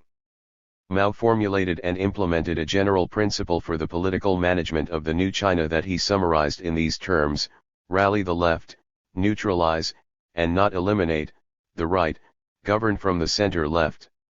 In my opinion, this is the best way to conceive of an effective manner for moving through successive advances, understood and supported by the great majority. In this way, Mao gave a positive content to the concept of democratization of society combined with social progress on the long road to socialism. He formulated the method for implementing this: the mass line, go down into the masses, learn their struggles, go back to the summits of power. Lin Chun has analyzed with precision the method and the results that the mass line makes possible. The question of democratization connected with social progress in contrast with a democracy disconnected from social progress, and even frequently connected with social regression, does not concern China alone, but all the world's peoples. The methods that should be implemented for success cannot be summarized in a single formula, valid in all times and places. In any case, the formula offered by Western media propaganda, multiple parties and elections, should quite simply be rejected. Moreover, this sort of democracy turns into farce, even in the West, more so elsewhere. The mass line was the means for producing consensus on successive, constantly progressing, strategic objectives. This is in contrast with the consensus obtained in Western countries through media manipulation and the electoral farce, which is nothing more than alignment with the requirements of capital. Yet today, how should China begin to reconstruct the equivalent of a new mass line in new social conditions? It will not be easy, because the power of the leadership, which has moved mostly to the right in the Communist Party, bases the stability of its management on depoliticization and the naive illusions that go along with that. The very success of the development policies strengthens the spontaneous tendency to move in this direction. It is widely believed in China, in the middle classes, that the royal road to catching up with the way of life in the opulent countries is now open, free of obstacles. It is believed that the states of the triad do not oppose that, American methods are even uncritically admired, etc. This is particularly true for the urban middle classes, which are rapidly expanding and whose conditions of life are incredibly improved. The brainwashing to which Chinese students are subject in the United States, particularly in the social sciences, combined with a rejection of the official unimaginative and tedious teaching of Marxism, have contributed to narrowing the spaces for radical critical debates. The government in China is not insensitive to the social question, not only because of the tradition of a discourse founded on Marxism, but also because the Chinese people, who learned how to fight and continue to do so, force the government's hand. If, in the 1990s, this social dimension had declined before the immediate priorities of speeding up growth, today the tendency is reversed. At the very moment when the social democratic conquests of social security are being eroded in the opulent West, poor China is implementing the expansion of social security in three dimensions: health, housing, pensions. China's popular housing policy, vilified by the China bashing of the European right and left, would be envied, not only in India or Brazil, but equally in the distressed areas of Paris, London, or Chicago. Social security and the pension system already cover 50% of the urban population, which has increased, recall, from 200 to 600 million inhabitants, and the plan, still carried out in China, anticipates increasing the covered population to 85% in the coming years. Let the journalists of China bashing give us comparable examples in the countries embarked on the democratic path, which they continually praise. Nevertheless, the debate remains open on the methods for implementing the system. The left advocates the French system of distribution based on the principle of solidarity between these workers and different generations, which prepares for the socialism to come, while the right, obviously, prefers the odious American system of pension funds, which divides workers and transfers the risk from capital to labor. However, the acquisition of social benefits is insufficient if it is not combined with democratization of the political management of society, with its repoliticization by methods that strengthen the creative invention of forms for the socialist/communist future. Following the principles of a multi-party electoral system as advocated ad nauseum by Western media and the practitioners of China bashing, and defended by dissidents presented as authentic Democrats, does not meet the challenge.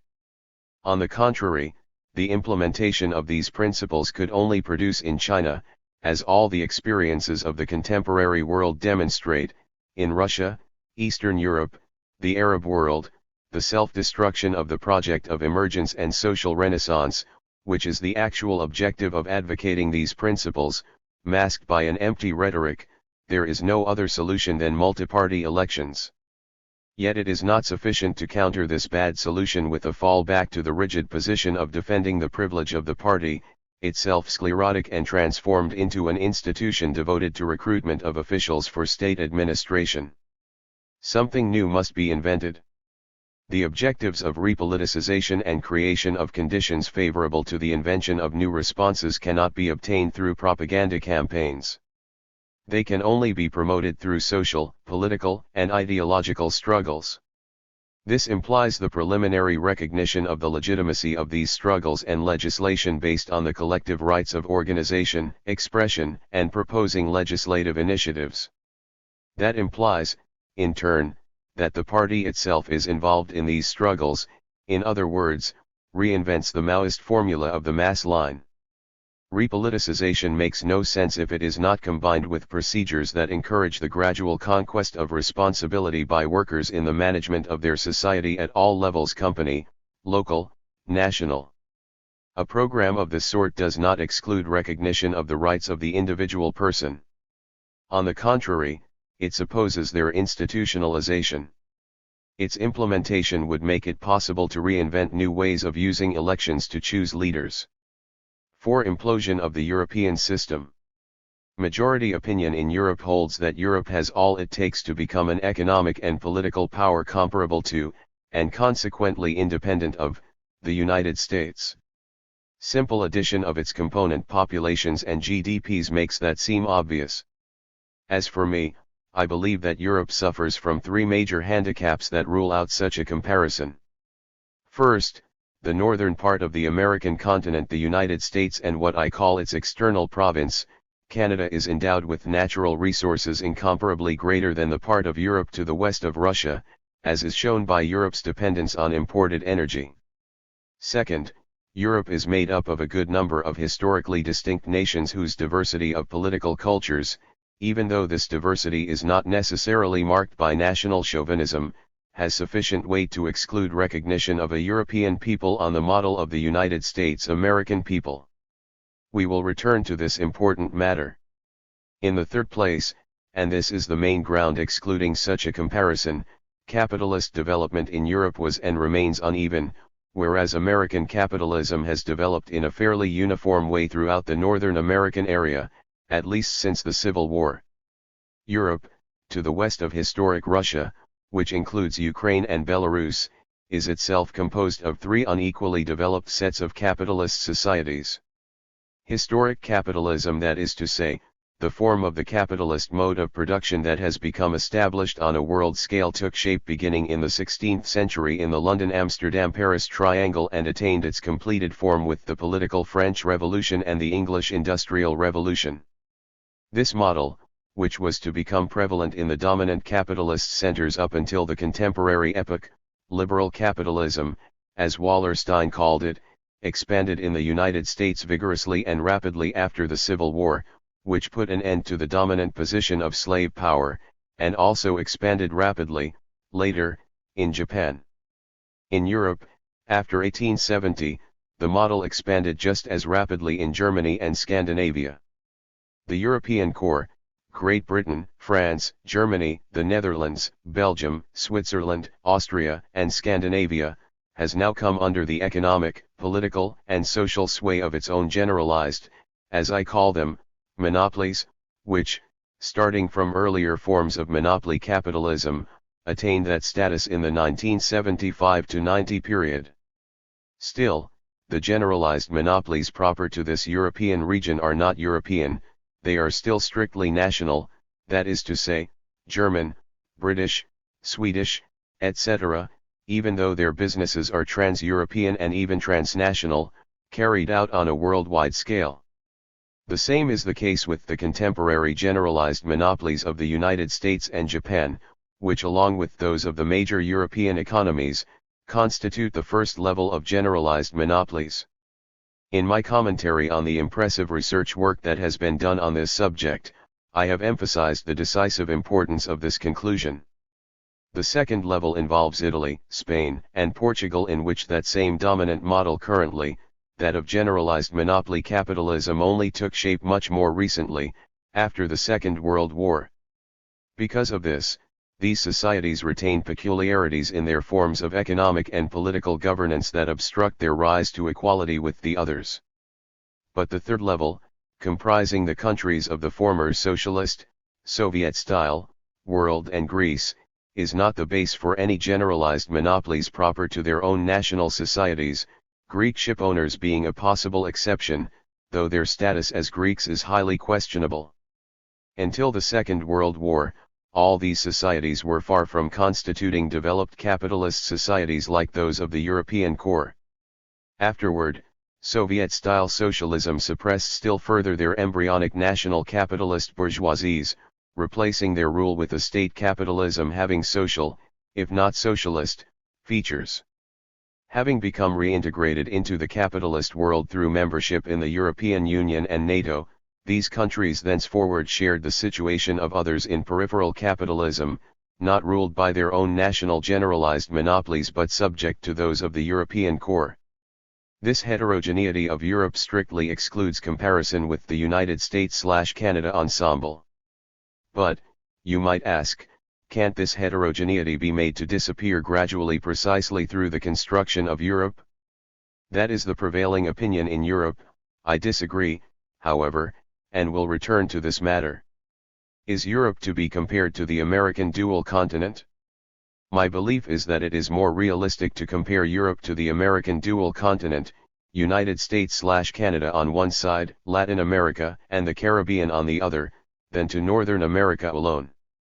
The American dual continent constitutes an ensemble within world capitalism characterized by the contrast between its central and dominant North and its peripheral and subordinate South. This domination, which the rising American power of the 19th century, having in 1823 proclaimed its ambitions in the Monroe Doctrine, shared with its British competitor, then hegemonic on a world scale, is now mainly exercised by Washington, whose generalized monopolies have broad control over economic and political life south of its border despite recent combative advances that might call its domination into question. The analogy with Europe is evident. The European East is in a peripheral situation of subordination to the European West, analogous to the characteristic status of Latin America in relation to the United States. But this, like all analogies, has its limits, and to ignore them would lead to wrong conclusions about what futures are possible and what the effective strategies are for opening the road to the best of those futures. On two levels difference, rather than analogy, prevails. Latin America is an immense continent endowed with fabulous natural resources: water, land, minerals, petroleum, and natural gas. In no way is Eastern Europe comparable on that level. Moreover, Latin America is likewise much less heterogeneous relative to Eastern Europe, to related languages, though there are many surviving Indian tongues, little national chauvinistic hostility among neighbors. But these differences, however important they might be, are scarcely our major motive for not going on with a simplified analogical reasoning. U.S. domination over its American South is mainly exerted through economic means, as shown by the model of a Pan-American common market promoted by Washington, though U.S. efforts to impose it are currently at a standstill. Even the part of this model, NAFTA, which is already in effect and annexes a subordinated Mexico to the big North American market, does not institutionally challenge Mexico's political sovereignty. There is nothing naive about this observation. I am well aware that there are no sealed barriers separating economic methods from those operating on the political level. The Organization of American States has rightly been considered by Latin American opposition forces to be the United States Colonial Office, and the list of U.S. interventions, whether military, as in the Caribbean, or in the form of support to a coup d'état, is long enough to prove that. The institutional form of the relationship among states of the European Union stems from a broader and more complex logic. There is indeed a sort of West European Monroe doctrine: Eastern Europe is part of Western Europe. But that is not all there is to it. The European Union is no longer merely a common market as it was at its start, originally limited to 6 countries and then successively extended to others in Western Europe. Since the Maastricht Treaty it has become a political project. Certainly this political project was conceived to further the larger project of having the generalized monopolies manage the societies involved. But it is capable of becoming an arena for conflicts and for challenging those projects and their established methods of implementation. The European institutions are supposed to link the peoples of the Union and set forth several means toward that end, like weighting the representation of states in the European Parliament according to their populations rather than their GDPs. Because of this, the prevailing opinion in Europe, including that of most leftists critical of its institutions as presently structured, clings to the hope that another Europe is possible. Before discussing theses and hypotheses about possible alternative futures for the construction of Europe, it seems necessary to go into some discussion of Atlanticism and imperialism, and of European identity. Europe, or Atlanticist and imperialist Europe. Great Britain is more Atlanticist than it is European, deriving this posture from its former position as imperialist hegemon, even though that heritage has now dwindled to the privileged position held by the City of London in the globalized financial system. Therefore, Great Britain subordinates its very special sort of membership in the European Union to the priority it maintains for the institutionalization of an economic and financial Euro-Atlantic market, which prevails over any wish to participate actively in the political construction of Europe. But it is not only Great Britain that is Atlanticist. The continental European states are no less so, despite their seeming intention to construct a political Europe. Proof of that is given by the central position of NATO in this political construction. That a military alliance with a country outside the Union has been integrated de facto into the European Constitution constitutes an unparalleled anomaly. For some European countries, Poland, Hungary, the Baltic states, NATO's protection, that is, that of the United States against their Russian enemy, is more important than their adhesion to the European Union. The persistence of Atlanticism and the worldwide expansion of NATO's field of operation after the disappearance of the supposed Soviet menace result from what I have analyzed as the emergence of the collective imperialism of the Triad, United States, Europe, Japan, that is, of the dominant centers of generalized monopoly capitalism who intend to remain dominant despite the rise of emergent states.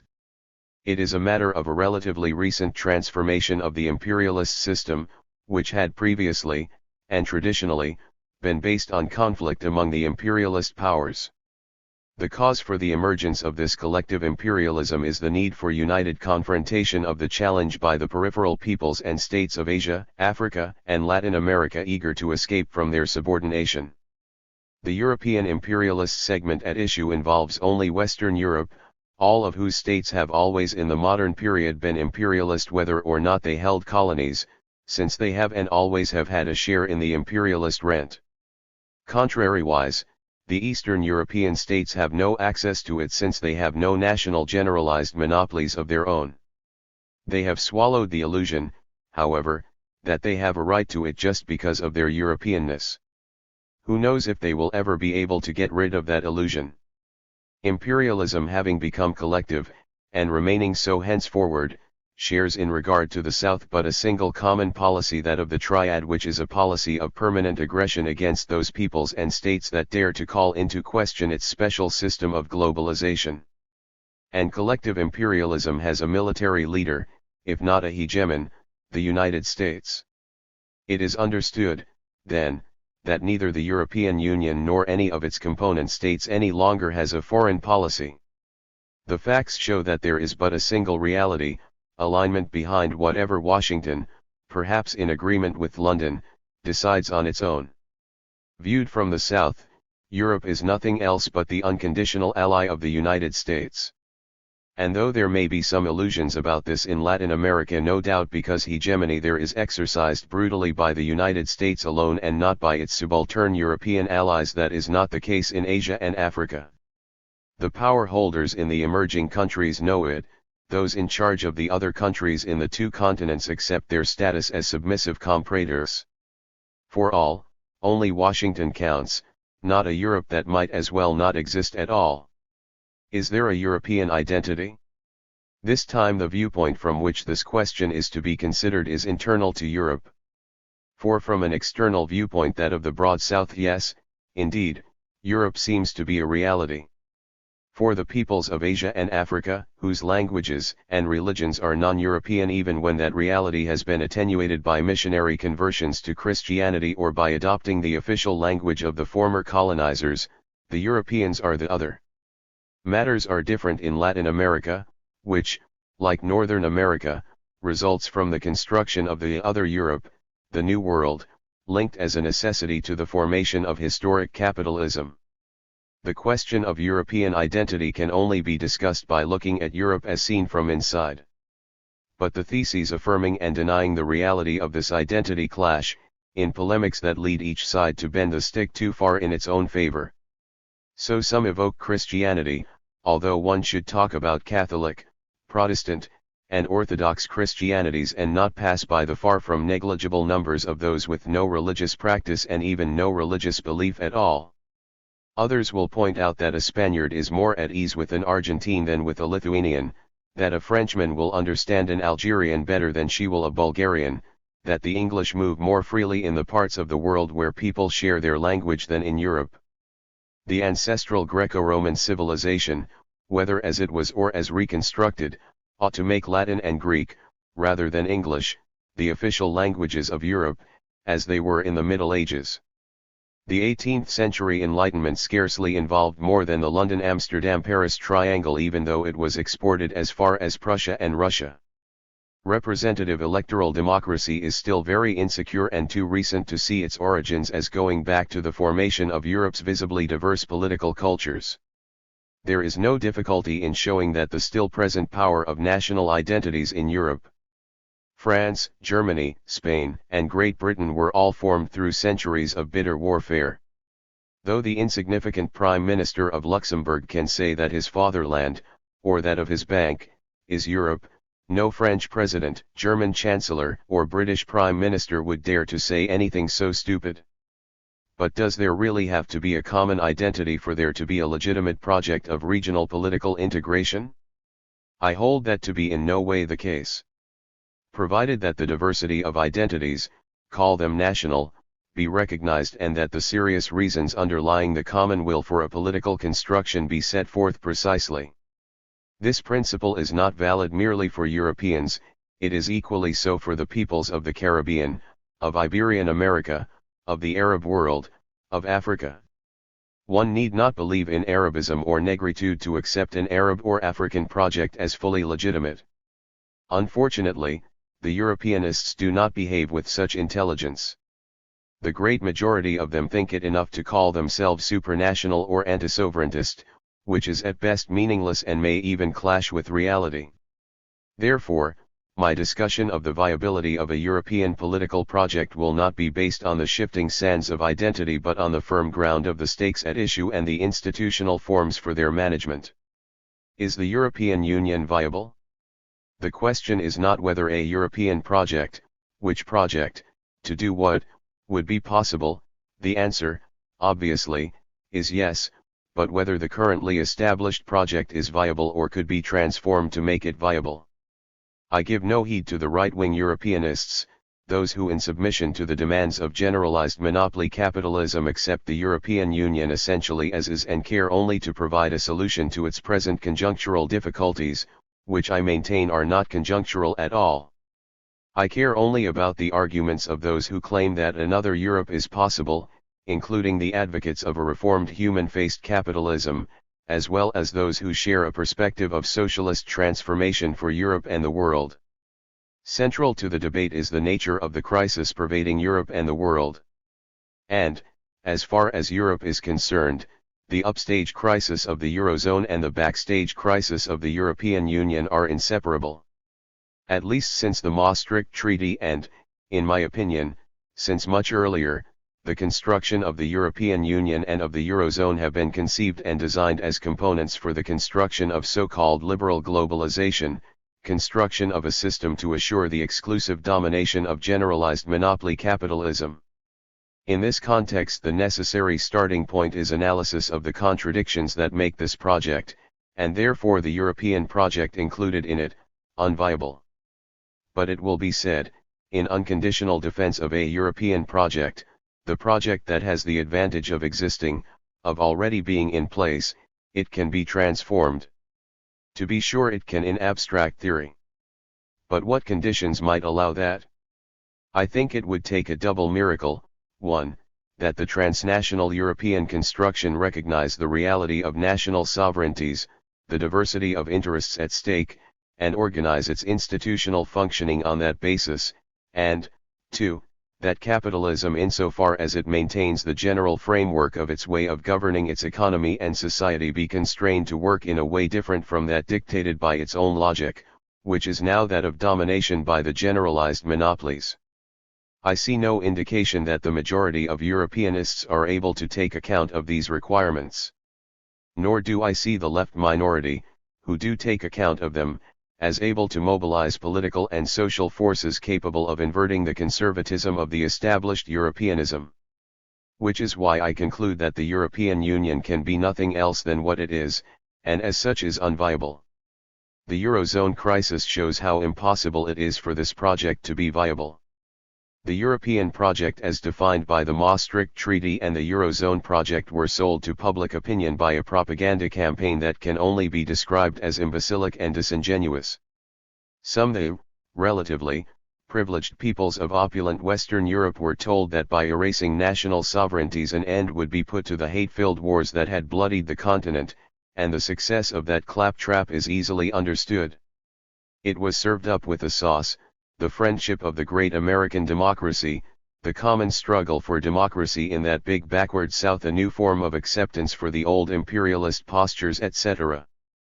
The others, the poor devils of the East, were promised opulence through catching up with Western standards of living. Both in their majorities swallowed this claptrap. In the East they believed, it seems, that adhesion to the European Union would enable that notorious catch-up, a good bargain indeed. But the price they paid, perhaps as punishment for having accepted regimes practicing the Soviet-style socialism called communism, was a painful structural adjustment lasting several years. Adjustment, that is, austerity, for workers, not for billionaires, was imposed. But its payoff was a social disaster. And so Eastern Europe became the periphery of Western Europe. A recent serious study told us that 80% of Romanians reckoned that in the Ceausescu era things were better. Could anyone look for a better sign of delegitimization for the supposed democracy characterizing the European Union? Will the peoples involved learn their lesson? Will they understand that the logic of capitalism is not that of catching up but the contrary, that of deepening inequalities? Who knows? That Greece is today at the heart of the conflict is both because Greece is part of the Eurozone and because its people hope to escape the fate of the other ex-socialist peripheral Balkan countries. The Greeks, I know not precisely what that name means, thought, or hoped, that having avoided the misfortune of being governed by communists, powerful in the heroic times of the Second World War, and that by grace of the colonels, they would not have to pay the price imposed on the rest of the Balkans. Europe and the euro would work differently for them. European solidarity, and especially that of the Eurozone partners, however feebly it showed elsewhere, where the crime of communism was to be punished, would act in their favor. The Greeks are stuck with the outcome of their naive illusions. They should know now that the system will reduce their status to that of their Balkan neighbors, Bulgaria and Albania.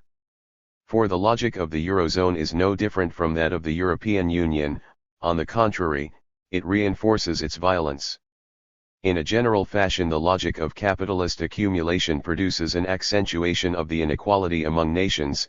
It is at the source of the construction of the core/periphery contrast, and accumulation dominated by the generalized monopolies reinforces still more this immanent tendency of the system. Against this, it will be claimed that the European Union's institutions provide the means to correct intra-European inequalities through appropriate financial support directed to the laggard countries within the Union. And this is believed by public opinion in general. In reality, this support, that except for agriculture, which will not be discussed here, is especially devoted to the construction of modern infrastructure, is too insufficient to permit any catching up. But, even graver, it facilitates penetration by the generalized monopolies and so strengthens the tendency to unequal development through a greater opening of the economies involved. Further, this assistance aims to reinforce certain subnational regions, Bavaria, Lombardy, and Catalonia, for example, and thereby to weaken the capability of national states to resist the monopolies' diktats. The Eurozone was designed to aggravate still further that movement. Its fundamental nature is defined by the Statute of the European Central Bank, which is forbidden to lend to national governments, and even to a supranational European state were one to exist, which is not the case, but lends exclusively to banks at a ridiculously low rate which, in turn, draw from their investments in national bonds a rental income that has reinforced the domination of the generalized monopolies.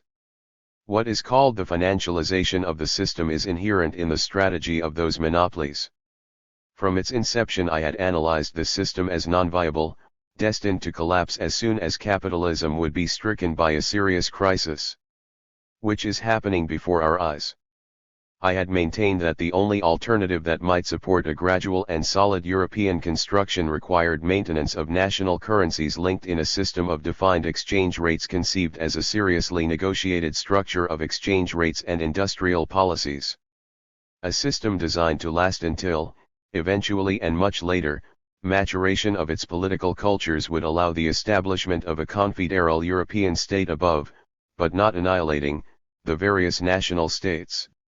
And so the Eurozone has gone into a foreseeable crisis that really threatens its existence, as has finally been admitted even in Brussels. For there is no sign that the European Union has become able to carry out any radical self-criticism that would imply adoption of a different system of currency regulation and abandonment of the liberalism inherent to the treaties still in force. Those responsible for the bankruptcy of the European project are not its victims, the fragile countries of the European periphery, but, to the contrary, the countries, which is to say, the ruling classes of those countries, foremost among them Germany, that have been the beneficiaries of the system. This makes the insults against the Greek people even more odious. A lazy people? Tax cheats? Madame Lagarde forgets that the cheaters in question are the ship owners protected by, IMF-supported, globalization's freedoms. My argument is not based on recognizing conflicts among nations, even though things seem to be happening that way. It is based on recognition of the conflict between the generalized monopolies, themselves based only in the countries of the European center, and the workers of the European centers and peripheries alike, even though the costs of the austerity imposed on both have more markedly devastating effects in the peripheral rather than the central countries. The German model, praised by all Europe's rightist political forces, as well as by a good part of the left, has worked successfully in Germany thanks to the relative docility of its workers who agree to salary levels 30% lower than those of the French. This docility is largely behind the success of German exports and the powerful growth of the rents that the German generalized monopolies profit from. Everyone should understand how this model enchants the unconditional defenders of capital. Thus the worst is still to come, in one way or another, abruptly or gradually, the European project is to be split apart, starting with the Eurozone. Then it's back to the starting line, the 1930s. We would have a mark zone limited to Germany and the countries it dominates on its eastern and southern borders, the Dutch and Scandinavians autonomous but willing to conform, a Great Britain distanced even more from the vicissitudes of continental politics by its Atlanticism, an isolated France, as with de Gaulle, or Vichy, and a Spain and an Italy unsure and volatile. We would have the worst of both worlds, national European societies submissive to the dictates of the generalized monopolies and the accompanying globalized liberalism on the one hand, and on the other, their ruling political forces even more reliant, to the measure of their powerlessness, on nationalist demagoguery. That sort of political rule would multiply the opportunities of the extreme right. We would have, do we already have, Pilsudskis, Horthys, Baltic barons, Mussolini, and Franco-revivalists, Mauritians. The apparently nationalist speeches of the extreme rightists are lies, because these political forces, or, at least, their leaders, not only accept capitalism in general but also the only form it can take, that of generalized monopoly capitalism. An authentic nationalism today can only be populist in the true sense of that term, serving, not deceiving, the people. At this time, the word nationalism must itself be used cautiously, and perhaps it would be better to replace it with internationalism of peoples and workers. Contrariwise, the rhetoric of those rightists reduces their nationalist theme to violent chauvinist excesses to be used against immigrants and gypsies, blamed as the source of the disasters. Nor does this right fail to include in its hatred the poor, held responsible for their poverty and accused of abusing the benefits of welfarism. That is what stubborn insistence on defending the European project even in the face of the gale leads to, its destruction. Is there a less distressing alternative? Are we headed toward a new wave of progressive social transformations? Yes, indeed, because in principle more than one alternative still exists. But the conditions for one or another of the possible alternatives to become a reality need to be spelled out. It is impossible to return to a previous stage of capitalist development, to a period before the centralization of capitalist control. We can only go forward, that is to say, in starting from the actual stage of centralization of capitalist control, understanding that the time has come for expropriation of the expropriators. No other viable perspective is possible. That being said, this proposition does not exclude undertaking struggles which, from stage to stage, go in that direction. On the contrary, it requires the identification of a strategic aim for each stage and the implementation of effective tactics. To do without this preoccupation with stage-adapted strategies and tactics of action is to condemn oneself merely to repeating facile and impotent slogans like "Down with capitalism." In this spirit and in regard to Europe, an initial effective move, which is perhaps already taking shape, starts from a challenge to the so-called austerity policies that, moreover, are linked to the rise of the authoritarian, anti-democratic policies required by them. The aim of restarting economic growth, despite the ambiguity of that term, restarting with which activities, and by what means, is quite naturally linked to it. But it must be recognized that this first move will clash with the Euro's established system of currency management by the ECB, European Central Bank. For that reason I see no possibility to avoid leaving the euro through restoration of monetary sovereignty to the European states. Then and only then can a space for maneuver be opened, requiring negotiation among European partners and, by that very fact, revision of the legal texts structuring the European institutions. Then and only then could measures be taken adumbrating a socialization of the monopolies. I envisage, for example, a separation of banking functions and even definitive nationalization of the troubled banks, a lightening of the grip of the monopolies over small and medium businesses and farmers, the adoption of strongly progressive tax codes, of expropriating the facilities of runaway companies in favor of their workers and local governments, of diversifying the number of commercial, industrial, and financial trade partners through opening negotiations, notably with the emerging countries of the South, etc. All these measures require assertion of national economic sovereignty and therefore require disobedience to the European rules forbidding them. For it is obvious to me that political conditions allowing such moves will never simultaneously exist throughout the European Union. There will be no such miracle. So we must accept starting wherever we can, in one or several countries. I remain convinced that once the process has gotten underway it will quickly snowball. To these propositions, whose formulation, in part at least, has been initiated by President François Hollande, the political forces in service to the generalized monopolies are already counterposing propositions that would deprive them of any significance, restart growth by making all and sundry more competitive while respecting the openness and transparency of the markets. This discourse is not only that of Merkel, it is likewise that of her social democratic opponents and of ECB President Draghi. But it must be known and said that open and transparent markets do not exist. The markets, opaque by nature, are the domain of commercially conflicting monopolies. We are dealing with a disingenuous rhetoric that must be denounced as such. Trying to improve governance of the markets after having accepted them in principle by proposing rules for their regulation leads to nothing effective. It is to ask of the generalized monopolies beneficiaries of the system they themselves dominate that they act against their own interests. They know how to nullify the regulatory rules that supposedly would be imposed on them. The September 2012 decisions were aimed at escape from the euro crisis, by setting up a European Solidarity Fund with already allocated monies, by considering the eventual issue of Eurobonds, and by having the ECB promise to make, if necessary, massive open market purchases to support the prices of Eurozone government bonds, but they not only came too late and too little in volume to measure up to the demands of the situation, they were designed as components of an austerity strategy that is sure to preclude any beneficial results from them. Austerity leads to the increase, not the reduction, of national debt. It is pure stupidity to think otherwise. This principled policy, conceptually bounded by the existing financial system, that is to say, conceived in submission to the expectations of the generalized and financialized monopolies, is fated to leave open the way to implosion's descending spiral.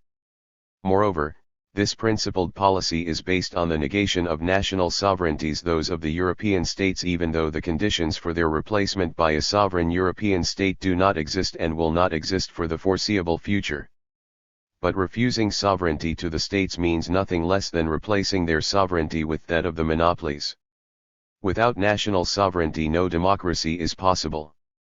This is amply shown by the repeated refusal of the European Union to recognize majority opinions expressed in elections and referendums whenever that would be displeasing to monopoly capital. For this reason, every people in every region of the world demands that respect for national sovereignty be restored. Without such respect, international law is flouted and its place taken by the right of imperialist powers to intervene in the affairs of nations that refuse to yield to the dictates of globalized monopoly capital. Without respect for national sovereignty no democratic and progressive alternative is possible, neither in Europe nor elsewhere. The 20th century was not only marked by wars of a violence never before known, resulting in large part from the conflict among imperialisms, of which there were then several. It was also marked by immense revolutionary movements among the nations and peoples then peripheral to the capitalism of that time. These revolutions transformed Russia, Asia, Africa, and Latin America at an accelerated pace and thus provided the major dynamic factor in the transformation of the world. But at the core of the imperialist system, they found only a feeble echo at best. The pro-imperialist reactionary forces kept their grip on political control over the societies in what has become the triad of contemporary collective imperialism, allowing them to pursue their policies of containment and then of rolling back that first wave of victorious struggles for the emancipation of the majority of human beings. It was that deficiency of internationalism among workers and peoples that is at the source of the 20th century's double drama, the exhaustion of the forward movement begun in the peripheries, the first experiments with a socialist perspective, the passage from anti-imperialist liberation to social liberation, and the European socialist movements going over to the camp of capitalism/imperialism with the drift of social democracy into social liberalism.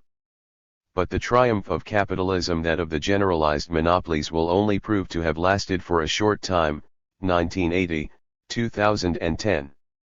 Democratic and social struggles taking place throughout the world, like certain policies among emerging states, call into question the system of domination by the generalized monopolies and adumbrate a second wave of global transformation.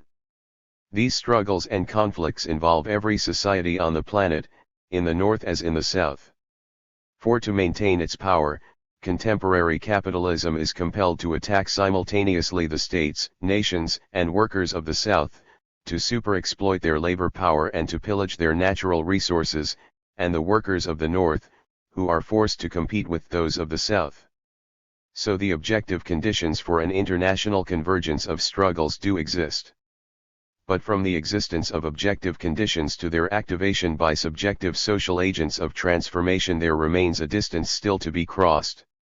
We have no intention to settle this question with a few big, facile, and empty phrases.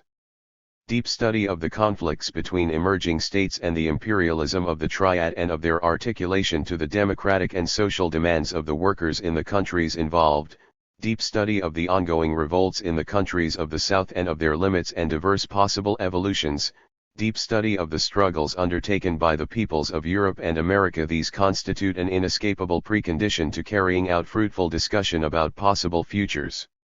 It remains the case that any movement to break out from the internationalism deficit is far from visible. Is the second wave of struggles to transform the world, then, to be a remake of the first?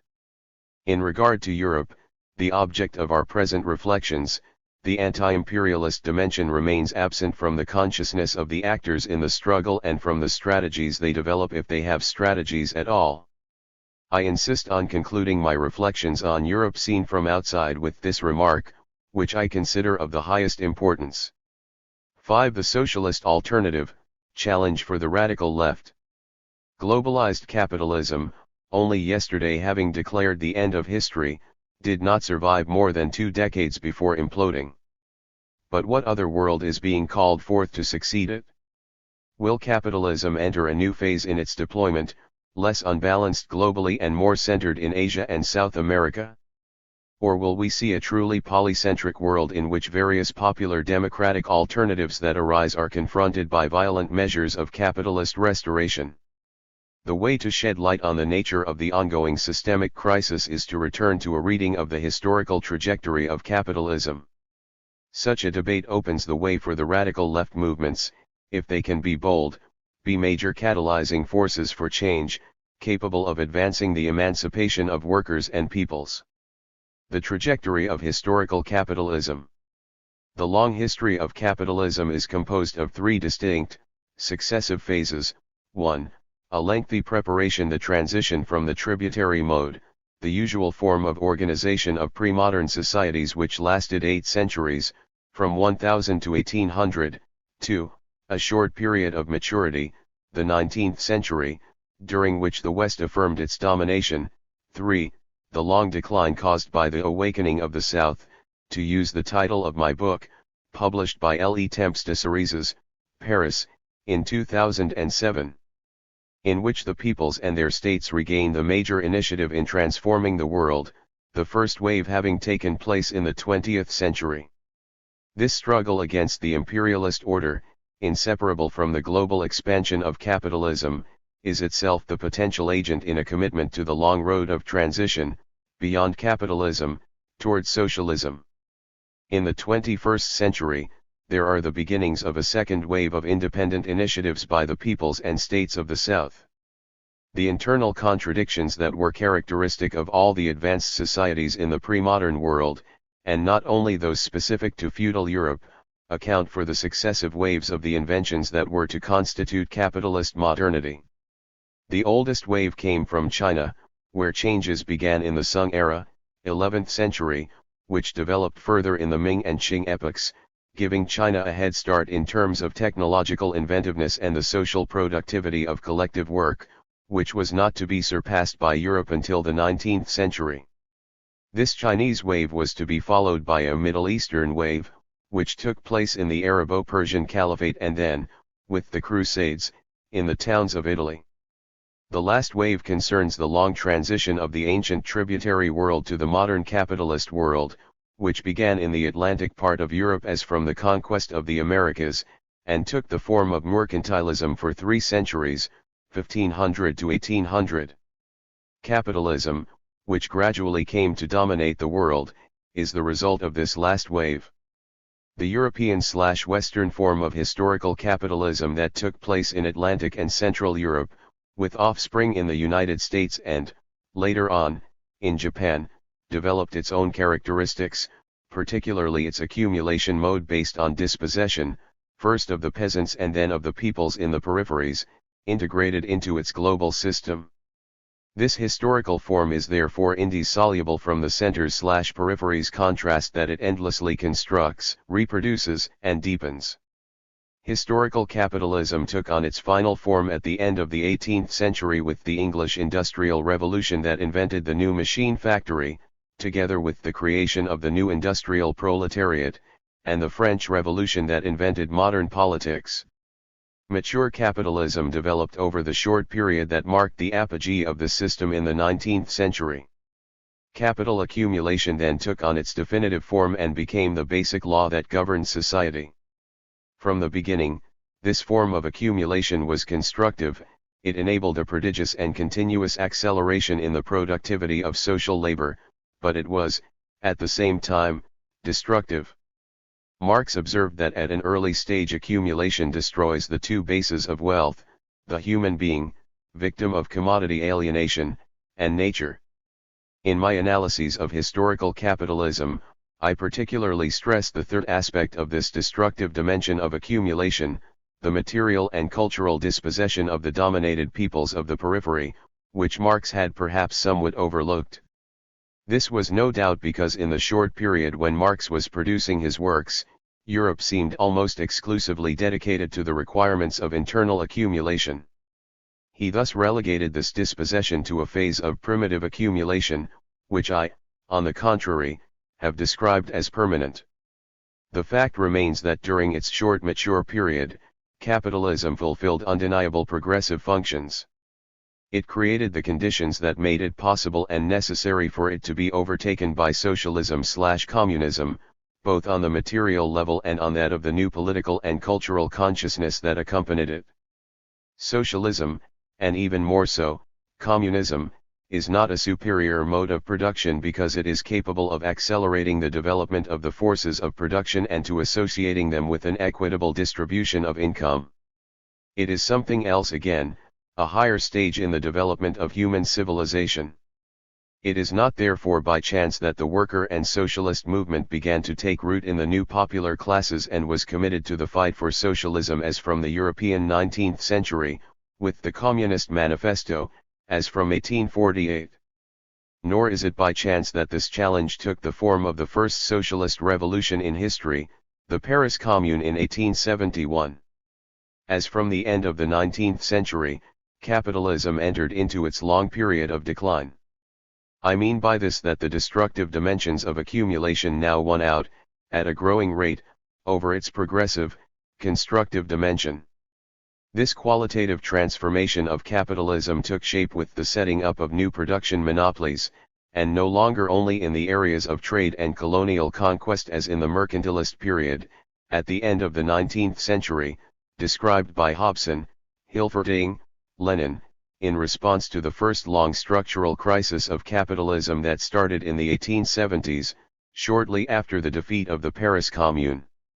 The emergence of monopoly capitalism showed that capitalism had by now had its day, that it had become obsolete. The bell sounded for the necessary and possible expropriation of the expropriators.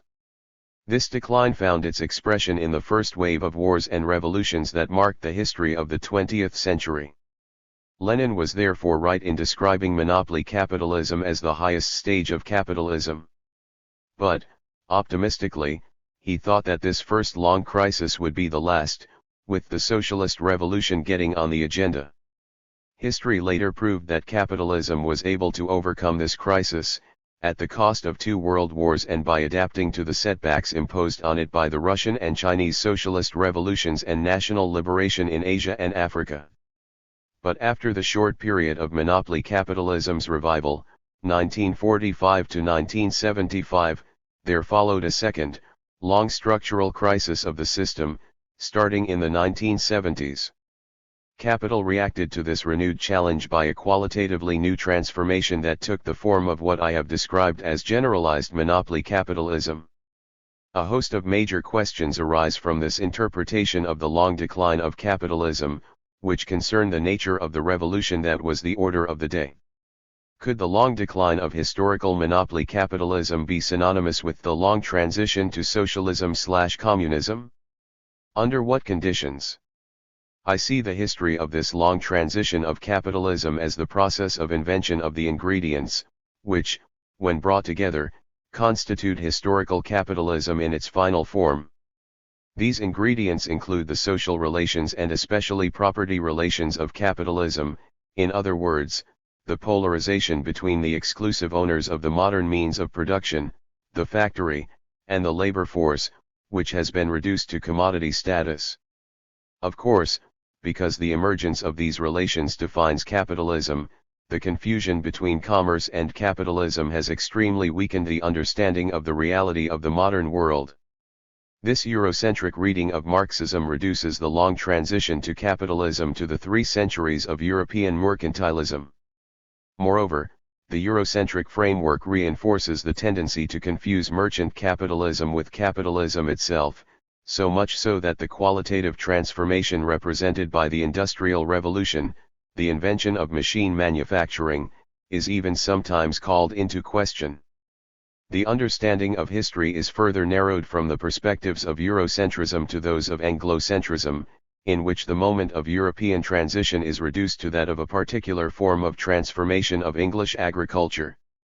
With enclosures, the peasant majority was expropriated and access to land restricted to aristocratic landlords and the rich peasants who were their tenant farmers. In fact, other forms of industrial capitalism also emerged linked with other forms of capitalist management of agriculture in the United States, France, and the European continent, Japan, and elsewhere. The historical reading I propose is non-Eurocentric not simply because it includes contributions from other regions of the world to the invention of capitalism. It stems from a non-reductionist reading of the concept of the mode of production. Capitalism is more than a mode of production at a more advanced stage of the development of productive forces, it is a more advanced stage of civilization. And for this reason, the invention of the social relations of capitalism is inseparable from that of other elements of what became modernity. The creation of a public service recruited by competitive examination, the idea of a secular state, the conviction that humans not gods or aristocratic ancestors make history, started in China centuries before Europe, and all constituted ingredients of capitalist modernity. Modernity as we know it is capitalist modernity, defined by the contradictions inherent in the hegemony of capital and the limitations that therefore ensue. I have, moreover, proposed an understanding of the capitalist mode of production that, taking into consideration all the levels of its reality, the instances in Marxian writings, linking its economic base and its political and ideological superstructures, accounts for the autonomy of the specific logic of deployment of each of these levels or instances of reality. I would also say that mercantile capitalism at an advanced stage of development in China, the Muslim Caliphate, in the Italian city-states, and finally in European mercantilism acquired a new meaning.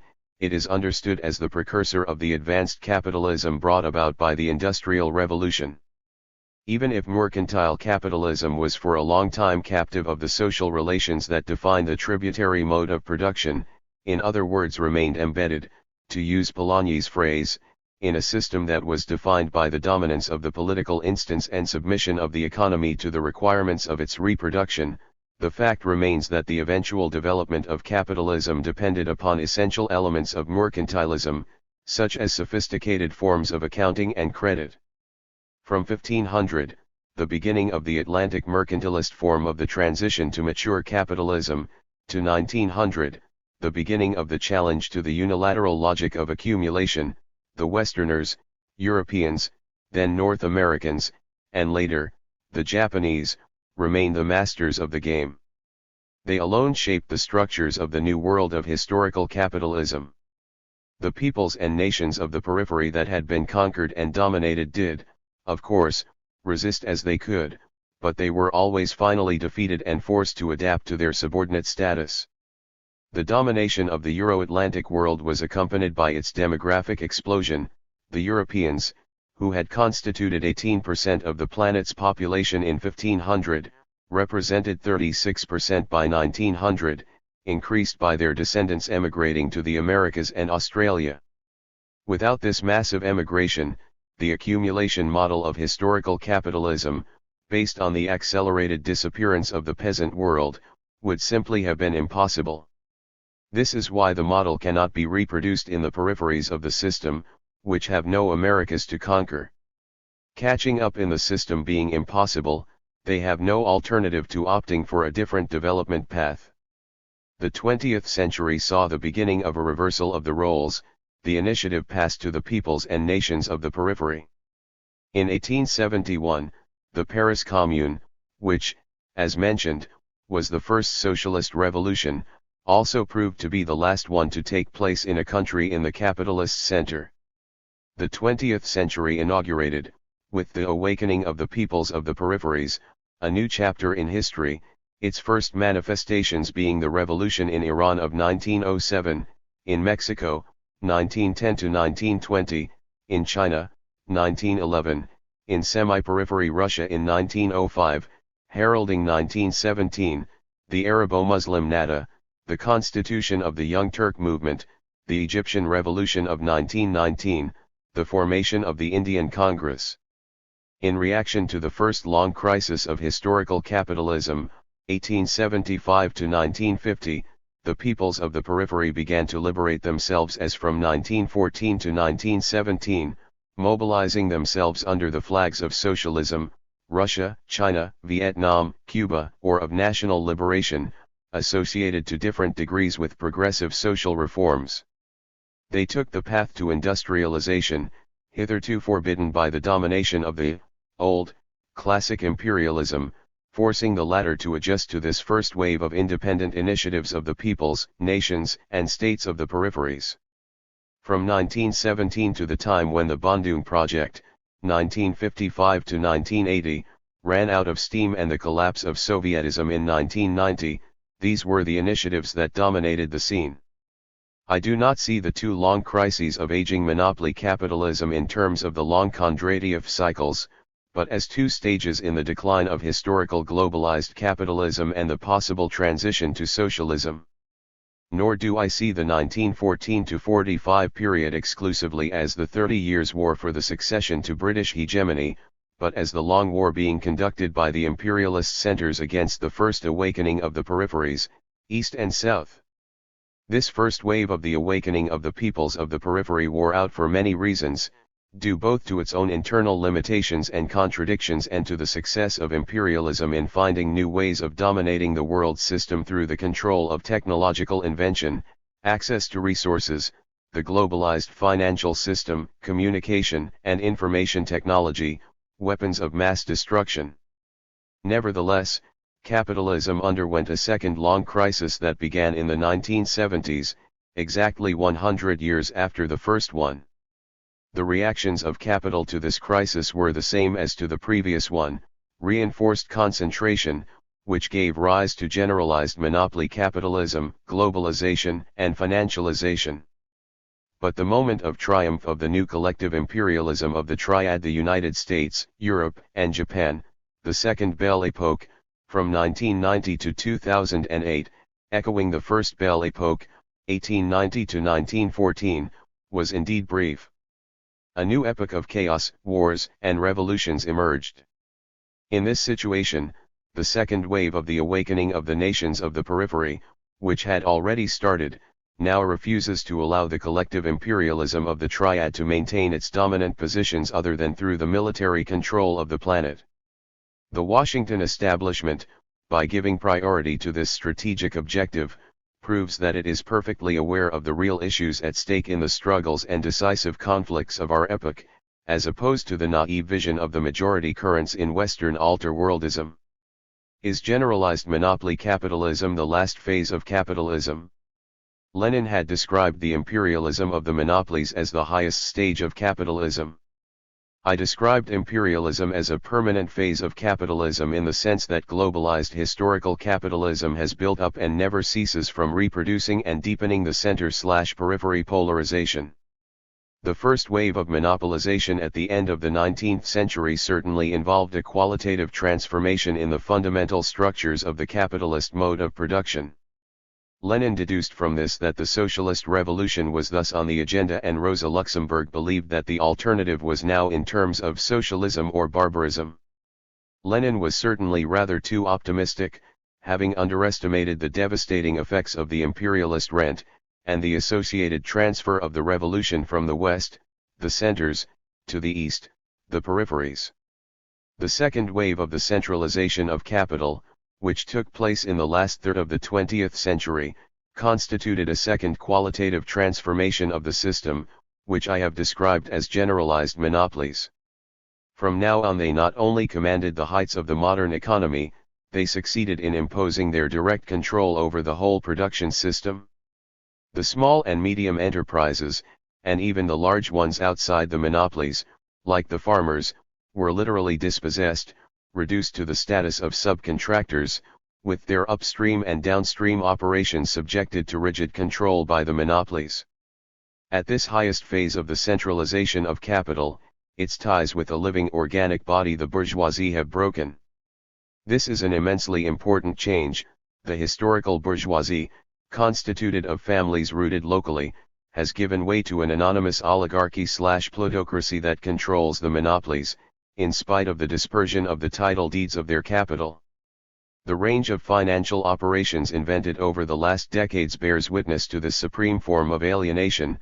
The speculator can now sell what he does not even possess, so that the principle of property is reduced to a status that is little less than derisory.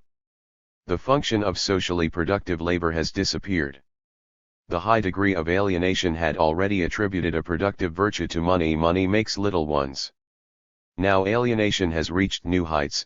It is time is money, that by its virtue alone produces profit. The new bourgeois class that responds to the requirements of the reproduction of the system has been reduced to the status of waged servants, precarious, to boot, even when they are, as members of the upper sectors of the middle classes, privileged people who are very well paid for their work. This being so, should one not conclude that capitalism has had its day? There is no other possible answer to the challenge. The monopolies must be nationalized. This is a first, unavoidable step toward a possible socialization of their management by workers and citizens. Only this will make it possible to make progress along the long road to socialism. At the same time, it will be the only way to develop a new macroeconomy that restores a genuine space for the operations of small and medium enterprises. If that is not done, the logic of domination by abstract capital can produce nothing but the decline of democracy and civilization, and a generalized apartheid at the world level. Marxism's tricontinental vocation.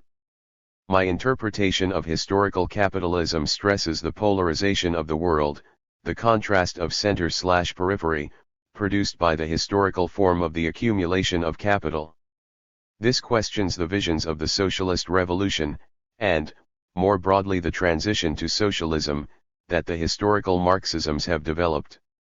The revolution, or the transition, before us is not necessarily the one on which these visions have been based, nor are the strategies for fighting to overcome capitalism. It has to be recognized that the most important social and political struggles of the 20th century challenged not so much capitalism in itself as the permanent imperialist dimension of really existing capitalism. The question is therefore to know whether this transfer of the center of gravity of the struggles necessarily, still less automatically, calls capitalism into question, at least potentially. Marxism, or, more exactly, historical Marxisms, were confronted by a new challenge, which did not exist in the most lucid political consciousness of the 19th century, but arose because of the transfer of the initiative to transform the world to the peoples, nations, and states of the periphery. Imperialist rent not only benefited the monopolies of the dominant center, in the form of super profits, it was also the basis of the reproduction of society as a whole, in spite of its evident class structure and the exploitation of its workers. Another world, a vague phrase to indicate a world committed to the long road towards socialism, is obviously impossible unless it provides a solution to the problems of the peoples in the periphery, only 80% of the world population. Changing the world therefore means changing the living conditions of this majority. Marxism, which analyzes the reality of the world to make the forces acting for change as effective as possible, necessarily acquires a decisive tricontinental, Africa, Asia, Latin America, vocation, if not a dominant one. So, how does it propose analyzing the reality and formulating effective action strategies? The response to this question must be based on an analysis of the reality. What I propose is an analysis of what I consider to be the transformation of imperialist monopoly capitalism, senile, to generalized monopoly capitalism, still more senile for this reason. This is a qualitative transformation in response to the second long crisis of the system that began in the 1970s and has still not been solved. From this analysis I draw two main conclusions. 1. The transformation of the imperialist system into the collective imperialism of the triad in reaction to the industrialization of the peripheries, imposed by the victories of the first wave of their awakening, together with the implementation by the new imperialism of new means of control of the world system, based on the military control of the planet and its resources, the super-protection of the exclusive appropriation of technology by the oligopolies, and their control over the world financial system, and 2, the transformation of the class structures of contemporary capitalism that has developed with the emergence of an exclusive dominant oligarchy. In contrast, Mao developed a reflection that was both profoundly revolutionary and realistic, scientific, lucid, about the terms in which the challenge should be analyzed, making it possible to deduct effective strategies for successive advances along the long road of transition to socialism. For this reason, he distinguishes and connects the three dimensions of reality: peoples, nations, states. The people, popular classes, want the revolution. This means that it is possible to construct a hegemonic coalition that brings together the different dominated and exploited classes as opposed to the one that enables the reproduction of the system of the domination of imperialist capitalism, exercised through the comprador hegemonic coalition and the state at its service. The mention of nations refers to the fact that imperialist domination denies the dignity of the nations, call them what you will, forged by the history of the societies of the peripheries. Such domination has systematically destroyed all that gives the nations their originality, to the profit of westernization's cheap junk. The liberation of the people is therefore inseparable from that of the nations to which they belong. And this is the reason why Maoism replaced the short slogan "Workers of all countries, unite," by a more embracing one, "Workers of all countries, oppressed peoples, unite." Nations want their liberation, seen as being complementary to the struggle of the people and not in conflict with it. The liberation in question is not therefore the restoration of the past, the illusion of a culturalist attachment to the past, but the invention of the future based on the radical transformation of their historical heritage, rather than the artificial importation of a false modernity. The culture that is inherited and subjected to the test of transformation is understood here as the political culture, care being taken not to use the vague term culture, religion and other aspects of culture, which does not mean anything because it is not a historical invariant. The reference to the state is based on the necessary recognition of the autonomy of its power in relation to the hegemonic coalition that is the base of its legitimacy, even if this is popular and national.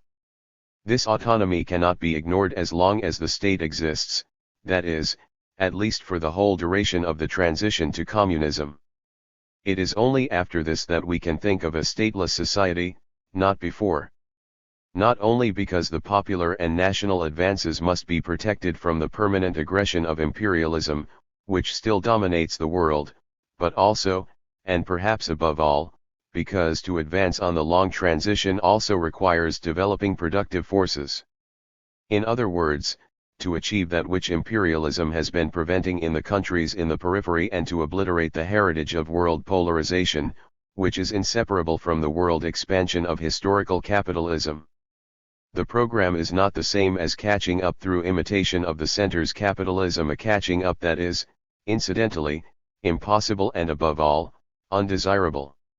It imposes a different conception of modernization/industrialization based on the genuine participation of the popular classes in the process of implementation, with immediate benefits for them at each stage as it advances. We must therefore reject the dominant reasoning that demands people to wait indefinitely until the development of the productive forces has finally created the conditions of a necessary passage to socialism. These must be developed right from the beginning with the prospect of constructing socialism. The power of the state is evidently at the heart of the conflicts between these contradictory requirements of development and socialism. The states want independence. This must be seen as a twofold objective: independence, extreme form of autonomy, vis-a-vis the popular classes, independence from the pressures of the capitalist world system. The bourgeoisie, broadly speaking, the governing class in commanding positions of the state, whose ambitions always tend toward a bourgeois evolution, is both national and comprador. If circumstances enable them to increase their autonomy vis-a-vis dominant imperialism, they choose to defend the national interest. But if circumstances do not so permit, they will opt for comprador submission to the requirements of imperialism. The new governing class, or governing group, is still in an ambiguous position, even when it is based on a popular coalition, by the fact that it is animated by a bourgeois tendency, at least partially. The correct articulation of reality at these three levels conditions the success of the progress on the long road of the transition. It is a question of reinforcing the complementarity of the advances of the people, the liberation of the nation, and achievements by the power of the state. But if contradictions between the popular agent and the state agent are allowed to develop, any advances are finally doomed. There will be an impasse if one of these levels is not concerned about its articulation with the others. The notion of the people as being the only ones that count, the thesis of the movement, which is that they are capable of transforming the world without worrying about taking over power, is simply naive. Whereas the notion of national liberation at all costs, in other words being independent of the social content of the hegemonic coalition, leads to the cultural illusion of attachment to the past. Political Islam, Hinduism, and Buddhism are examples, is in fact powerless. The notion of power, conceived as being capable of achievements for the people, but carried out without them, leads to the drift to authoritarianism and the crystallization of a new bourgeoisie. The deviation of Sovietism, evolving from capitalism without capitalists, state capitalism, to capitalism with capitalists, is the most tragic example of this. As peoples, nations, and states of the periphery do not accept the imperialist system, the South is the storm zone, one of permanent uprisings and revolts. And since 1917, history has consisted mainly of these revolts and independent initiatives, in the sense of independence of the tendencies that dominate the existing imperialist capitalist system, of the peoples, nations, and states of the peripheries. It is these initiatives, despite their limits and contradictions, that have shaped the most decisive transformations of the contemporary world, far more than the progress of the productive forces and the relatively easy social adjustments that accompanied them in the heartlands of the system. The second wave of independent initiatives of the countries of the South has begun. The emerging countries and others, like their peoples, are fighting the ways in which the collective imperialism of the Triad tries to perpetuate its domination. The military interventions of Washington and their subaltern NATO allies have also proved a failure. The world financial system is collapsing, and in its place autonomous regional systems are in the process of being set up. The technological monopoly of the oligopolies has been thwarted. Recovering control over natural resources is now the order of the day. The Andean nations, victims of the internal colonialism that succeeded foreign colonization, are making themselves felt on the political stage. The popular organizations and the parties of the radical left in struggle have already defeated some liberal programs in Latin America, or are on the way to doing so. These initiatives, which are first of all fundamentally anti-imperialist, are potentially able to commit themselves along the long road to the socialist transition. How do these two possible futures relate to each other? The other world that is being built is always ambivalent, it carries the worst and the best within it, both of them possible. There are no laws in history previous to history itself to give us an indication, as I have said.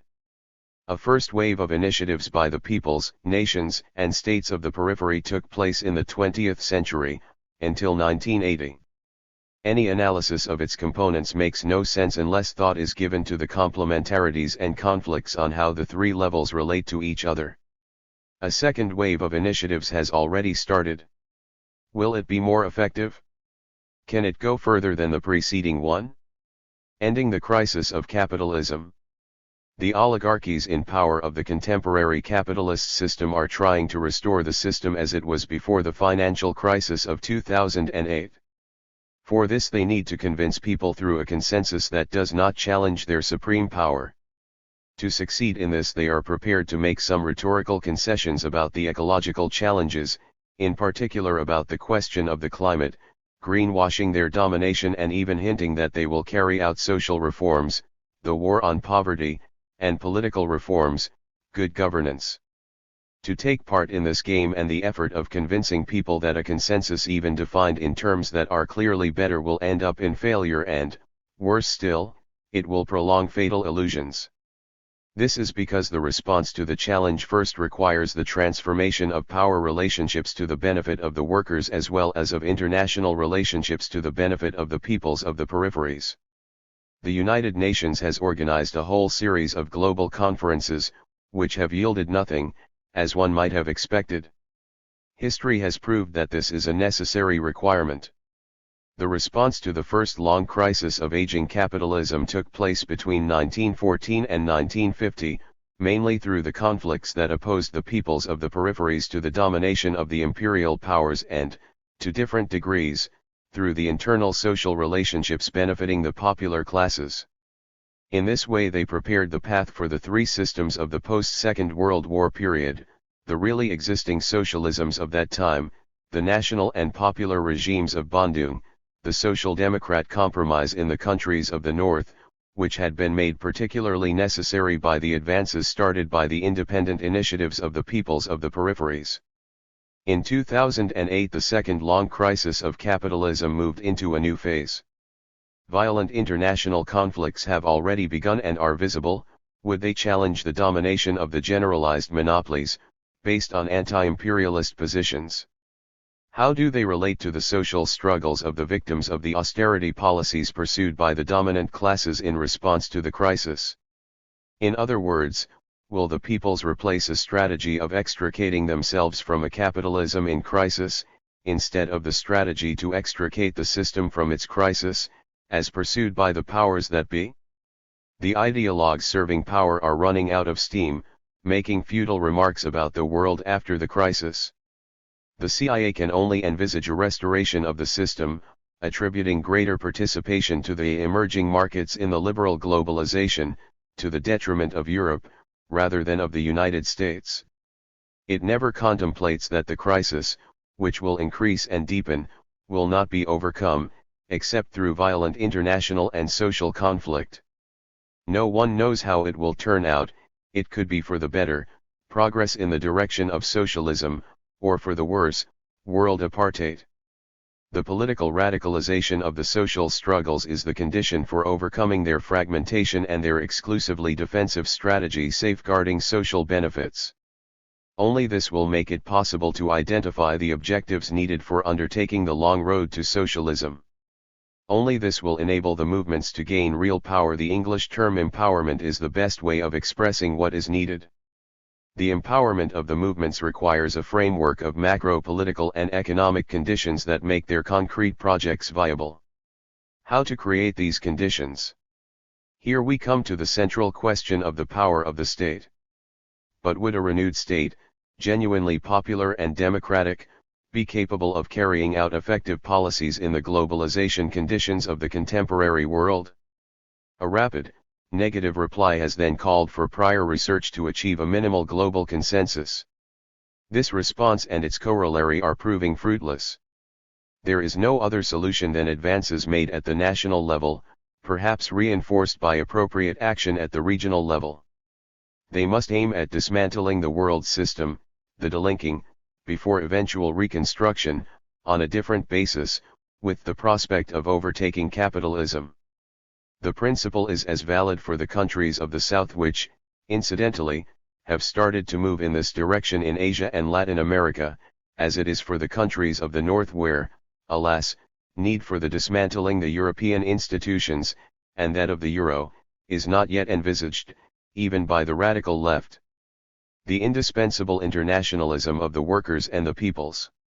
The limits of the advances made by the awakening of the South in the 20th century and the exacerbation of the contradictions that resulted was the cause of the first liberation wave losing its impetus.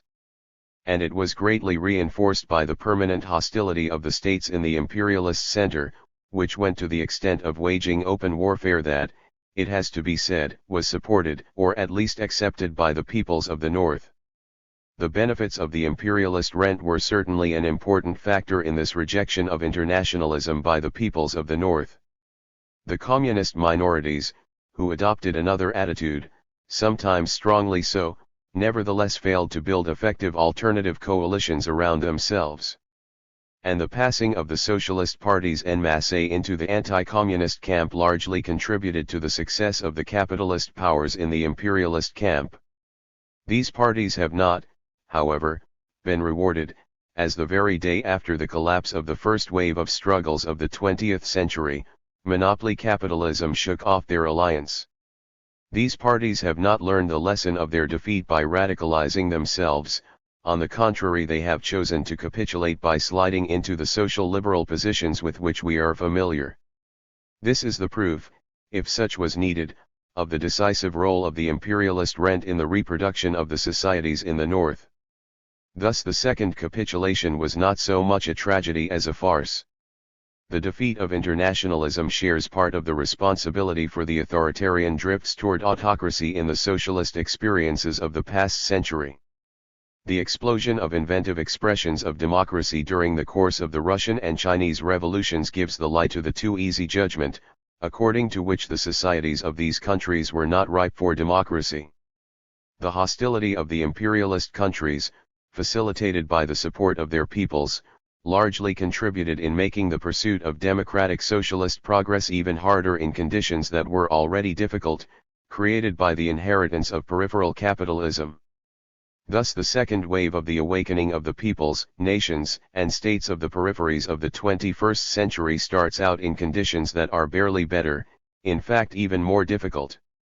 The US ideologues of the consensus, meaning submission to the requirements of the power of the generalized monopoly capitalism, the adoption of presidential political regimes that destroy the effectiveness of the anti-establishment potential of democracy, the indiscriminate eulogy of a false, manipulated individualism, together with inequality, the rallying of the subaltern NATO countries to the strategies implemented by the Washington establishment, all these are making rapid headway in the European Union that cannot be, in these conditions, anything other than what it is, a constitutive coalition of imperialist globalization. In this situation, the collapse of this military project becomes the first priority and the preliminary condition for the success of the second wave of the liberation being undertaken through the struggles of the peoples, nations, and states of the three continents. Until this happens, their present and future advances will remain vulnerable. A possible remake of the 20th century is not therefore to be excluded even if, obviously, the conditions of our epoch are quite different from those of the last century. This tragic scenario is not the only possible one, however. The offensive of capital against the workers is already underway in the very heartlands of the system. This is a proof, if it were necessary, that capital, when it is reinforced by its victories against the peoples of the periphery, is then able to frontally attack the positions of the working classes in the centers of the system. In this situation, it is no longer impossible to visualize the radicalization of the struggles. The heritage of European political cultures is not yet lost and should facilitate the rebirth of an international consciousness that meets the requirements of its globalization. An evolution in this direction, however, comes up against the obstacle of the imperialist rent. This is not only a major source of exceptional profits for the monopolies, it also conditions the reproduction of the society as a whole. And with the support of the people concerned for the existing electoral model of democracy, the weight of the middle classes can destroy the potential strength of the radicalization of the popular classes. Because of this, it is most likely that the progress in the tricontinental South will continue to be at the forefront of the scene, as in the last century. Yet as soon as the advances have had their effects and seriously restricted the extent of the imperialist rent, the peoples of the North should be in a better position to understand the failure of strategies that submit to the requirements of the generalized imperialist monopolies. The ideological and political forces of the radical left should take their place in this great movement of liberation built on the solidarity of peoples and workers. The ideological and cultural battle is decisive for this renaissance, which I summarize in the strategic objective of building up a fifth international of workers and peoples. The challenge for the South, a shift in the center of gravity of global capitalism? Do the victories of the anti-imperialist struggles of the states and peoples of the peripheries prepare the way for socialism or for the building of new centers of capitalism? The present conjuncture seems to indicate an opposition between the decline of the old centers of the capitalist triad in crisis, with the surge in capitalism in the growth of emerging countries, China and others. Would the current crisis then not lead to a new rise of capitalism, now centered in Asia and South America? This would mean that the victories of the anti-imperialist struggles of emerging countries would lead not to socialism but to a new rise of capitalism, albeit less polarized than it was before. The main argument of my critique of this popular thesis proceeds from the observation that the pattern of historical capitalism, now promoted as the only option, depended from the beginning, European mercantilism, on the production and reproduction of global polarization.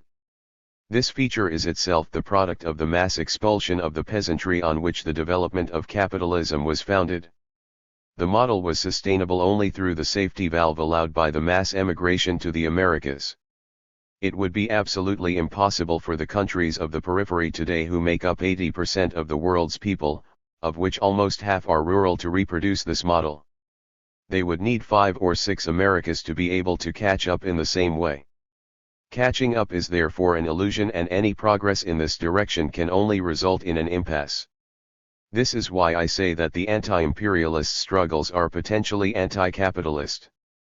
If we cannot catch up, we might as well do something else. Of course, such a transformation in the long-term visions of emerging countries for development is by no means inescapable. It is only necessary and possible. The current success of emerging countries in terms of accelerated growth within globalized capitalism and with capitalist means reinforces the illusion that catching up is possible. The same illusion accompanied the experiences of the first wave of the awakening of the South in the 20th century, even though at that time they were experienced as a catch-up by the road of socialism. I analyzed the contradictions of the Bandung Project, 1955 to 1980, in the same terms, given the conflicting projects of the national bourgeoisies and working classes allied in the struggles for liberation. Today the collective imperialism of the triad makes use of all the means at its disposal, economic, financial, and military, to continue its domination of the world.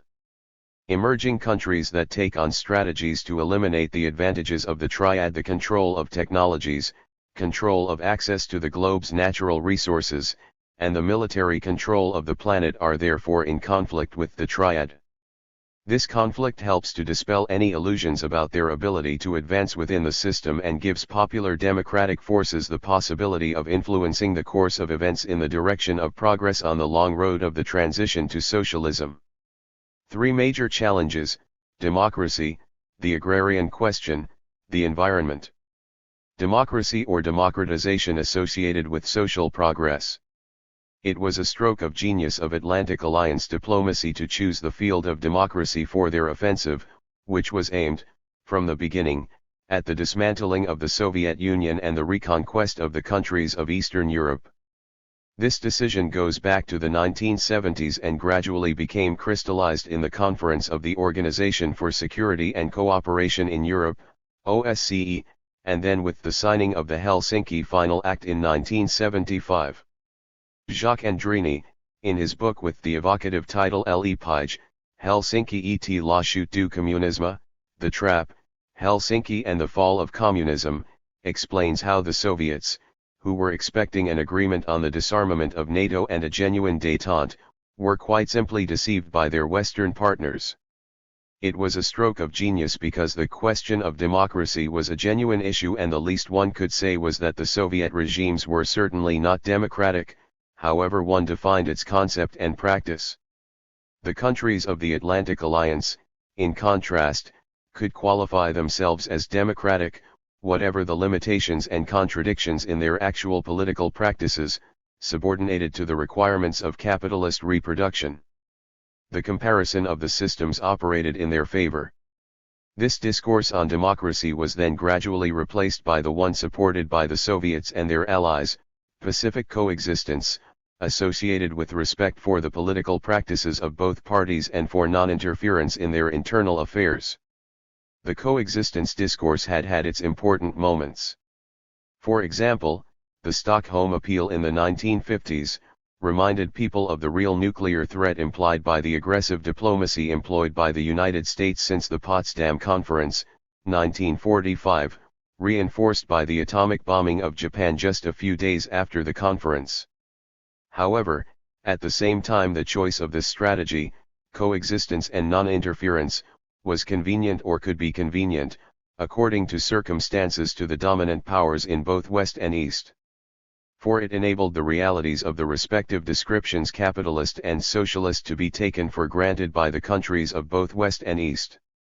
It eliminated all serious discussion about the precise nature of the two systems, that is, from examining the actually existing capitalism of our era, oligopoly capitalism, and actually existing socialism. The United Nations, with the tacit agreement of the powers of the two worlds, changed the terms of capitalism and socialism to the market economies and the centrally planned economies, or, to be mischievous, the administered economies. These two terms, both of them false, or only superficially true, sometimes made it possible to emphasize the convergence of the systems, a convergence that was itself imposed by modern technology, a theory, also false, derived from a monistic, technicist concept of history. It also accepted coexistence in order to facilitate this natural convergence, or, on the contrary, stressed the irreducible opposition between the democratic model, associated with the market economy, and totalitarianism, produced by the administered economy, at certain moments during the Cold War. Choosing to concentrate the battle around the democracy discourse made it possible to opt for the implacability of systems and to offer the Eastern countries only the prospect of capitulation by returning to capitalism, the market, which should then produce, naturally, the conditions for democratization. The fact that this has not been the case, for post-Soviet Russia, or has taken place in highly caricatural forms, for ethnic groups here and there in Eastern Europe, is another matter. The democratic discourse of the countries of the Atlantic Alliance is recent. At the outset NATO accommodated itself perfectly well to Salazar in Portugal, the Turkish generals, and the Greek colonels. At the same time the triad diplomacy supported, and often established, the worst dictatorships that Latin America, Africa, and Asia had ever known. At first the new democratic discourse was adopted with much reticence. Many of the main political authorities of the Atlantic Alliance saw the inconveniences that could upset their preferred realpolitik. It was not until Carter was President of the United States, rather like Obama today, that the moral sermon conveyed by democracy was understood. It was Mitterrand in France who broke with the Gaullist tradition of refusing the division imposed on Europe by the Cold War strategy promoted by the United States. Later, the experience of Gorbachev in the USSR made it clear that rallying to this discourse was a guarantee for catastrophe. The new democratic discourse thus bore its fruits. It seemed sufficiently convincing for left-wing opinion in Europe to support it. This was so, not only for the electoral left, the socialist parties, but also those with a more radical tradition, of which the communist parties were the heir. With Eurocommunism the consensus became general. The dominant classes of the imperialist triad learned lessons from their victory. They thus decided to continue the strategy of centering the debate on the democratic question. China is not reproached for having opened up its economy to the outside world, but because its policies are managed by the Communist Party. No account is taken of the social achievements of Cuba, unequaled in the whole of Latin America, but its one-party system is constantly stigmatized. The same discourse is even leveled against Putin's Russia. Is the triumph of democracy the real objective of this strategy? One has to be very naive to think so. The only aim is to impose on recalcitrant countries the market economy, open and integrated into the so-called liberal world system. This is in reality imperialistic, its purpose being to reduce these countries to the status of dominated peripheries of the system. This is an objective that, once achieved, becomes an obstacle to the progress of democracy in the victimized countries and is in no way an advance in response to the democratic question. The chances of democratic progress in the countries that practiced actually existing socialism, at least at the beginning, would have been much greater, in the medium term if not immediately. The dialectics of social struggles would have been left to develop on their own, opening up the possibility of outstripping the limits of actually existing socialism, which had, moreover, been deformed by a partial adherence to the opening of the liberal economy, to reach the end of the tunnel. In actual fact, the democratic theme is only invoked against countries that do not want to open up to the globalized liberal economy. There is less concern for highly autocratic political regimes. Saudi Arabia and Pakistan are good examples, but also Georgia, pro-the Atlantic Alliance, and many others.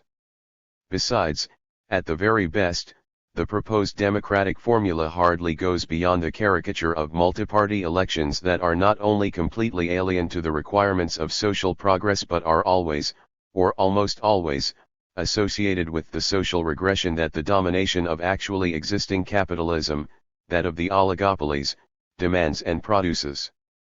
The formula has already largely undermined democracy, for which many peoples, profoundly confused, have now substituted religious and ethnic attachment to the past. It is therefore now more than ever necessary to reinforce the critique of the radical left. I emphasize radical to distinguish it from the critique of the left, which is confusing and vague. In other words, it must be a critique that associates, rather than dissociates, the democratization of society, and not only its political management, with social progress, in a socialist perspective. In this critique, the struggle for democratization and the struggle for socialism are one and the same. No socialism without democracy, but also no democratic progress without a socialist perspective. Democratization is an endless process, not to be reduced to pluriparty elected representative so-called democracy, which does not empower the people and permit them to transform society. Democratization is multidimensional.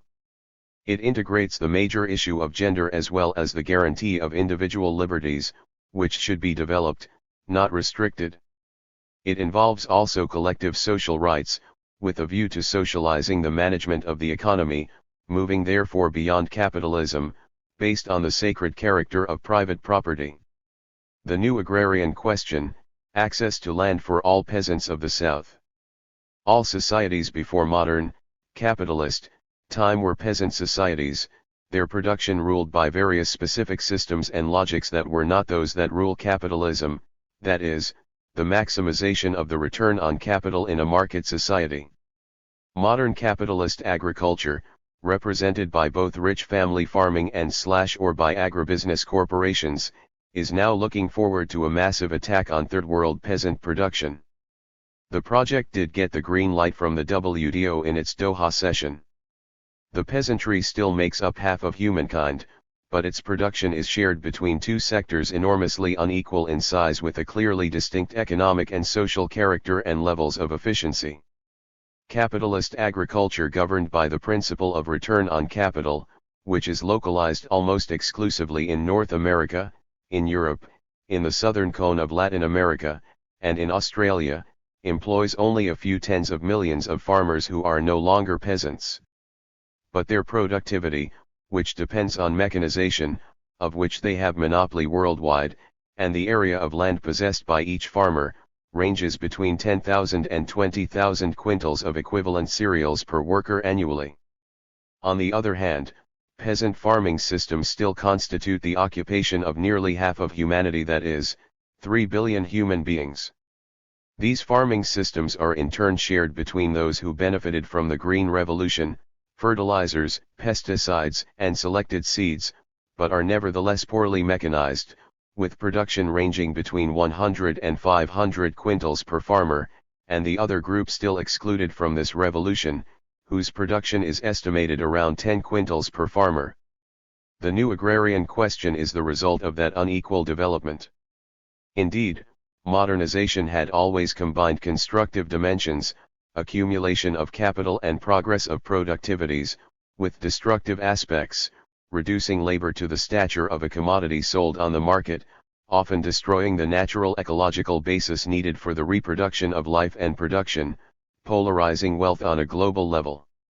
Modernization had always simultaneously integrated those for whom employment was created by the expansion of markets, and excluded those who, having lost their positions in the previous systems, were not integrated into the new labor force. But, in its ascending phase, capitalist global expansion did integrate along with its excluding processes. But now, with respect to the area of third world peasant societies, it would be massively excluding, including only insignificant minorities. The question raised here is precisely whether this trend continues and will continue to operate with respect to the 3 billion human beings still producing and living in the frame of peasant societies in Asia, Africa, and Latin America. Indeed, what would happen as of now should agriculture and food production be treated as any other form of production submitted to the rules of competition in an open deregulated market as it has been decided in principle at the last WTO conference, Doha, November 2001. Would such principles foster the accelerating of production? Indeed, one can imagine some 20 million new additional modern farmers, producing whatever the 3 billion present peasants can offer on the market beyond ensuring their own, poor, self-subsistence. The conditions for the success of such an alternative would necessitate the transfer of important pieces of good land to the new agriculturalists, and these lands have to be taken out of the hands of present peasant societies, access to capital markets, to buy equipment, and access to the consumer markets. Such agriculturalists would indeed compete successfully with the billions of present peasants. But what would happen to those? Under the circumstances, admitting the general principle of competition for agricultural products and foodstuffs, as imposed by WTO, means accepting that billions of non-competitive producers be eliminated within the short historic time of a few decades. What will become of these billions of human beings, the majority of whom are already poor among the poor, but who feed themselves with great difficulty, and worse still, what will be the plight of the one-third of this population, since 3/4 of the underfed population of the world are rural dwellers? In 50 years' time, no relatively competitive industrial development, even in the fanciful hypothesis of a continued growth of 7% annually for 3/4 of humanity, could absorb even one-third of this reserve. The major argument presented to legitimate the WTO competition doctrine alternative is that such development did happen in 19th century Europe and finally produced a modern wealthy, urban industrial post-industrial society as well as a modern agriculture able to feed the nations and even to export. Why should not this pattern be repeated in the contemporary third world countries, in particular for the emerging nations? The argument fails to consider two major factors that make the reproduction of the pattern almost impossible now in third world countries. The first is that the European model developed throughout a century and a half along with industrial technologies that were labor-intensive. Modern technologies are far less so. And therefore, if the newcomers of the Third World have to be competitive on global markets for their industrial exports, they have to adopt them. The second is that Europe benefited during that long transition from the possibility of massive outmigration of their surplus population to the Americas. That argument that capitalism has indeed solved the agrarian question in its developed centers has always been admitted by large sections of the left, including within historical Marxism, as testified by the famous book of Koski, The Agrarian Question, written before the First World War. Leninism itself inherited that view and on its basis undertook a modernization through the Stalinist collectivization, with dubious results. What was always overlooked was that capitalism, though it solved the question in its centers, did so through generating a gigantic agrarian question in the peripheries, which it cannot solve but through the genocide of half of humankind. Within historical Marxism, only Maoism did understand the size of the challenge. Therefore, those who charge Maoism with its peasant deviation show by this very criticism that they do not have the analytical capacity for an understanding of what is actually existing imperialist capitalism, which they reduce to an abstract discourse on capitalism in general. Modernization through market liberalization, as suggested by WTO and its supporters, finally aligns side by side, without even necessarily combining two components: 1. The production of food on a global scale by modern competitive agriculturalists mostly based in the North but also possibly in the future in some pockets of the South, and 2. The marginalization, exclusion and further impoverishment of the majority of the 3 billion peasants of the present Third World, and finally their seclusion in some kinds of reserves. It therefore combines 1. A pro-modernization, efficiency-dominant discourse, and 2. An ecological cultural reserve set of policies making it possible for the victims to survive. These two components might therefore complement each other rather than conflict.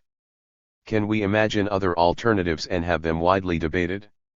In that frame, it is implied that peasant agriculture should be maintained throughout the visible future of the 21st century, but simultaneously engaged in a process of continuous technological/social change and progress, at a rate that would allow a progressive transfer to non-rural, non-agricultural employment. Such a strategic set of targets involves complex policy mixes at national, regional, and global levels. At the national levels, it implies macro policies protecting peasant food production from the unequal competition of modernized agriculturalists, agrobusiness local and international, with a view to guaranteeing acceptable internal food prices eventually disconnected from the so-called international market prices, markets biased by subsidies of the wealthy northern United States/Canada/Europe. Such policy targets also question the patterns of industrial urban developments, which should be less based on export-oriented priorities, themselves taking advantage of low wages, implying in their turn low prices for food, and be more attentive to a socially balanced internal market expansion.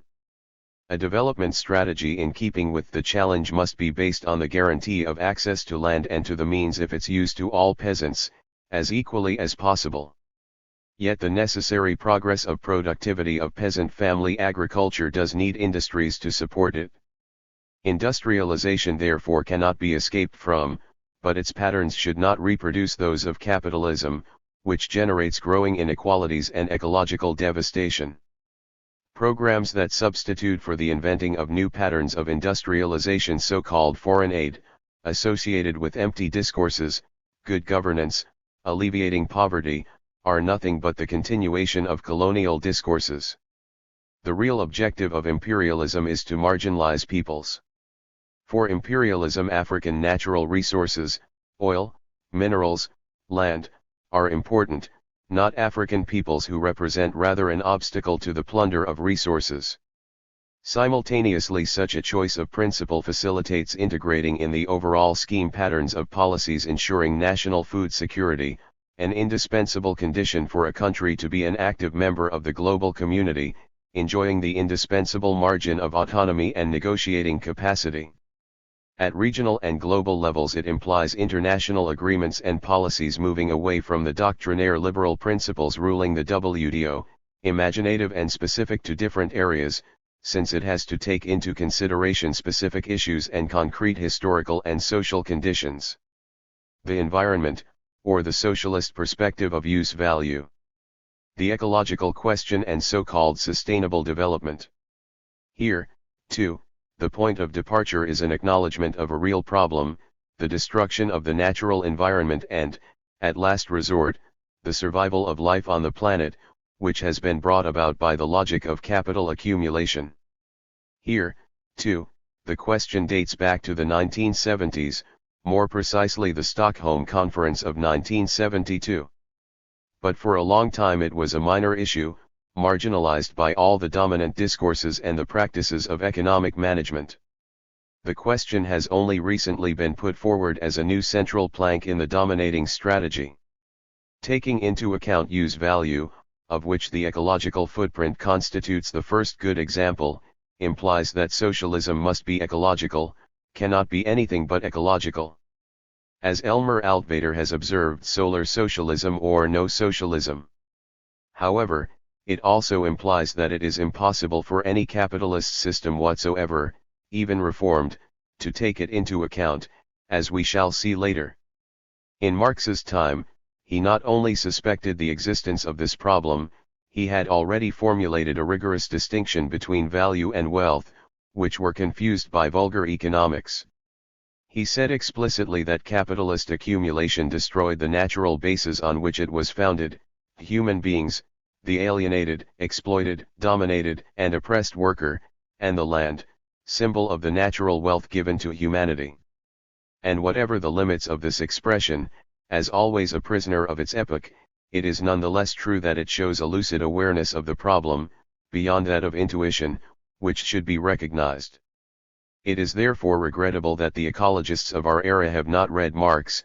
John Bellamy Foster is the brilliant exception. It would have enabled them to carry their propositions further, to better understand their revolutionary impact and even, obviously, go beyond Marx himself on the subject. This deficiency of modern ecology makes it easier for it to be taken over by the vulgar economics that is in a dominant position in the contemporary world. This takeover is already underway, even well advanced.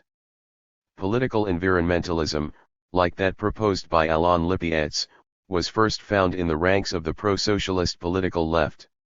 Then the green movements, and after that, the green parties, were classed as center-left, because of their expressed sympathies for social and international justice, their criticism of waste, and their empathy with the workers and the poor populations.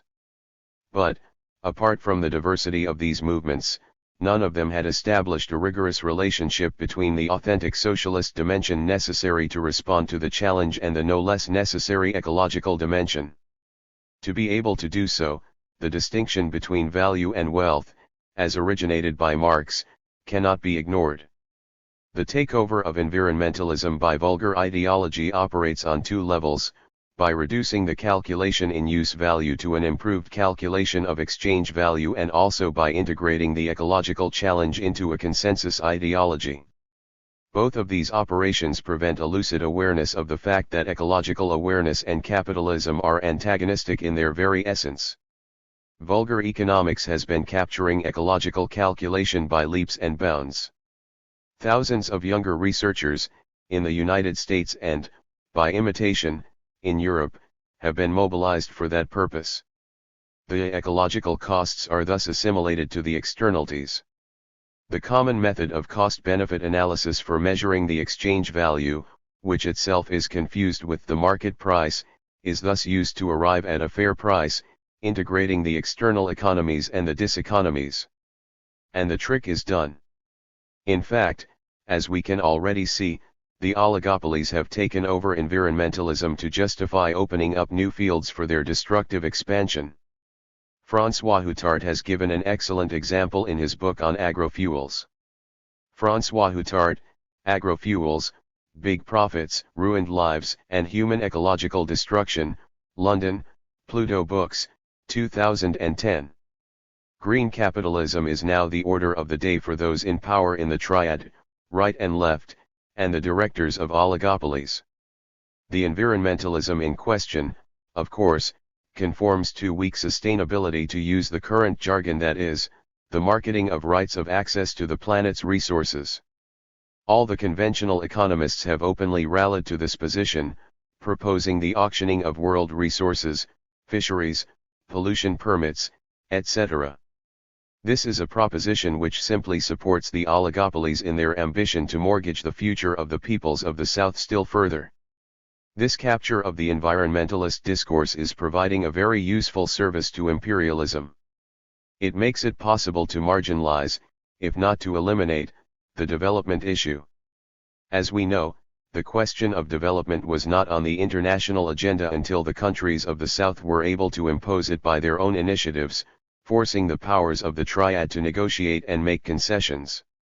But once the Bandung era was over, it was no longer a question of development, but only of opening up the markets. An ecology, as it is interpreted by the dominant powers, is just prolonging this state of affairs. The taking over of environmental discourse through consensus politics, the necessary expression of the concept of end of history capitalism, is no less advanced. This capture has had an easy passage, for it responds to the alienations and illusions on which the dominant culture feeds, which is that of capitalism. It has been easy because this culture really does exist, is in place and dominant in the minds of most human beings, in the South as well as in the North. In contrast, it is difficult to express the needs of a socialist counterculture. A socialist culture is not there, in front of us. It is the future and has to be invented, a civilization project, open to an inventive imaginary. Formulas like socialization through democracy and not through the market and cultural dominance instead of economics, served by politics, are not enough, in spite of the success they have had in initiating the historical process of transformation. For it will be a long secular process, the reconstruction of societies on principles other than those of capitalism, both in the North and in the South, cannot be rapid. But the construction of the future, even if it is far off, starts today. Audacity, more audacity. The historical circumstances created by the implosion of contemporary capitalism require the radical left, in the North as well as the South, to be bold in formulating its political alternative to the existing system. Why audacity? Contemporary capitalism is a capitalism of generalized monopolies, whose most important characteristics have been described in the initial pages of this book. Under these conditions, monopoly capital has openly declared war on workers and peoples. This declaration is formulated in the sentence "Liberalism is not negotiable." Monopoly capital will definitely continue its wild ride and not slow down. The criticism of regulation that I make below is grounded in this fact. We are not living in a historical moment in which the search for a social compromise is a possible option. There have been such moments in the past, such as the post-war social compromise between capital and labor specific to the social democratic state in the West, the actually existing socialism in the East, and the popular national projects of the South. But our present historical moment is not the same. So the conflict is between monopoly capital and workers and people who are invited to an unconditional surrender. Defensive strategies of resistance under these conditions are ineffective and bound to be eventually defeated. In the face of war declared by monopoly capital, workers and peoples must develop strategies that allow them to take the offensive. The period of social war is necessarily accompanied by the proliferation of international political conflicts and military interventions of the imperialist powers of the Triad.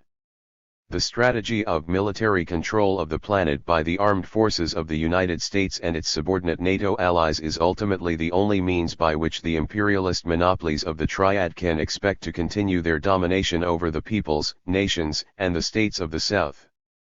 Faced with this challenge of the war declared by the monopolies, what alternatives are being proposed? First response: market regulation, financial and otherwise. These are initiatives that monopolies and governments claim they are pursuing. It is only empty rhetoric, designed to mislead public opinion. These initiatives cannot stop the mad rush for financial return that is the result of the logic of accumulation controlled by monopolies. They are therefore a false alternative. Second response: a return to the post-war models. These responses feed a triple nostalgia: 1. The rebuilding of a true social democracy in the West; 2. The resurrection of socialisms founded on the principles that govern those of the 20th century; 3. The return to formulas of popular nationalism in the peripheries of the South. These nostalgias imagine it is possible to roll back monopoly capitalism, forcing it to regress to what it was in 1945. But history never allows such returns to the past. Capitalism must be confronted as it is today, not as what we would have wished it to be by imagining the blocking of its evolution. However, these longings continue to haunt large segments of the left throughout the world. Third response: the search for a humanist consensus. I define this pious wish in the following way: the illusion that a consensus among fundamentally conflicting interests would be possible. Naive ecology movements, among others, share this illusion. Fourth response: the illusions of the past. These illusions invoke specificity and right to difference without bothering to understand their scope and meaning. The past has already answered the questions for the future. These culturalisms can take many para-religious or ethnic forms. Theocracies and ethnocracies become convenient substitutes for the democratic social struggles that have been evacuated from their agenda. Fifth response: priority of personal freedom. The range of responses based on this priority, considered the exclusive supreme value, includes in its ranks the diehards of representative electoral democracy, which is equated with democracy itself. The formula separates the democratization of societies from social progress, and even tolerates a de facto association with social regression in order not to risk discrediting democracy, now reduced to the status of a tragic farce. But there are even more dangerous forms of this position. I refer here to some common postmodernist currents by commentators, Tony Negri in particular, who imagine that the individual has already become the subject of history, as if communism, which will allow the individual to be emancipated from alienation and actually become the subject of history, were already here. It is clear that all of the responses above, including those of the right, such as the regulations that do not affect private property monopolies, still find powerful echoes among a majority of the people on the left. The war declared by the generalized monopoly capitalism of contemporary imperialism has nothing to fear from the false alternatives I have just outlined. So what is to be done? This moment offers us the historic opportunity to go much further. It demands as the only effective response a bold and audacious radicalization in the formulation of alternatives capable of moving workers and peoples to take the offensive to defeat their adversaries' strategy of war. These formulations, based on the analysis of actually existing contemporary capitalism, must directly confront the future that is to be built, and ignore the nostalgia for the past and illusions of identity or consensus. Audacious programs for the radical left. I will organize the following general proposals under three headings: 1. Socialize the ownership of monopolies; 2. Definancialize the management of the economy; 3. Deglobalize international relations. Socialize the ownership of monopolies. The effectiveness of the alternative response necessarily requires the questioning of the very principle of private property of monopoly capital. Proposing to regulate financial operations, to return markets to transparency, to allow agents' expectations to be rational, and to define the terms of a consensus on these reforms without abolishing the private property of monopolies, is nothing other than throwing dust in the eyes of the naive public. Monopolies are asked to manage reforms against their own interests, ignoring the fact that they retain 1,001 ways to circumvent the objectives of such reforms. The alternative social project should be to reverse the direction of the current social order, social disorder, produced by the strategies of monopolies to ensure maximum and stabilized employment, and to ensure decent wages growing in parallel with the productivity of social labor. This objective is simply impossible without the expropriation of the power of monopolies. The software of economic theorists, in the words of François Morin, must be reconstructed.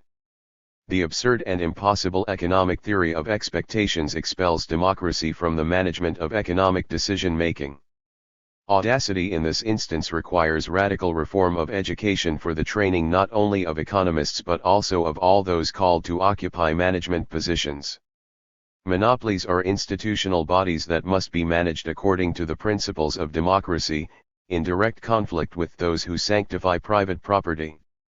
Although the term commons, imported from the Anglo-Saxon world, is itself ambiguous because it is always disconnected from the debate on the meaning of social conflicts, Anglo-Saxon language deliberately ignores the reality of social classes. The term could be invoked specifically to call monopolies part of the commons. The abolition of the private ownership of monopolies takes place through their nationalization. This first legal action is unavoidable.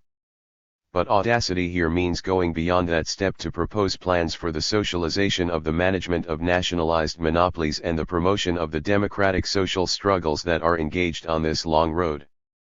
I will give here a concrete example of what could be involved in plans of socialization.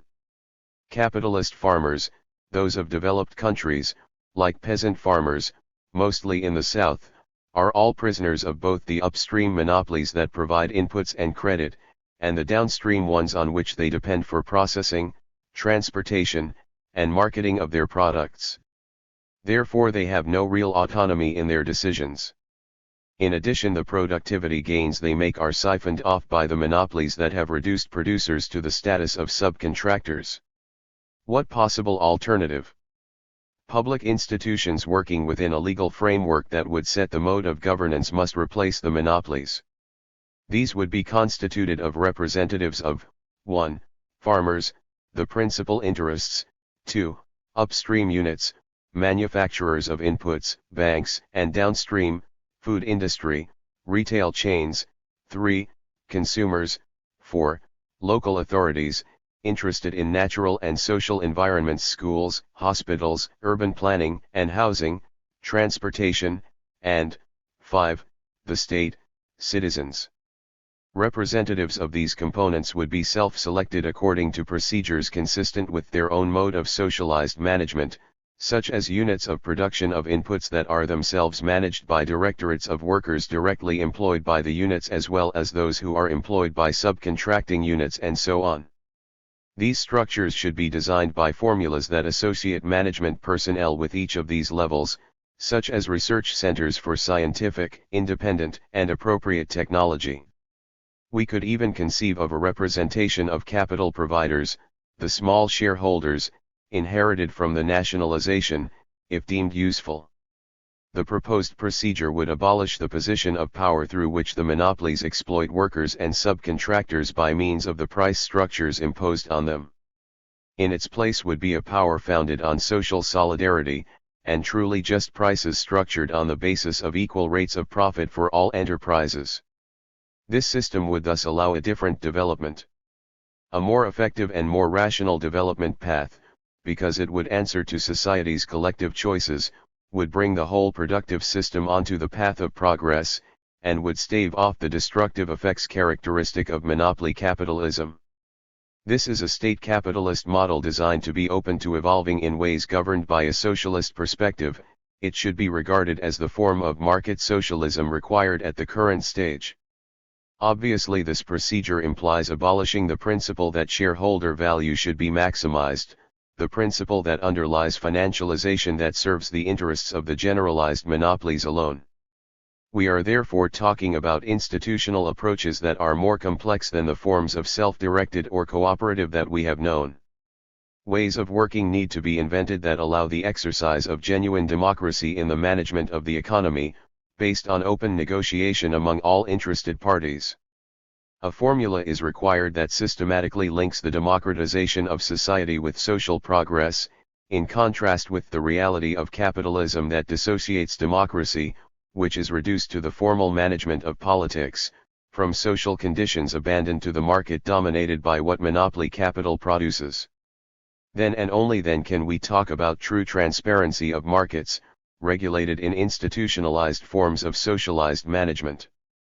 The example may seem marginal in the developed capitalist countries because farmers there are a very small proportion of workers, 3 to 7%.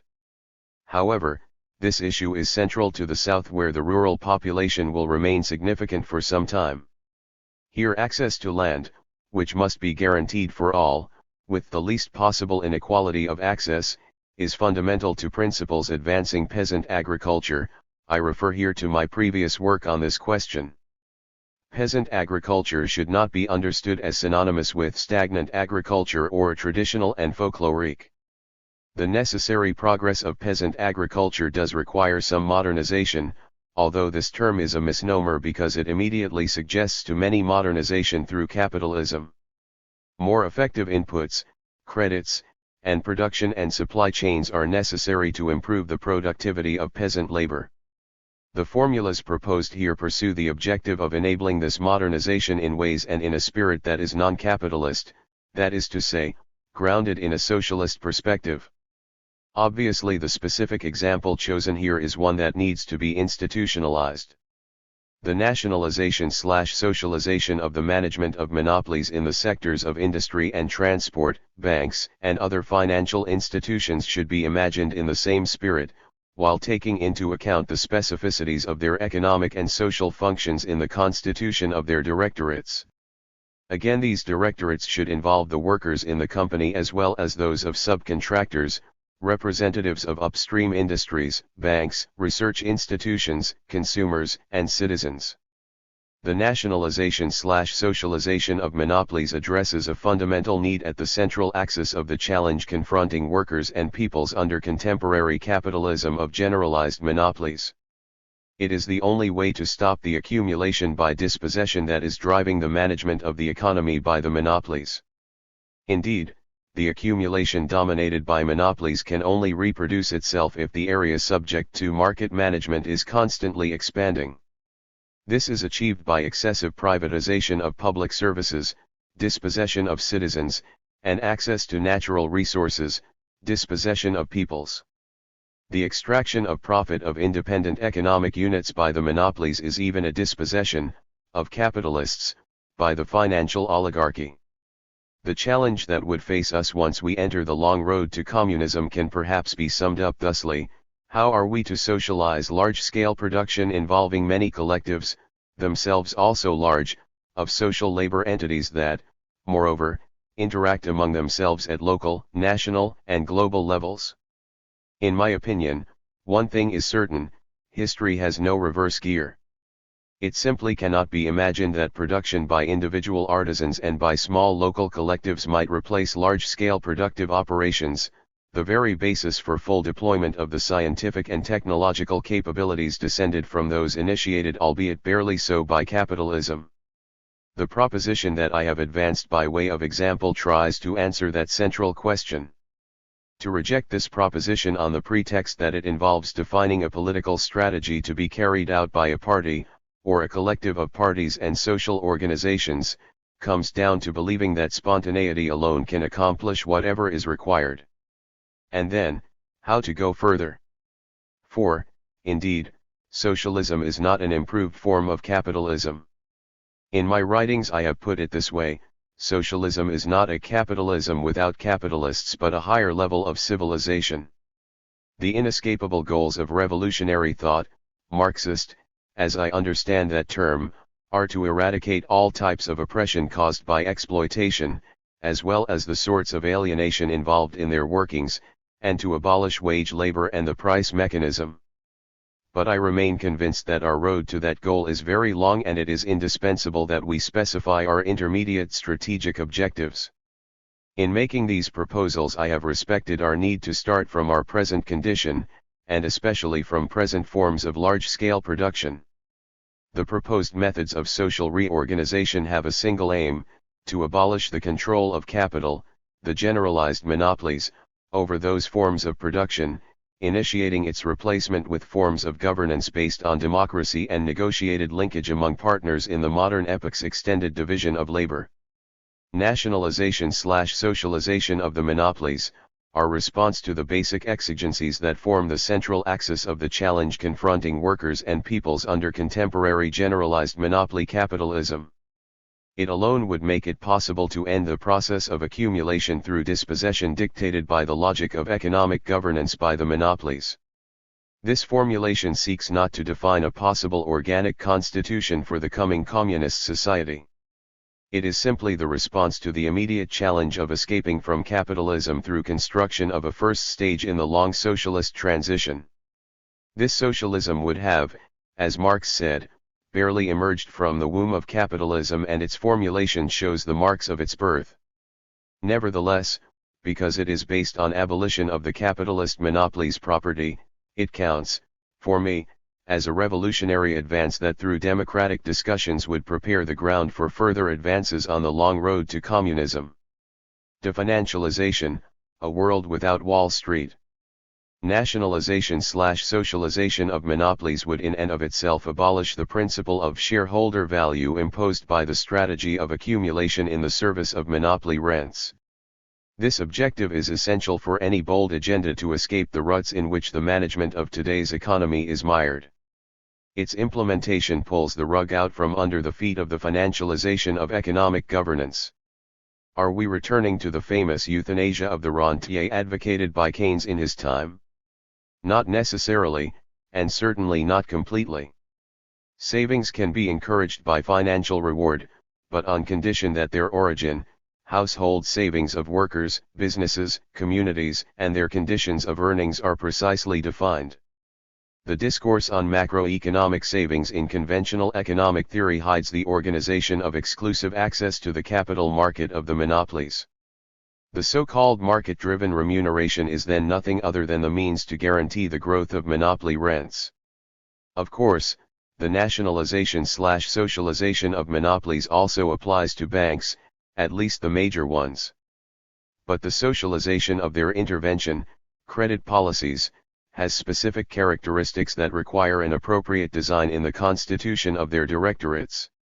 Nationalization in the classical sense of the term implies only the substitution of the state for the boards of directors formed by private shareholders. This would permit, in principle, implementation of bank credit policies formulated by the state, which is no small thing.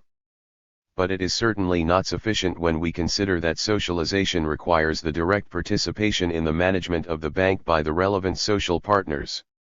Here the self-management of banks by their staff would not be appropriate. The staff concerned should certainly be involved in decisions about their working conditions, but little else, because it is not their place to determine the credit policies to be implemented. If the directorates must deal with the conflicts of interest of those that provide loans, the banks, and those who receive them, the enterprises, the formula for the composition of directorates must be designed taking into account what the enterprises are and what they require, a restructuring of the banking system, which has become overly centralized since the regulatory frameworks of the past 2 centuries were abandoned over the past 4 decades. There is a strong argument to justify the reconstruction of banking specialization according to the requirements of the recipients of their credit as well as their economic function, provision of short-term liquidity, contributing to the financing of investments in the medium and long term. We could then, for example, create an agriculture bank, or a coordinated ensemble of agriculture banks, whose clientele is composed not only of farmers and peasants but also those involved in the upstream and downstream of agriculture described above.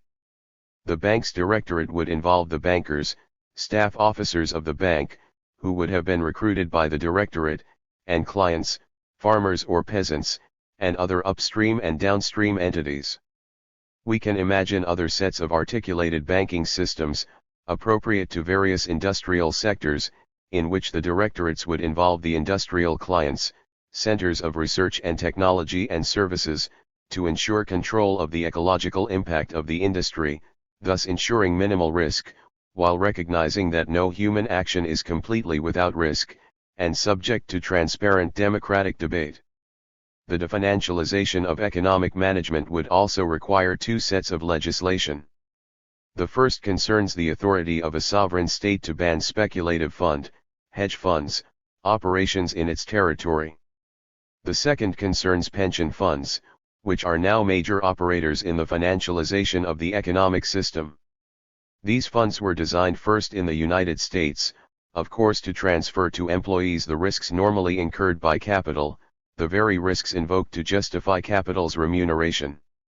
So this is a scandalous arrangement, in clear contradiction even with the ideological defense of capitalism. But this invention is an ideal instrument for the strategies of accumulation dominated by monopolies. The abolition of pension funds is necessary for the benefit of distributive pension systems, which by their very nature require and allow democratic debate to determine the amounts and periods of assessment and the relationship between the amounts of pensions and remuneration paid. In a democracy that respects social rights, these pension systems are universally available to all workers. However, at a pinch, and so as not to prohibit what a group of individuals might desire to put in place, supplementary pension funds could be allowed. All measures of definancialization suggested here lead to an obvious conclusion: a world without Wall Street, to borrow the title of the book by François Morin, is possible and desirable.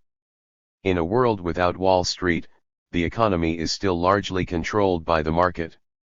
But these markets are for the first time truly transparent, regulated by democratic negotiation among genuine social partners. For the first time they are no longer adversaries as they are necessarily under capitalism. It is the financial market, opaque by nature and subjected to the requirements of management for the benefit of the monopolies, that is abolished. We could even explore whether it would be useful or not to shut down the stock exchanges, given that the rights to property, both in its private as well as social form, would be conducted differently. We could even consider whether the stock exchange could be re-established to this new end. The symbol in any case, a world without Wall Street, nevertheless retains its power. Definancialization certainly does not mean the abolition of macroeconomic policy and in particular the macro management of credit. On the contrary, it restores its efficiency by freeing it from its subjugation to the strategies of rent-seeking monopolies. The restoration of the powers of national central banks, no longer independent but dependent on both the state and markets regulated by the democratic negotiation of social partners, gives the formulation of macro credit policy its effectiveness in the service of socialized management of the economy. At the international level, delinking. I use here the term delinking that I proposed half a century ago, a term that contemporary discourse appears to have replaced with the synonym deglobalization. I have never conceptualized delinking as an autarkic retreat, but rather as a strategic reversal in the face of both internal and external forces in response to the unavoidable requirements of self-determined development. Delinking promotes the reconstruction of a globalization based on negotiation, rather than submission to the exclusive interests of the imperialist monopolies. It also makes possible the reduction of international inequalities. Delinking is necessary because the measures advocated in the two previous sections can never really be implemented at the global scale, or even at a regional level, for example, Europe. They can only be initiated in the context of states/nations with advanced radical social and political struggles, committed to a process of socialization of the management of their economy. Imperialism, in the form that it took until just after the Second World War, created the contrast between industrialized imperialist centers and dominated peripheries where industry was prohibited. The victories of national liberation movements began the process of the industrialization of the peripheries, through the implementation of delinking policies required for the option of self-reliant development. Associated with social reforms that were at times radical, these delinkings created the conditions for the eventual emergence of those countries that had gone furthest in this direction, China leading the pack, of course. But the imperialism of the current era, the imperialism of the Triad, forced to retreat and adjust itself to the conditions of this new era, rebuilt itself on new foundations, based on advantage by which it sought to hold on to the privilege of exclusivity that I have classified in 5 categories. The control of technology, access to natural resources of the planet, global integration of the monetary and financial system, systems of communication and information, weapons of mass destruction. The main form of delinking today is thus defined precisely by the challenge to these 5 privileges of contemporary imperialism. Emerging countries are engaged in delinking from these 5 privileges, with varying degrees of control and self-determination, of course. Though earlier success over the past 2 decades in delinking enabled countries to accelerate their development, in particular through industrial development within the globalized liberal system using capitalist means, this success has fueled delusions about the possibility of continuing on this path, that is to say, emerging as new equal capitalist partners. The attempt to co-opt the most prestigious of these countries with the creation of the G20 has encouraged these illusions. But with the current ongoing implosion of the imperialist system, called globalization, these illusions are likely to dissipate. The conflict between the imperialist powers of the triad and emerging countries is already visible, and is expected to worsen. If they want to move forward, the societies of emerging countries will be forced to turn more toward self-reliant modes of development through national plans and by strengthening South-South cooperation. Audacity, under such circumstances, involves engaging vigorously and coherently toward this end, bringing together the required measures of delinking with the desired advances in social progress. The goal of this radicalization is threefold: the democratization of society, the consequent social progress achieved, and the taking of anti-imperialist positions. A commitment to this direction is possible, not only for societies in emerging countries but also in the abandoned or the written-off countries of the Global South. These countries had been effectively recolonized through the structural adjustment programs of the 1980s. Their peoples are now in open revolt, whether they have already scored victories, South America, or not, in the Arab world. Audacity here means that the radical left in these societies must have the courage to take the measure of the challenges they face and to support the continuation and radicalization of the necessary struggles that are in progress. The delinking of the South prepares the way for the deconstruction of the imperialist system itself. This is particularly apparent in areas affected by the management of the global monetary and financial system, since it is the result of the hegemony of the dollar. But beware, it is an illusion to expect to substitute for the system another world monetary and financial system that is better balanced and favorable to the development of the peripheries. As always, the search of a consensus over international reconstruction from above is mere wishful thinking akin to waiting for a miracle. What is on the agenda now is the deconstruction of the existing system, its implosion and reconstruction of national alternative systems, for countries or continents or regions, as some projects in South America have already begun. Audacity here is to have the courage to move forward with the strongest determination possible, without too much worry about the reaction of imperialism.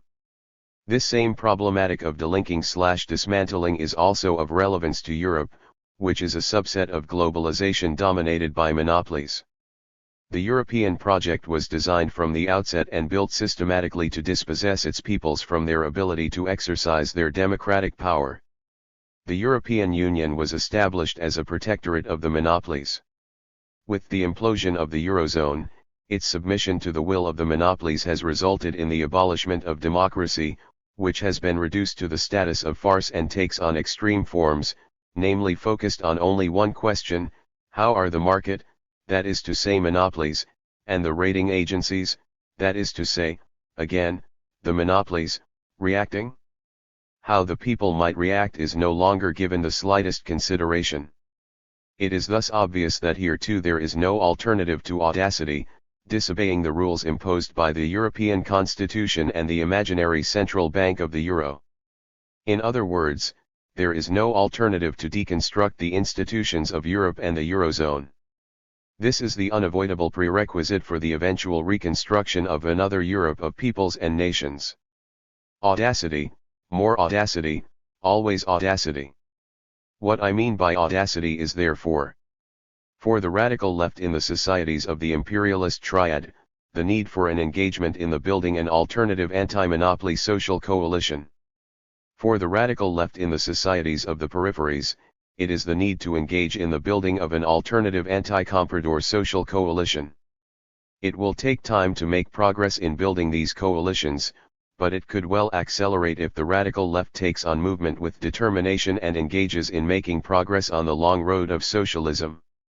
It is therefore necessary to propose strategies not out of the crisis of capitalism, but out of Capitalism in Crisis, to borrow from the title of one of my recent works. We are in a crucial period in history. The only legitimacy of capitalism is to have created the conditions for passing on to socialism, understood as a higher stage of civilization. Capitalism is now an obsolete system, its continuation leading only to barbarism. No other capitalism is possible. The outcome of a clash of civilizations is, as always, uncertain. Either the radical left will succeed through the audacity of its initiatives to make revolutionary advances, or the counter-revolution will win. There is no effective compromise between these two responses to the challenge. All the strategies of the non-radical left are in fact non-strategies, they are merely day-to-day adjustments to the vicissitudes of the imploding system. And if the powers that be want, like Il Gatto Pardo, the leopard, to change everything so that nothing changes, the candidates of the left believe it is possible to change life without touching the power of monopolies. The non-radical left will not stop the triumph of capitalist barbarism. They have already lost the battle for lack of wanting to take it on. Audacity is what is necessary to bring about the autumn of capitalism that will be announced by the implosion of its system and by the birth of an authentic spring of the peoples, a spring that is possible. Conclusion. In this book I have suggested analyses articulated around my central definition of generalized monopoly capitalism. It is this concept that allows us to put in their right place, and accord significance to, all the striking new facts that, in all regions, both central and peripheral, of the world, characterize contemporary capitalism. It makes coherent a painting that otherwise would appear to be random and chaotic. Monopoly capitalism first took form at the end of the 19th century, but it only crystallized as a system in the United States in the 1920s. It then took over Europe and Japan in the 30 glorious post-war years. The concept of surplus, advanced by Paul Sweezy and Paul Barron during the 1950s, lets us grasp the essence of how capitalism was qualitatively transformed by the monopoly's rise to dominance. I was immediately convinced by this work that enriched the Marxist critique of capitalism, and in the 1970s I began to reformulate it. This, in my opinion, required analyzing the transformation of the primary, 1920 to 1970, monopoly capitalism into generalized monopoly capitalism as a qualitatively new phase of the system. My first reformulation of generalized monopoly capitalism goes back to 1978 when I proposed an interpretation of capital's response to the challenge of its new long systemic crisis, which had begun in the 1971 to 75 period. In that interpretation I emphasized three aspects of that anticipated response: reinforced centralization of the monopoly's control over the economy, deepening of globalization and of the outsourcing of manufacturing toward the peripheries, and financialization. A book that I and André Gunder Frank wrote together in 1978, En attendance pas 1984, Don't Wait for 1984, went unnoticed, probably because our theses were ahead of their time. But today those three characteristics have become blindingly clear to everyone. We needed to give a name to this new phase of monopoly capitalism. What about late monopoly capitalism? I thought that this adjective, a bit like the prefix post, had to be avoided because it gave no positive sense of what was new, its content and importance. But the adjective generalized specifies rightly, the monopolies were thenceforward in position to reduce all, or almost all, economic actors to subcontractor status. The example of family farming in the capitalist centers, which I have discussed in this book, is the best example of that.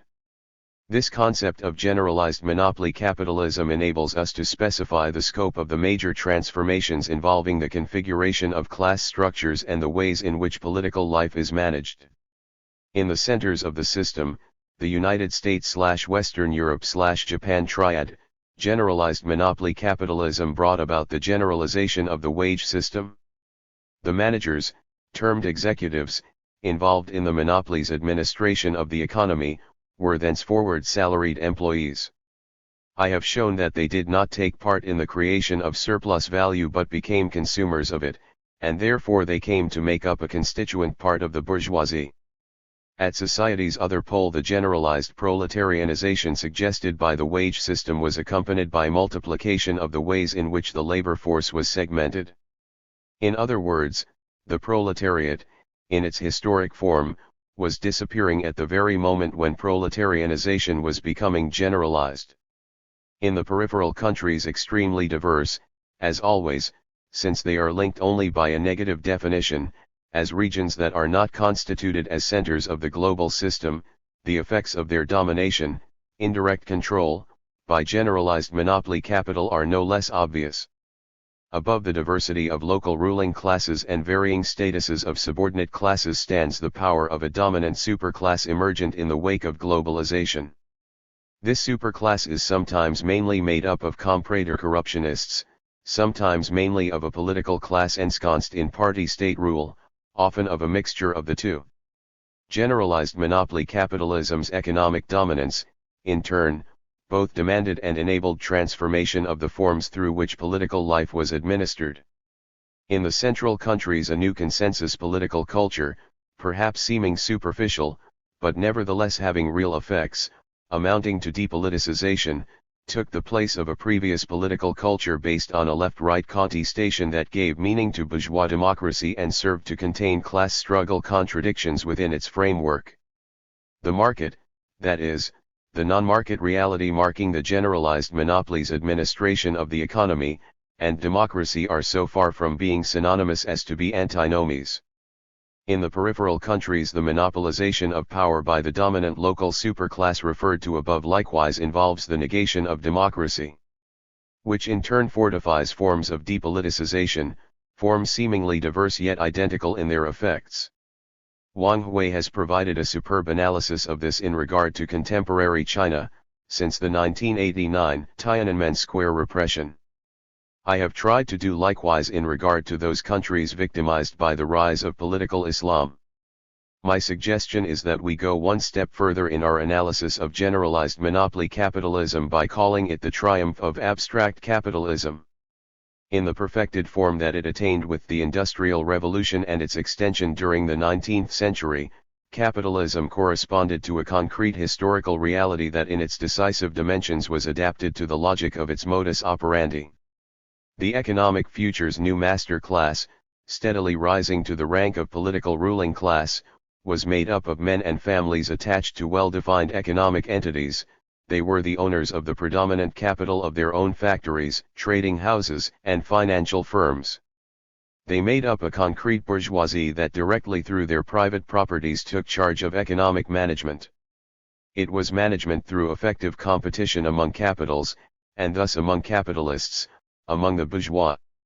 It was on an understanding of this concrete competition that Marx's analysis of the transformation of the value system into a price system was based. Finally, on the level of macroeconomic management, the organizing principle enabling them to transcend the chaos of competition operated through a concrete commodity money gold. This administration of capitalism's collective interests, transcending those of particular capitalists, operated, ideally through bourgeois democracy, in the political framework of a national state, which thus guaranteed coherence of national political management with the needs of capital accumulation. Today, in every one of these crucial respects, the reality is quite otherwise. What is concrete vanishes, giving way to an abstract reproduction of capital. The fragmented, and thereby concrete, economic power of bourgeois proprietors gives way to centralized power in the hands of the directors of the monopolies and their salaried administrative staffs. Generalized monopoly capitalism involves not just the concentration of property, which, on the contrary, is more dispersed than ever, but control over its administration. This is why it would be deceptive to insert the adjective patrimonial into the phrase contemporary capitalism. Stockholders, supposed to rule, seem to have power. However, the real sovereigns, who make all the decisions in their name, are the directors of the monopolies. Such administration, in turn, obviates the former modus operandi of competition that used to be the regulatory mechanism for capital accumulation.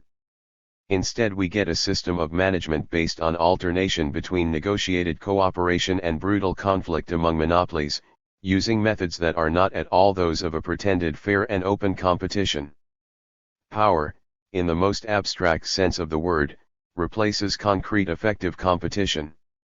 Moreover, the deepening globalization of the system undoes the holistic, simultaneously economic, political, and social logic of national systems, leaving in its place no global logic whatsoever.